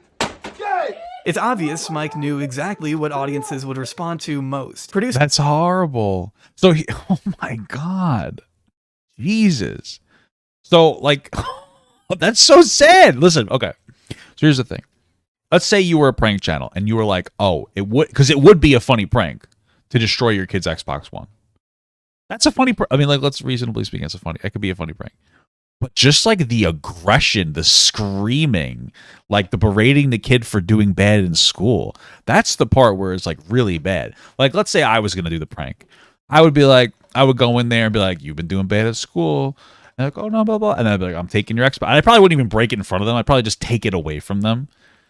And then maybe, I don't know. If I was going to break it, maybe I would like throw it out a window or something. Not something super aggressive that like normalizes massively aggressive shit. And then almost immediately after, I'm like, I'm just kidding. I got you like a new Xbox One or something. Either way, I don't think you should really be breaking the Xbox though. Maybe I would pretend to take it away. But that's fucking hard. That was insane, bro. That was crazy. Maybe I fart on it. Maybe I would just grab it and fart on the Xbox, Or maybe I would just do farting on my kid prank. And that was a nice one. Sorry, guys. I'm trying not to burp as much. And then I would fart on my kid and then make them cry. It probably would make them cry because my farts smell like fucking shit. And plus, I'm getting older now, and sometimes when I fart, like, sometimes an accident, sometimes you get a little spritz. Sometimes a little cologne comes out. You know what I'm saying? Videos ranging from innocent exploding you can't drag these fucking pranks on. Yeah, that's when it just becomes fucking abuse, bro. To Jake beats up Ryan, or any given combination of violent buzzwords and scenarios that would give the channel more attention. But it wasn't necessarily the clickbait on its own that gave DaddyOFive their reputation. Instead, it was really what you saw once you clicked. Yeah. You got a problem with that, Ryan? That one wasn't too bad. It was scary though. That scared me a little bit. You got a problem with that, Ryan? You got a problem with that, Ryan? Living in the Martin. Okay, that kid, I don't know what's going on in that video, but that kid looks like super upset. Like, is he screaming at his kid until he stops? Like, what the fuck? Or until he like has this reaction, like that's like way too long. Like you're gonna have like a lasting impact. That's fucking crazy. Household was a hell I can only begin to imagine. Knowing your cloud-obsessed father was hanging around the corner just waiting for the next opportunity to strike and capture your reaction on camera for an epic YouTube video is something you or I will luckily never have to experience. I guess I never really thought about that. These kids probably like were in constant fear that like something was gonna happen. Like, and like it's so insane what's happening. It's like crazy. They're probably fucking legitimately like just every day getting beaten down by their fucking parent, harassing and abusing the shit out of them. That's fucking horrible. Whether it was dumping water on his kids' heads as they came home from school. That one's kind of funny by itself. Waking them up with a megaphone. But it just seems like they're so exhausted by constantly like they're at boot camp. Jake, it's time to wake up! Or letting your kid ambush your other kid by pouring spoiled milk into the tub while he showered. See, like the spoiled milk one's not so bad. That one's like a little silly. That fucking waking him up like a drill sergeant, though, I feel like a lot. Jesus Christ. By themselves, they're not so bad, but like collective, it's like, Jesus, fuck. For these kids, here's my thing. Okay, I'm not pausing a lot, but if I was pranking my kid a little bit, and they started to get like legitimately upset in a long-term capacity where they're developing some sort of like fucking acute PTSD, I would be like, I gotta stop. You know what I mean? I think that's the problem, is that they never acknowledged and stopped. Life seemed to be almost impossibly out of reach. Any peaceful moment to themselves was disrupted by a camera. Mike looking to cause trouble any way he could, yelling curses every other word, even instigating fights between his own children for the sake of more clickbait. But this is what the DaddyOFive channel consisted of. In between Mike giving half-assed words of wisdom or something. Decided to give everybody a little message. Okay, what's that? A little bit of words of encouragement. Okay, what's that? Right now, when you feel like shit, Yeah. And you feel like you just can't go on no more. If you feel like she can't go on no more, bully people weaker than you, and it'll make you feel better. That's what I'm assuming he's gonna say, because that's what he was doing to his children. Just dead tired. Right now is when it matters the most. Oh well, he didn't. This say moment that, right now. I guess I was wrong. This is what separates the losers from the winners. See, in addition to being an unhinged maniac of a parent, Put it down! Mike was also a raging narcissist, always keeping himself at the forefront of the chaos, taking great pride in every My wife does like to smell my farts, yeah. milestone their And my channel armpits. hit. Sorry, I mean his channel. Oh my god, I feel like if I get up and go take a shower, I might miss it if I hit 100,000. While Mike emphasized his children and his It's like a small detail, but like I feel like by itself I would have normally been like, maybe you're overacting, but this guy's a scumbag. That's a problem too. It's not even like their channel. It's like, yeah, we might hit 100,000. It's like I might hit 100,000. Like, bro, like it's not even like showing a mutual ownership of the channel and giving your kids like the understanding that they're part of this fucking collective thing building together. Content, he was the one who reaped all the rewards, adamant about reaching 1 million subscribers and saving up enough ad revenue to one day purchase his dream car. And he didn't care how many tears were shed in the meantime. I'm personally, my car. Listen, I've never been a car guy. My dream car though, I really want like a 2024, like fucking electric vehicle, Dodge Challenger. Those things look fucking wicked. I saw so much, but like I'm not. You know, hopefully we get there. But you know, if I'm more interested in creating like a nice little nest egg for my kids, like college and stuff. I am getting a fucking car. I mean, Jesus Christ. Time to get there. It didn't take an astute observer to look at one video and notice a key difference in DaddyOFive's content compared to the rest of YouTube's most popular pranksters. These videos were not fake. You gonna get violent? Really? Leave me alone. That's why you're going. Well, in his defense, kids are bad actors, so you kind of have to. You can't just pretend to abuse them. You have to actually abuse them if you want to make that your content. Okay. You're going. You are going. I'm not going anywhere. The more these so-called pranks continued, the more hostile the environment became. Harry Potter. While every child in the Martin family was exposed to vile treatment, some had it even worse than others. Namely, Mike's... Yeah, it seems like the older kids were like treated, I guess, back of lack of a better term, better, which made it even worse too. Because let's say you were... This guy seems like generally abusive, but let's say you only bullied your kid for content, but you're teaching some of your kids to bully the other kids for content. That's going to be picked up, and they're just going to start bullying that kid in general the entire time. And it no longer becomes content, but it becomes a way of life for the children or that child to be picked on. And a younger kid already is the one that's going to bear the harassment because he's younger. And that's most likely what happens here. Biological kids, Cody and Emma. Among the youngest in the family, Cody and Emma found themselves being picked on the most, not only by their siblings, but by their parents too, as a good portion of their titles included Cody's name in some disgusting way. Jake crushes Cody. Dad burns Cody's Pokemon cards. Cody ruined family night. Cody ruins a giant family surprise. I'm sending Cody to milk. Everybody, imagine too, like people, like his audience, especially when you're at that sweet spot where you're getting bigger and you're becoming a larger content creator. But you haven't quite exploded yet, so you're getting all positive feedback from all your fans because you haven't like poured over into other spheres for them to like be like, what the fuck's going on here? And it's probably like so many people are like, yeah, fuck Cody. Cody's an asshole. Fuck that kid. And Cody goes online and reads those comments, and like Cody has significant mental health issues now because not only is he being bullied by his fucking family, but he's also getting horrible negative feedback that's affirming the family in what they're doing. And it probably feels like to this kid, like what is he, like everything probably feels like it's going to collapse in on him. Military school and using Cody for target practice is only a fraction of the examples I found, not including the Poop series. Over time, Cody became hated among the channel's fan base, seen as the problem child to gullible audiences because that was the narrative Mike and Heather seemed to put forward. Even in tweets that had nothing to do with Cody at all, the replies would still be filled with people encouraging Mike to punish Cody further, telling him that he should make Cody write more sentences or that he should hit him harder. As heartbreaking as it may be to admit, it was genuinely what some people were tuning in to see, and the Martin parents had no problem giving them just that. Shouldn't be doing. What is all this? What the heck is all this? What is it? Let me guess. You think I did this? Cody, get the Clorox wipes. But what is this? Cody, get the Clorox wipes. What are Clorox wipes? The disinfectant Clorox wipes. Go get them. It's clear from the time that... Wait, what was the prank there? Was the prank that they're going to make a mess and make their kid believe he did it? I've been there. Like, I used to have these friends, and like, what they would do is they would do some like dumbass shit, where they would be like disruptive, or they would like destroy like one time they would put like Barbie dolls in like the fucking oven at their own house, and then like when the mom came home, they would blame me for it, because like the mom wouldn't punish me, obviously, like at least not nearly to the same degree. Well, they couldn't really punish me that much. And like then you get like I've developed like a guilty personality in some ways because of that. Like it's like, because you feel like you're getting blamed for things you didn't do wrong, and it's like fucked up. I feel bad for that kid. I truly wonder, did they ever be like, I'm just kidding, Cody, like we know you didn't do that, we're just making a video? I feel like they never did. I feel like they just bullied the fuck out of their kid and never gave him affirmation after the content was over.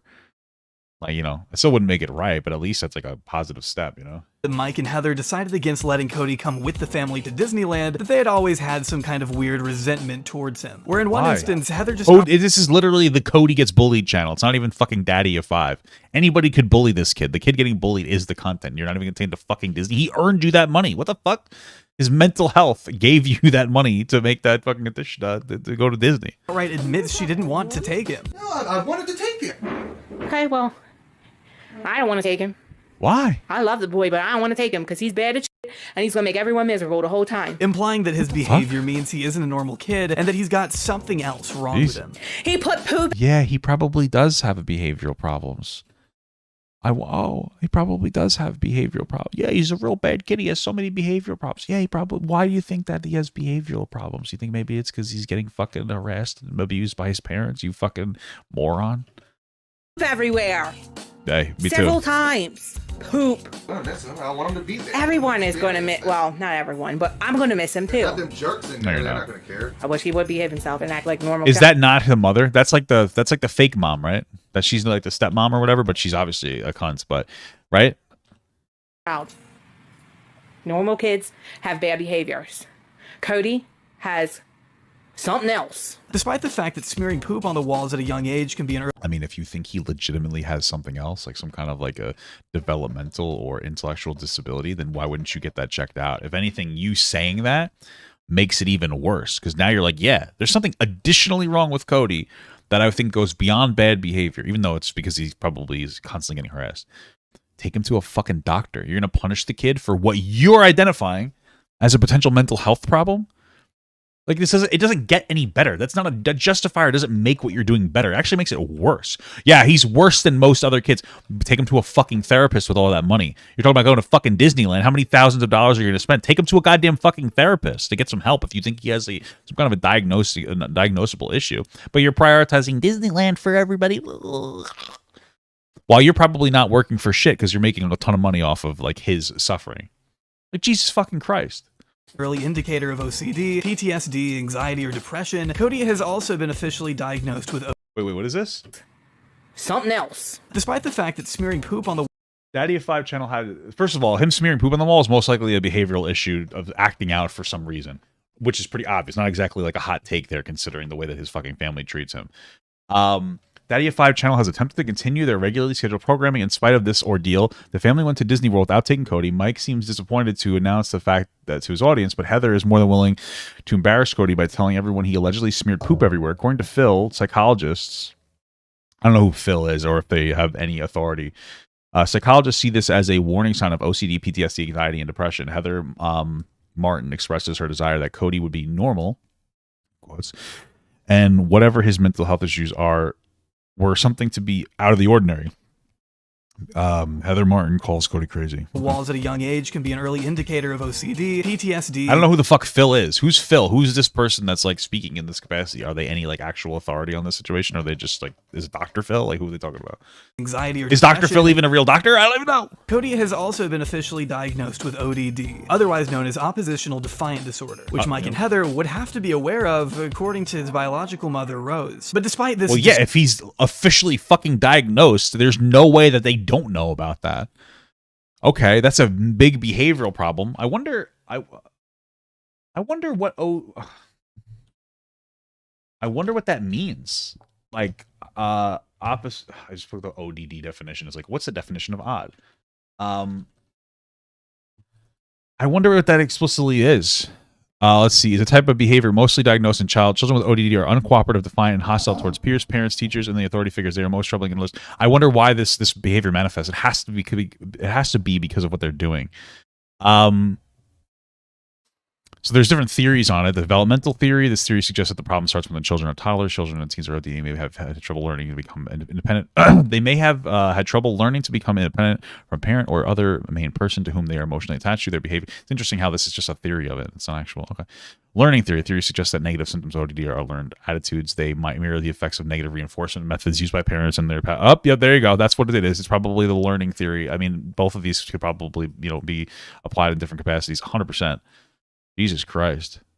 Mood or anxiety disorders. Jesus Christ. Wow. Dude, what a fucking scum fucking piece of shit.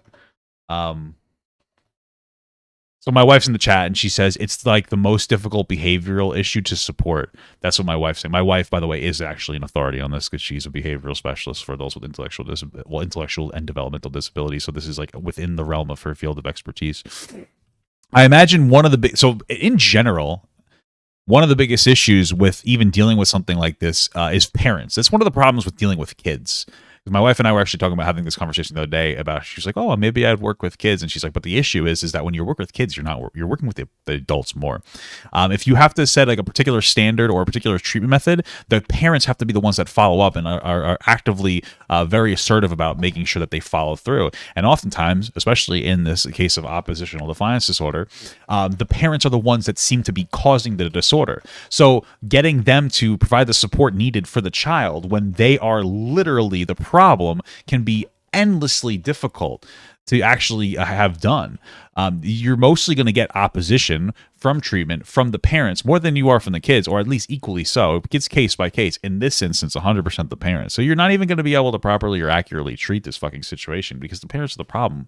It's so fucked up. This kid is completely fucked. And because the kids it's thank God they got their kids taken away from them.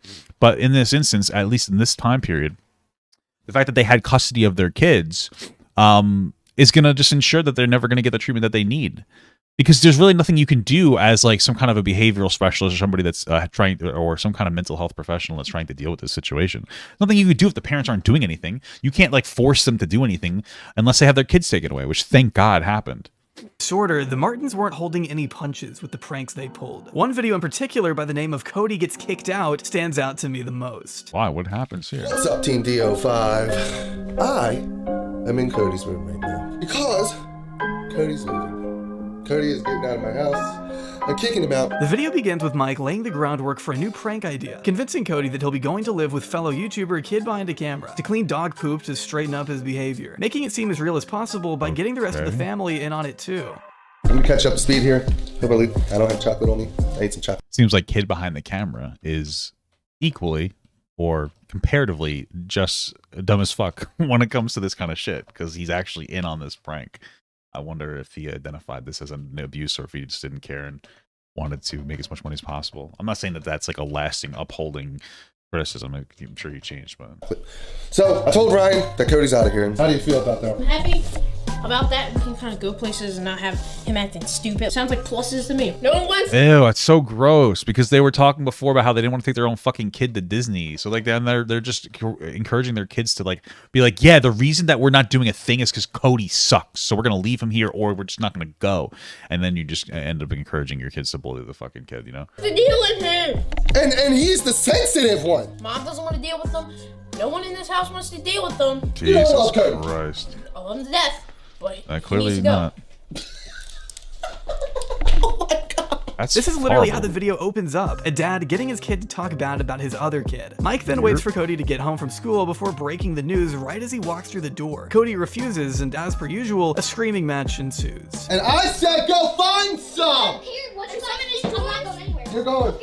When did you become the boss? Once Mike and Heather become more adamant that he will be moving out of the house, Cody retreats upstairs in search of a hiding place before accusing his parents of not loving him. And in his position, who can blame him? It's not your love. I just want to be clear. They don't love him. They pretend, they say that. They know what to say. They don't love him. You would never treat somebody like this if you loved them. It's like a toxic girlfriend. Like, I love you, but then treating you like abysmal dog shit, or a toxic boyfriend. Because they don't love you. They say that they love you, but they really love their ability to raise their self-esteem by lowering yours, because that's what bullying is. Bullying is just like it's basically just absorbing somebody else's self-esteem. That's why, I know that we all love to, jerk off like all the movies that are like, yeah, those bullies, they're actually just going to end up worse off for being bullied. Karma will get them. No, it won't. Statistically speaking, bullies tend to outperform the people who are bullied, because it will just like desecrate or massacre somebody's self-esteem. And that's all this is. It's just like removing someone else, your own child's self-esteem. You're literally removing your own child's self-esteem. Make yourself feel better and to get money. I mean, it's fucked up. I do. I don't. Gotta get you help. If you love me, you wouldn't leave me. You got serious problems. I'm not leaving you. In a dispute that seems to last the rest of the evening, Mike and Heather help pack his things before meeting him at the bottom of the stairs, where Cody begins throwing clothes at his dad. Makes sense. No! At that point, Mike is forced to reveal the truth. As anyone could expect, I mean, would this be the reason they diagnose him with oppositional defiance disorder? Because this doesn't even seem like it would, like, he's not really defying anything. He is, but he's not defying like usually I think ODD is like opposing reasonable standards. This is opposing an unreasonable standard. So I wonder if he even got like potentially falsely diagnosed. You know what I mean? Like, I wonder if that makes sense to you guys. I don't know if I'm expressing myself very well. Cody doesn't take the news well. It's just a prank. Just a prank, bro. Stop it! Just a prank for like 5 hours, yo. Just a prank. Just a prank, really? Yes. God, it's just a prank. That's messed up. His family had just lied to him, making him think his life was about to change overnight. Yeah, Not the first time he'd lied to Cody, considering I like this line though. This is like very revealing to me if you listen to this. Yes. It's just a prank. Just a prank, bro. Stop it! Just a prank. Just a prank, really? Yes.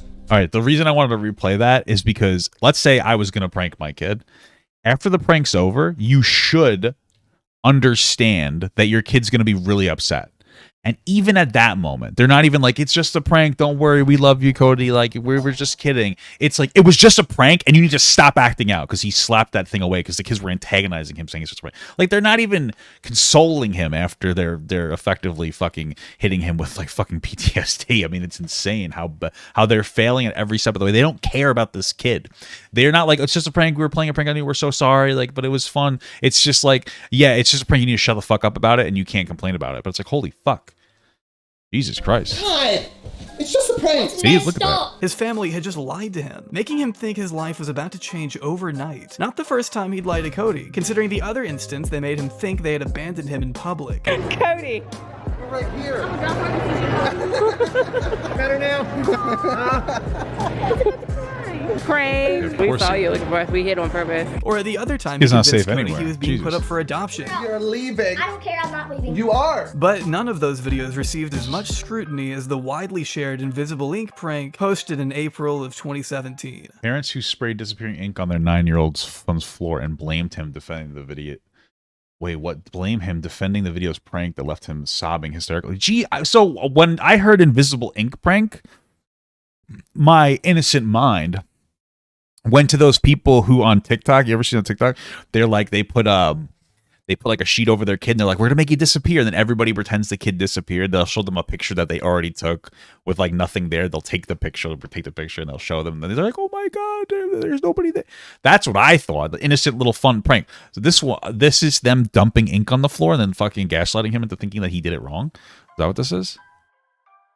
This is fucked. Hey guys. So, I got a prank for Cody. I bought this here. You know, if you hate your kid and you're pranking him, it sounds like you're just trying to abuse him while using a prank as like a cover for it. Visible ink, and I'm going to squirt it all over his carpet and start flipping out. What a Because prank. remember before, guys, you've seen our videos, you know, he got ink all over our carpet and we actually had to pay someone to come clean it. Okay, and? So we're going to make him think that he did. So he made a mistake and got ink on the carpet. And so your solution to that is, and he probably got punished for doing that. So now we're going to punish him additionally by putting more ink on the carpet and then screaming at him. Wow, what a prank. Okay. Wow, incredible. That he did it again. Opening with Heather smearing some kind of ink all over the carpet, the so-called prank takes a dark shift when Cody enters the room and she and Mike proceed to berate him for making a mess, blaming the child for something we all know he didn't do. Making for such a difficult watch, I'm not sure how much footage I can even show here. Get your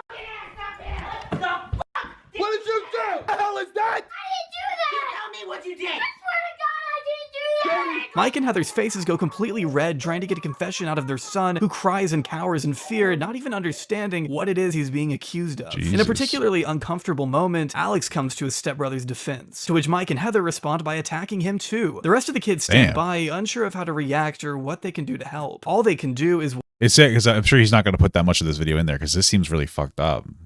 But watch damn. in horror as their parents viciously I want to see more, but like then like how much can you really show? Wear Cody down to a breaking point. And like they're even berating the people coming to his defense too, which is going to decentivize them from defending him in the future. Before finally revealing it all to be a big wacky prank. Invisible ink, it dries and comes out. It's already drying up! They try to play it off as a joke in the outro of the video, but it's too late. Within days, the video made the rounds on YouTube, being rightfully chastised for— Well, it was a joke.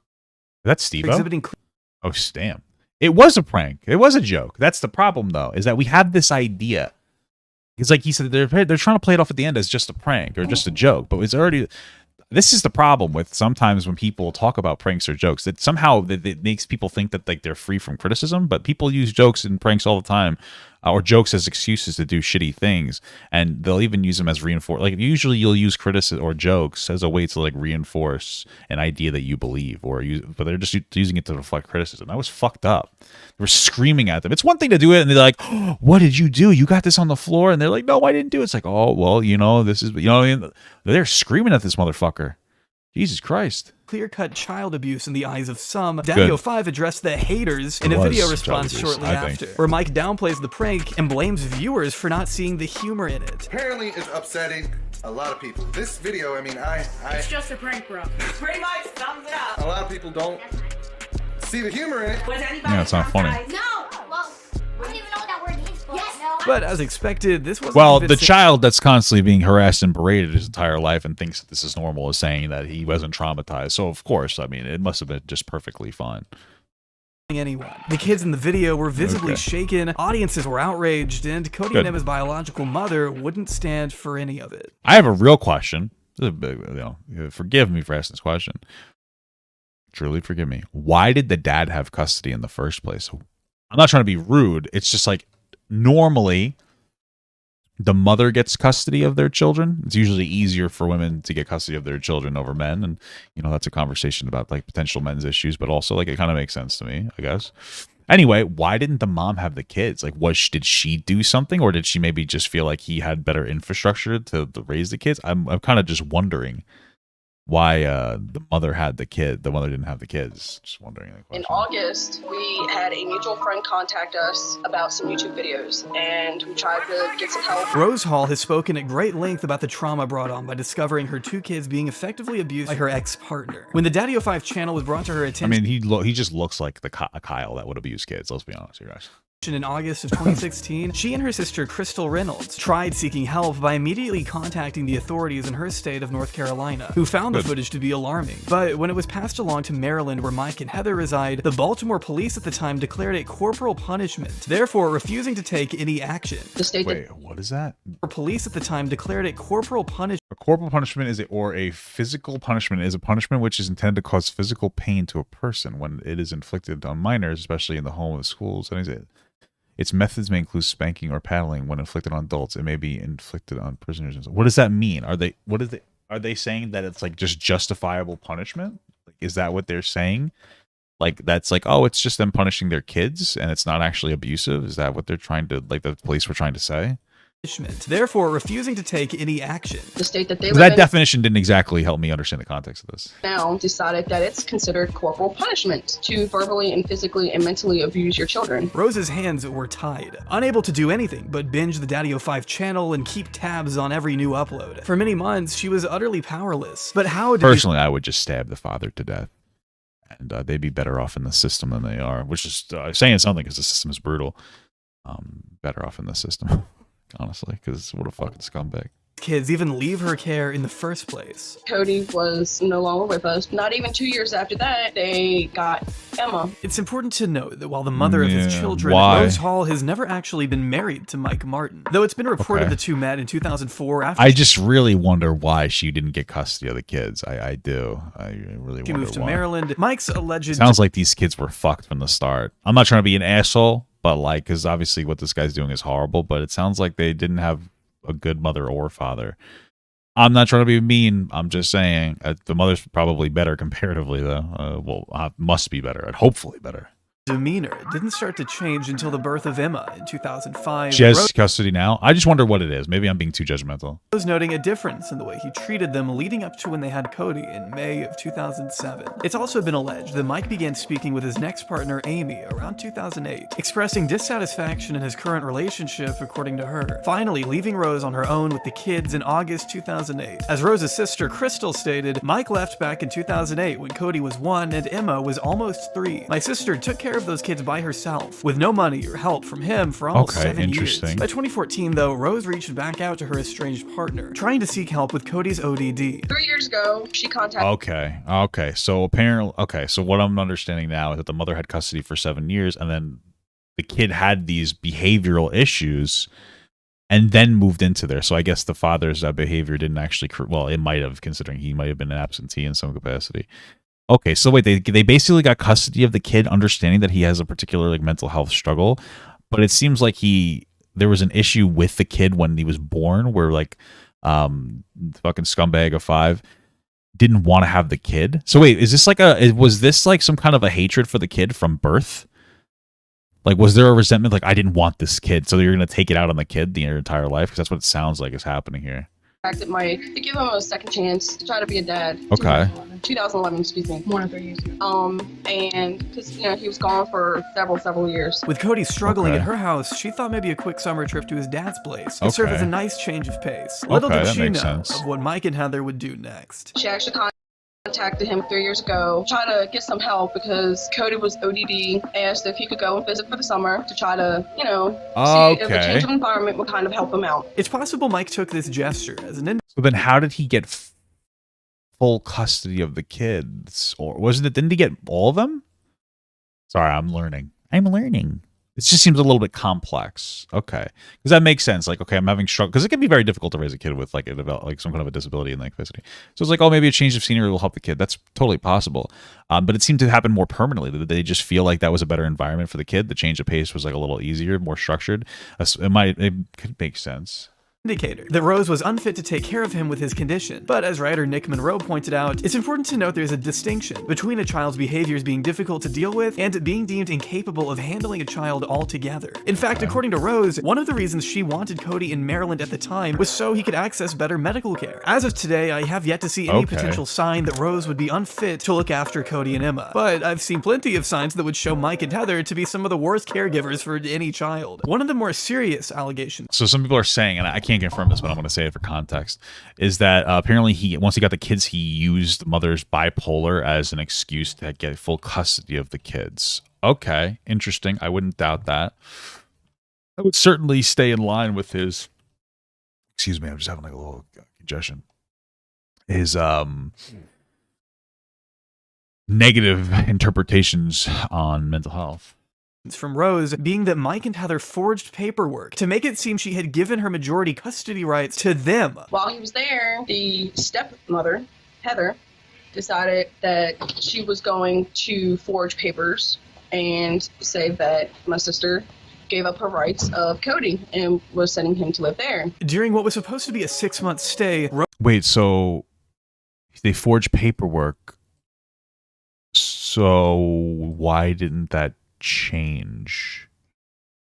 Like, so if somebody forged paperwork for me, like let's say I was going to give my kid to somebody else, like whatever, let's say my wife and I weren't together and I didn't kill myself,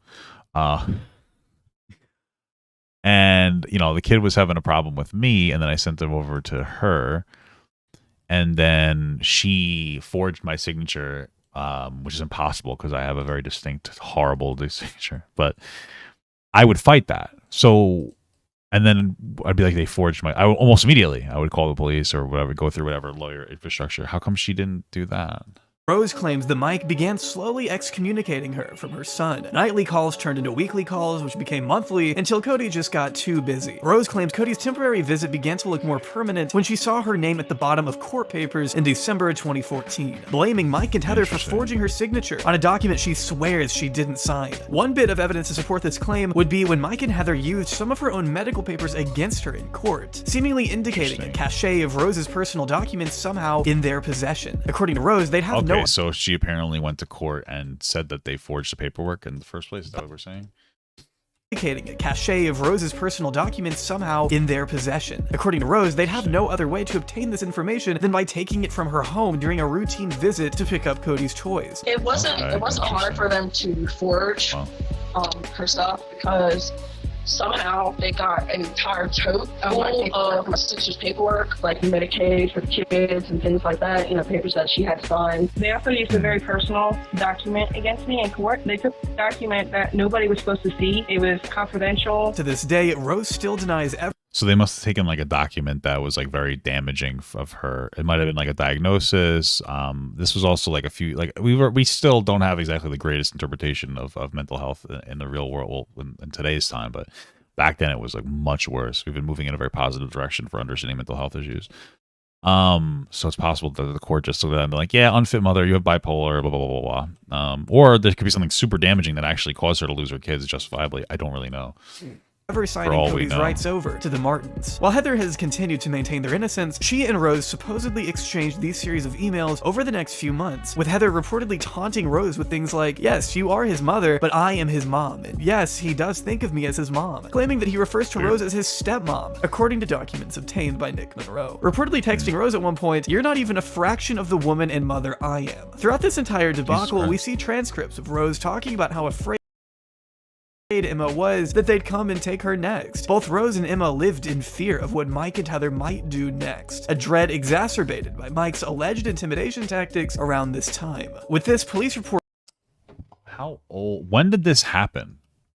Because I truly wonder if when those kids grow up, if they're going to step forward and be like, hey, this was the dynamic with my mother, this was the dynamic with my father, and like some kind of expose. I would be curious to see what they actually like think and feel genuinely without any type of potential coercion from either of the parents about like what has happened, which will only really happen once they're completely free of both of them. Because it sounds like possibly maybe Rose is just like this big victim here, but it sounds like there's something going on with both of the parents, and honestly in this scenario. Filed by Rose at the time to indicate so. The two guys live in Washington, North Carolina. I was working at the Walmart over there before they took my daughter from me, and they would follow me home. One tried to run me off the road, and there's, I reported it to the police. I have police statements where Mike was harassing me. Him and Heather thought it was funny to drive by my house a couple times before I moved out to intimidate me and scare me, which it worked. And they ended up taking her and got what they wanted. In November 2015... Well, that is true, and they basically like threatened her life constantly. I can see why she would give in. Maybe she's not as... I'm not trying to assert that she's like a bad, guilty person. I'm just trying to be, contextually accurate, or I'm just trying to be like as reasonable as possible. But if they were really like this fucking crazy, then like, yeah, that would make sense why she would submit more in general. Mike and Heather had Emma staying at their house for Thanksgiving. Rose alleges they snuck her back down to North Carolina and coerced her to lie about her mother being abusive in front of a court, saying things like she didn't keep enough food around the house, she was punching holes in the wall and cutting herself, none of which was true, as Rose maintains. During much of this process, though, Rose was forced to represent herself in court, as she claims the Martins had called ahead and spoken to countless lawyers in the area about the situation, making sure that none of them could be hired by Rose, as them speaking with the other party made for a, quote, conflict of interest. Wow. That's fucked, if that's true. I think I have a limited understanding of this, but I'm pretty sure I've seen it before, is that like once you talk to a lawyer, I'm pretty sure, what he's saying is that it becomes a conflict. So if I go and talk to a lawyer, like a divorce lawyer, and I decide not to use them, my wife can't even talk to them because it would be considered a conflict of interest. So she can't even use them. So what they're saying is that they went there and they talked. They got like a consultation room, every single lawyer in the area that would be available to her, just so that she wouldn't be able to like find a lawyer that could actually represent her, especially since she probably didn't have a whole lot of money. So she would have needed to use somebody local. That's really fucked up. If that's true, that is fucked. That's insane. These people are, if this is all true, these people are fucking psychopaths, because a lot of this allegations, but I mean, considering how much of a scum, worthless piece of shit he is, I wouldn't doubt it. But that's fucking unhinged behavior. Jesus fucking Christ. I tried to represent myself because I couldn't afford a lawyer, and when I did afford a lawyer, Mike and Heather kept saying it was a conflict of interest to the judge, so the judge made me get rid of my lawyer. They told us in court that Mike and Heather had spoke to the lawyer. They got a whole bunch of names, made me get rid of my lawyer. They told us in court that Mike and Heather... I don't know 100% how the legal system works, though, but they don't have public defenders that she could get, or is that only when you commit a crime that you get like access to a public defender? When it's like a criminal case instead of like whatever this would be considered. I just don't really know how it works. Yeah. Had spoke to the lawyer. They got a whole bunch of names of different lawyers in the town, and they called every single one. They called every single one and told them about what was going on. And when I called to talk to that lawyer, they said they couldn't. It was a conflict of interest that they already talked to the other party. They wouldn't even hear any of my evidence. They took Emma away without doing a proper investigation. In the end, the judges sided against her, and on December 1st, 2015, Emma was removed from Rose's home by police force, giving Mike and Heather custody that Thanksgiving break. In the span of under 2 years, Rose contends that Mike and Heather manipulated their way into obtaining custody of Cody and Emma, leaving her defenseless by the time their videos showed up on her radar. She says they lost weight under the Martins' care, and that the numerous psychologists and psychiatrics she spoke to all described the contents of DaddyOFive's videos as nothing less than abusive. With nothing left to do, she resorted to a GoFundMe in an effort to get her kids back on April 18th, 2017, which happened to coincide with the channel receiving widespread backlash, not without the help of Philip DeFranco. Oh, is that Phil that we were referring to before? YouTube channel by the name of DaddyOFive. It's a mixture of a family channel and also a prank channel, although unlike a lot of the family prank channels, they also prank the kids. On the 17th of April, DeFranco took to his main channel with a goal of bringing awareness to the abuse happening over on DaddyOFive. He starts by summarizing the recent Invisible Ink prank that pushed them into the news to begin with, before getting into some of their other videos where the family gets physical, citing one instance of Mike throwing Cody into a bookshelf, giving him a bloody nose. A horrifying gets physical, citing one instance of Mike throwing Cody into a bookshelf, giving him a bloody nose. A horrifying image to normal people, but to Mike, this was all a big misunderstanding. DeFranco wasn't buying it. I'm assuming Mike is the one of the kids. Am I getting that right? I'm very bad with names. I'm sorry. I know Cody. I know Cody and Emma. They're the victims here. Jesus Christ. Although the father's defense is that it wasn't actually blood, it was red ink, and his nose isn't bleeding, but that's a scab, which even if I gave him the benefit of doubt, you still pushed your kid face first into a shot. Oh, wait, no, Mike is the actual guy? Mike is DaddyOFive? Throwing his kid into a fucking bookshelf? The only reason I assumed it was the fucking kid is because I watched like the clip, it was censored. It looked like a kid throwing another kid. Is Mike the name of the actual guy? What the fuck? Uploads to speaking about the situation as it continued to gain steam outside of YouTube, That's bringing more clips to light and Christ. putting more eyes on the situation, causing DaddyOFive to make an appearance on Drama Alert, where they describe Cody as an actor, before releasing yet another non-apology appearance on Drama, in which they admit to faking their videos for the sake of entertainment. I don't care anymore. Videos are fake. They're fake. Yeah, that's not true. They're over-exaggerated. Some videos are scripted. Some videos, I mean, they're just played out. They're the kids' ideas. We act them out. Hey, Dad, can you... The kid, there's no way that's acting. Hey, Dad, can you fucking emotionally berate me for 3 hours? Yeah, son, I could do it. It's going to hurt my feelings, though. Oh, it's okay, Dad. You're the victim. You're the victim. It must have been really hard for you to pretend to berate your child when they were begging you to do it for content, of course, because that's the dynamic that you're pushing right now.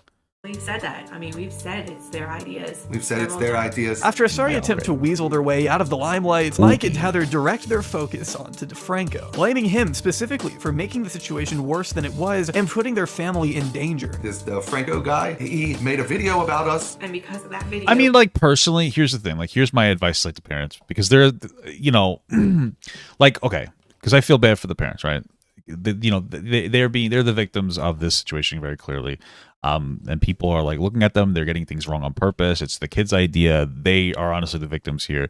There's something you could do to escape the criticism, and that is you can grab a sharp object, and you can use that to draw a line on your arm.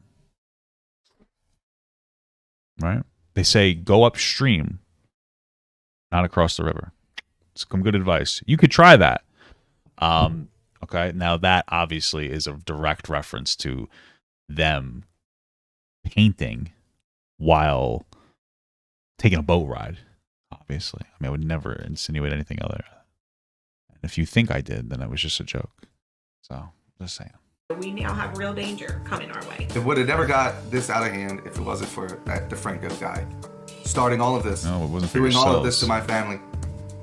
He's responsible for this. Yes, we did the videos. Yes, I own up to everything in the videos. No, you don't. You're saying it's your fake. Maybe I got. You're not owning up to anything. You're telling everybody that's your kid's fucking idea. You're being an asshole. A little carried away sometimes. Despite Heather's previous assertion that CPS had already investigated them once and found nothing, one CPS agent described the situation as, these videos the are kids are promoting bullying domestic us. violence. Even if the parents do it in the best of intention, you are teaching the rest of YouTube and your own children that causing violence and distress is That's fair. okay as long as it's a joke. The situation even reached their city council as of April 21st. One member by the name of Craig Rice confirmed that the appropriate authorities and agencies were aware of the situation and involved in a case. While the Martins may have intended to keep posting through the controversy, there was no ignoring things now. Within days, they took to YouTube again to publish what seemed at first like a more heartfelt update as to where the situation stood, removing all of their videos except this one. To which Wow, he put on his nicest little outfit there. Bro, he totally looks like the kid. Like, he looks like, bro, honestly, it looks like a fucking school shooter with this outfit on. Like, for real.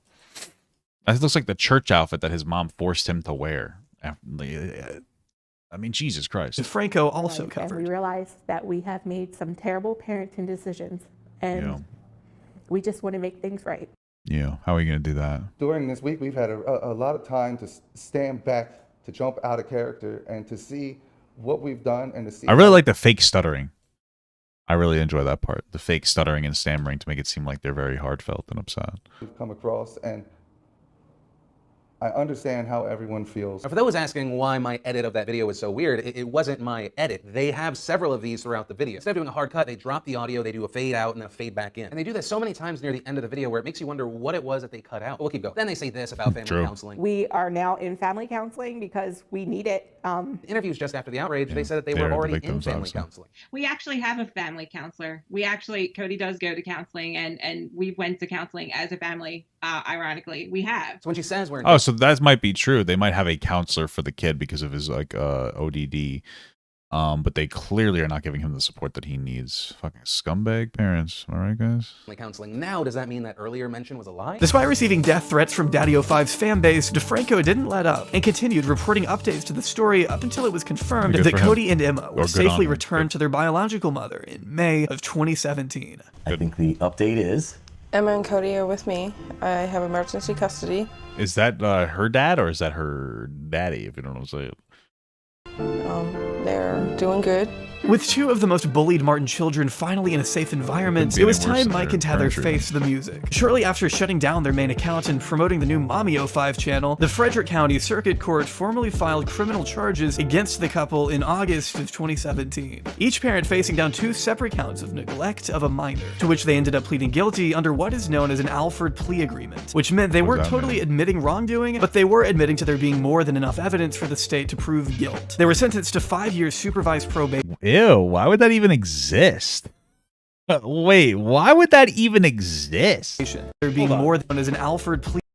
What? That's the dumbest thing I've ever heard. I want to define that because that's the stupidest fucking thing.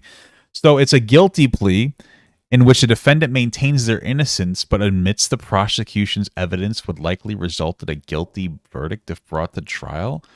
Why does that even exist? Explain the context where that would need to happen. Because what that's saying, what that sounds like to me is like, oh, you're literally saying that you are the victim of a conspiracy theory. How would you be in a situation where, like, I mean, maybe, I don't know. Maybe there's extenuating circumstances where, like, it seems like you're guilty, but you're not. But it seems like a weird. It seems like you're just saying that the court is dumb. I don't know. That's just saying that that's even an option to me. But okay, interesting. Isn't that the point of court though? Is to like suss out the evidence and figure out what is real and what is fake? Like, why would that plea even exist? I don't understand. Meant they weren't totally admitting wrongdoing, but they were admitting to there being more than enough evidence for the state to prove guilt. They were sentenced to 5 years supervised probation, and if they broke the rules of that probation, they'd be going to jail for 10 years. But in early 2019, it was reported by numerous outlets that a judge had seemingly lowered the couple's probation level and even allowed expungement, despite them supposedly breaking court order. Regardless, the Martins scrambled to continue entertaining their remaining fan base. Shockingly enough, a good handful of loyal DaddyOFive supporters still exist, keeping up with their numerous rebrands as the new FamilyOFive channel began posting new content behind a paywall on their own website. This came after YouTube opted to suspend their new channels multiple times, leading Mike to, at one point, pursue an entirely different career path as a SoundCloud rapper. Show me respect, keep my name out your mouth. You do not know unless you live in this house. I don't think I can make this up if I tried. But perhaps their biggest return came in the form of the remaining 3 boys taking to YouTube once more under the name The Martin Boys, initially uploading the occasional prank and vlog with neither of their parents in sight, before finally reintroducing— Wait, is Cody one of these kids? Looks like he's not. Came in the form of the remaining 3 boys taking to YouTube once more. Is that Cody? Does he just look very different? Or is that a different kid?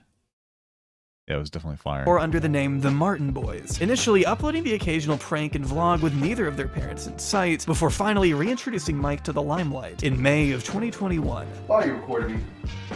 I'm recording you because the fans want you to come back to YouTube. I'm giving the fans what they want for my videos. Over time, the channel seamlessly began featuring more Mike content, until he finally took over the channel himself, becoming the new focal point with their latest upload being just 6 hours prior get banned? Why would they let him back? To me writing this. The name changing to the Martin family, as it would appear Mike intends to stay in front of the camera. Okay, so somebody here, I don't know if you have, like, why, like, I don't know if you're like an authority on the law, but somebody said about the, whatever, the fucking Alfred please for. It's supposed to be for small offenses where, like, some 20-year-old makes a mistake in the bar fight or whatever, so they don't have a record.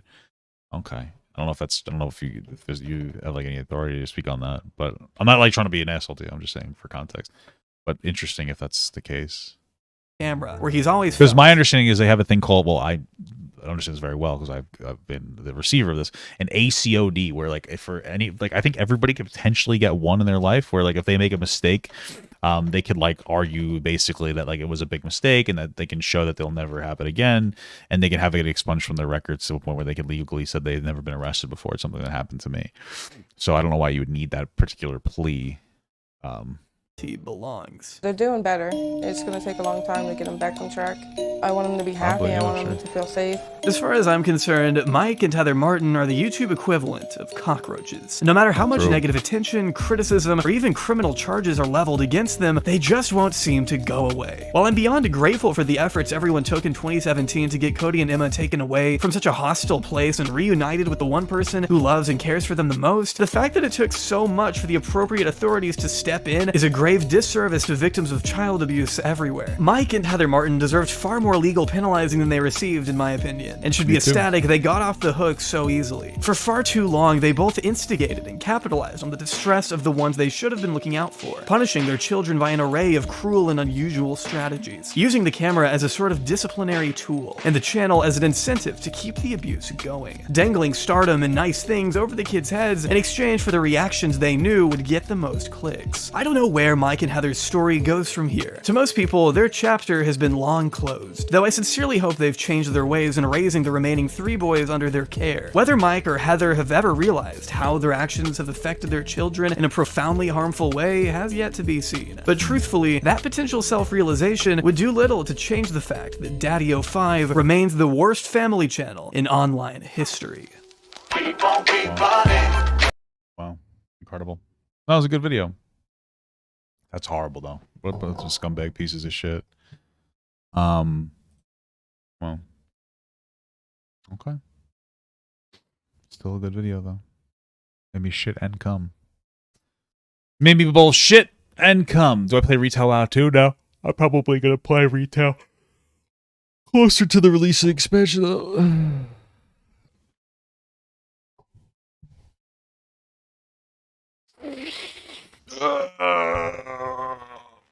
That's me stretching. Okay. Okay. Alrighty. I think that was a good stream. I had a lot of fun with you guys. We did lots of fun stuff. We kissed, we smooched. Now it's time to bang out. Everyone. So I appreciate you guys stopping by. Take care. Have a good one. Maybe I'll see you tomorrow. I love you. I'm gonna set the video to members only for temporarily, and I'll see you soon. Have a good one, everybody. Bye. Have a wonderful time. Thank you so much for watching, and a special shout out to all my Patreon patrons, my YouTube members, and my Twitch subs. If you'd like to learn how you can contribute even more than you already are by simply watching the video, you can check the links down below, which will unlock a special feature depending on the platform that you subscribe to, such as Patreon here that will get your name right here on this wall. Thank you so much, guys, again for watching, and have a good one. Mwah.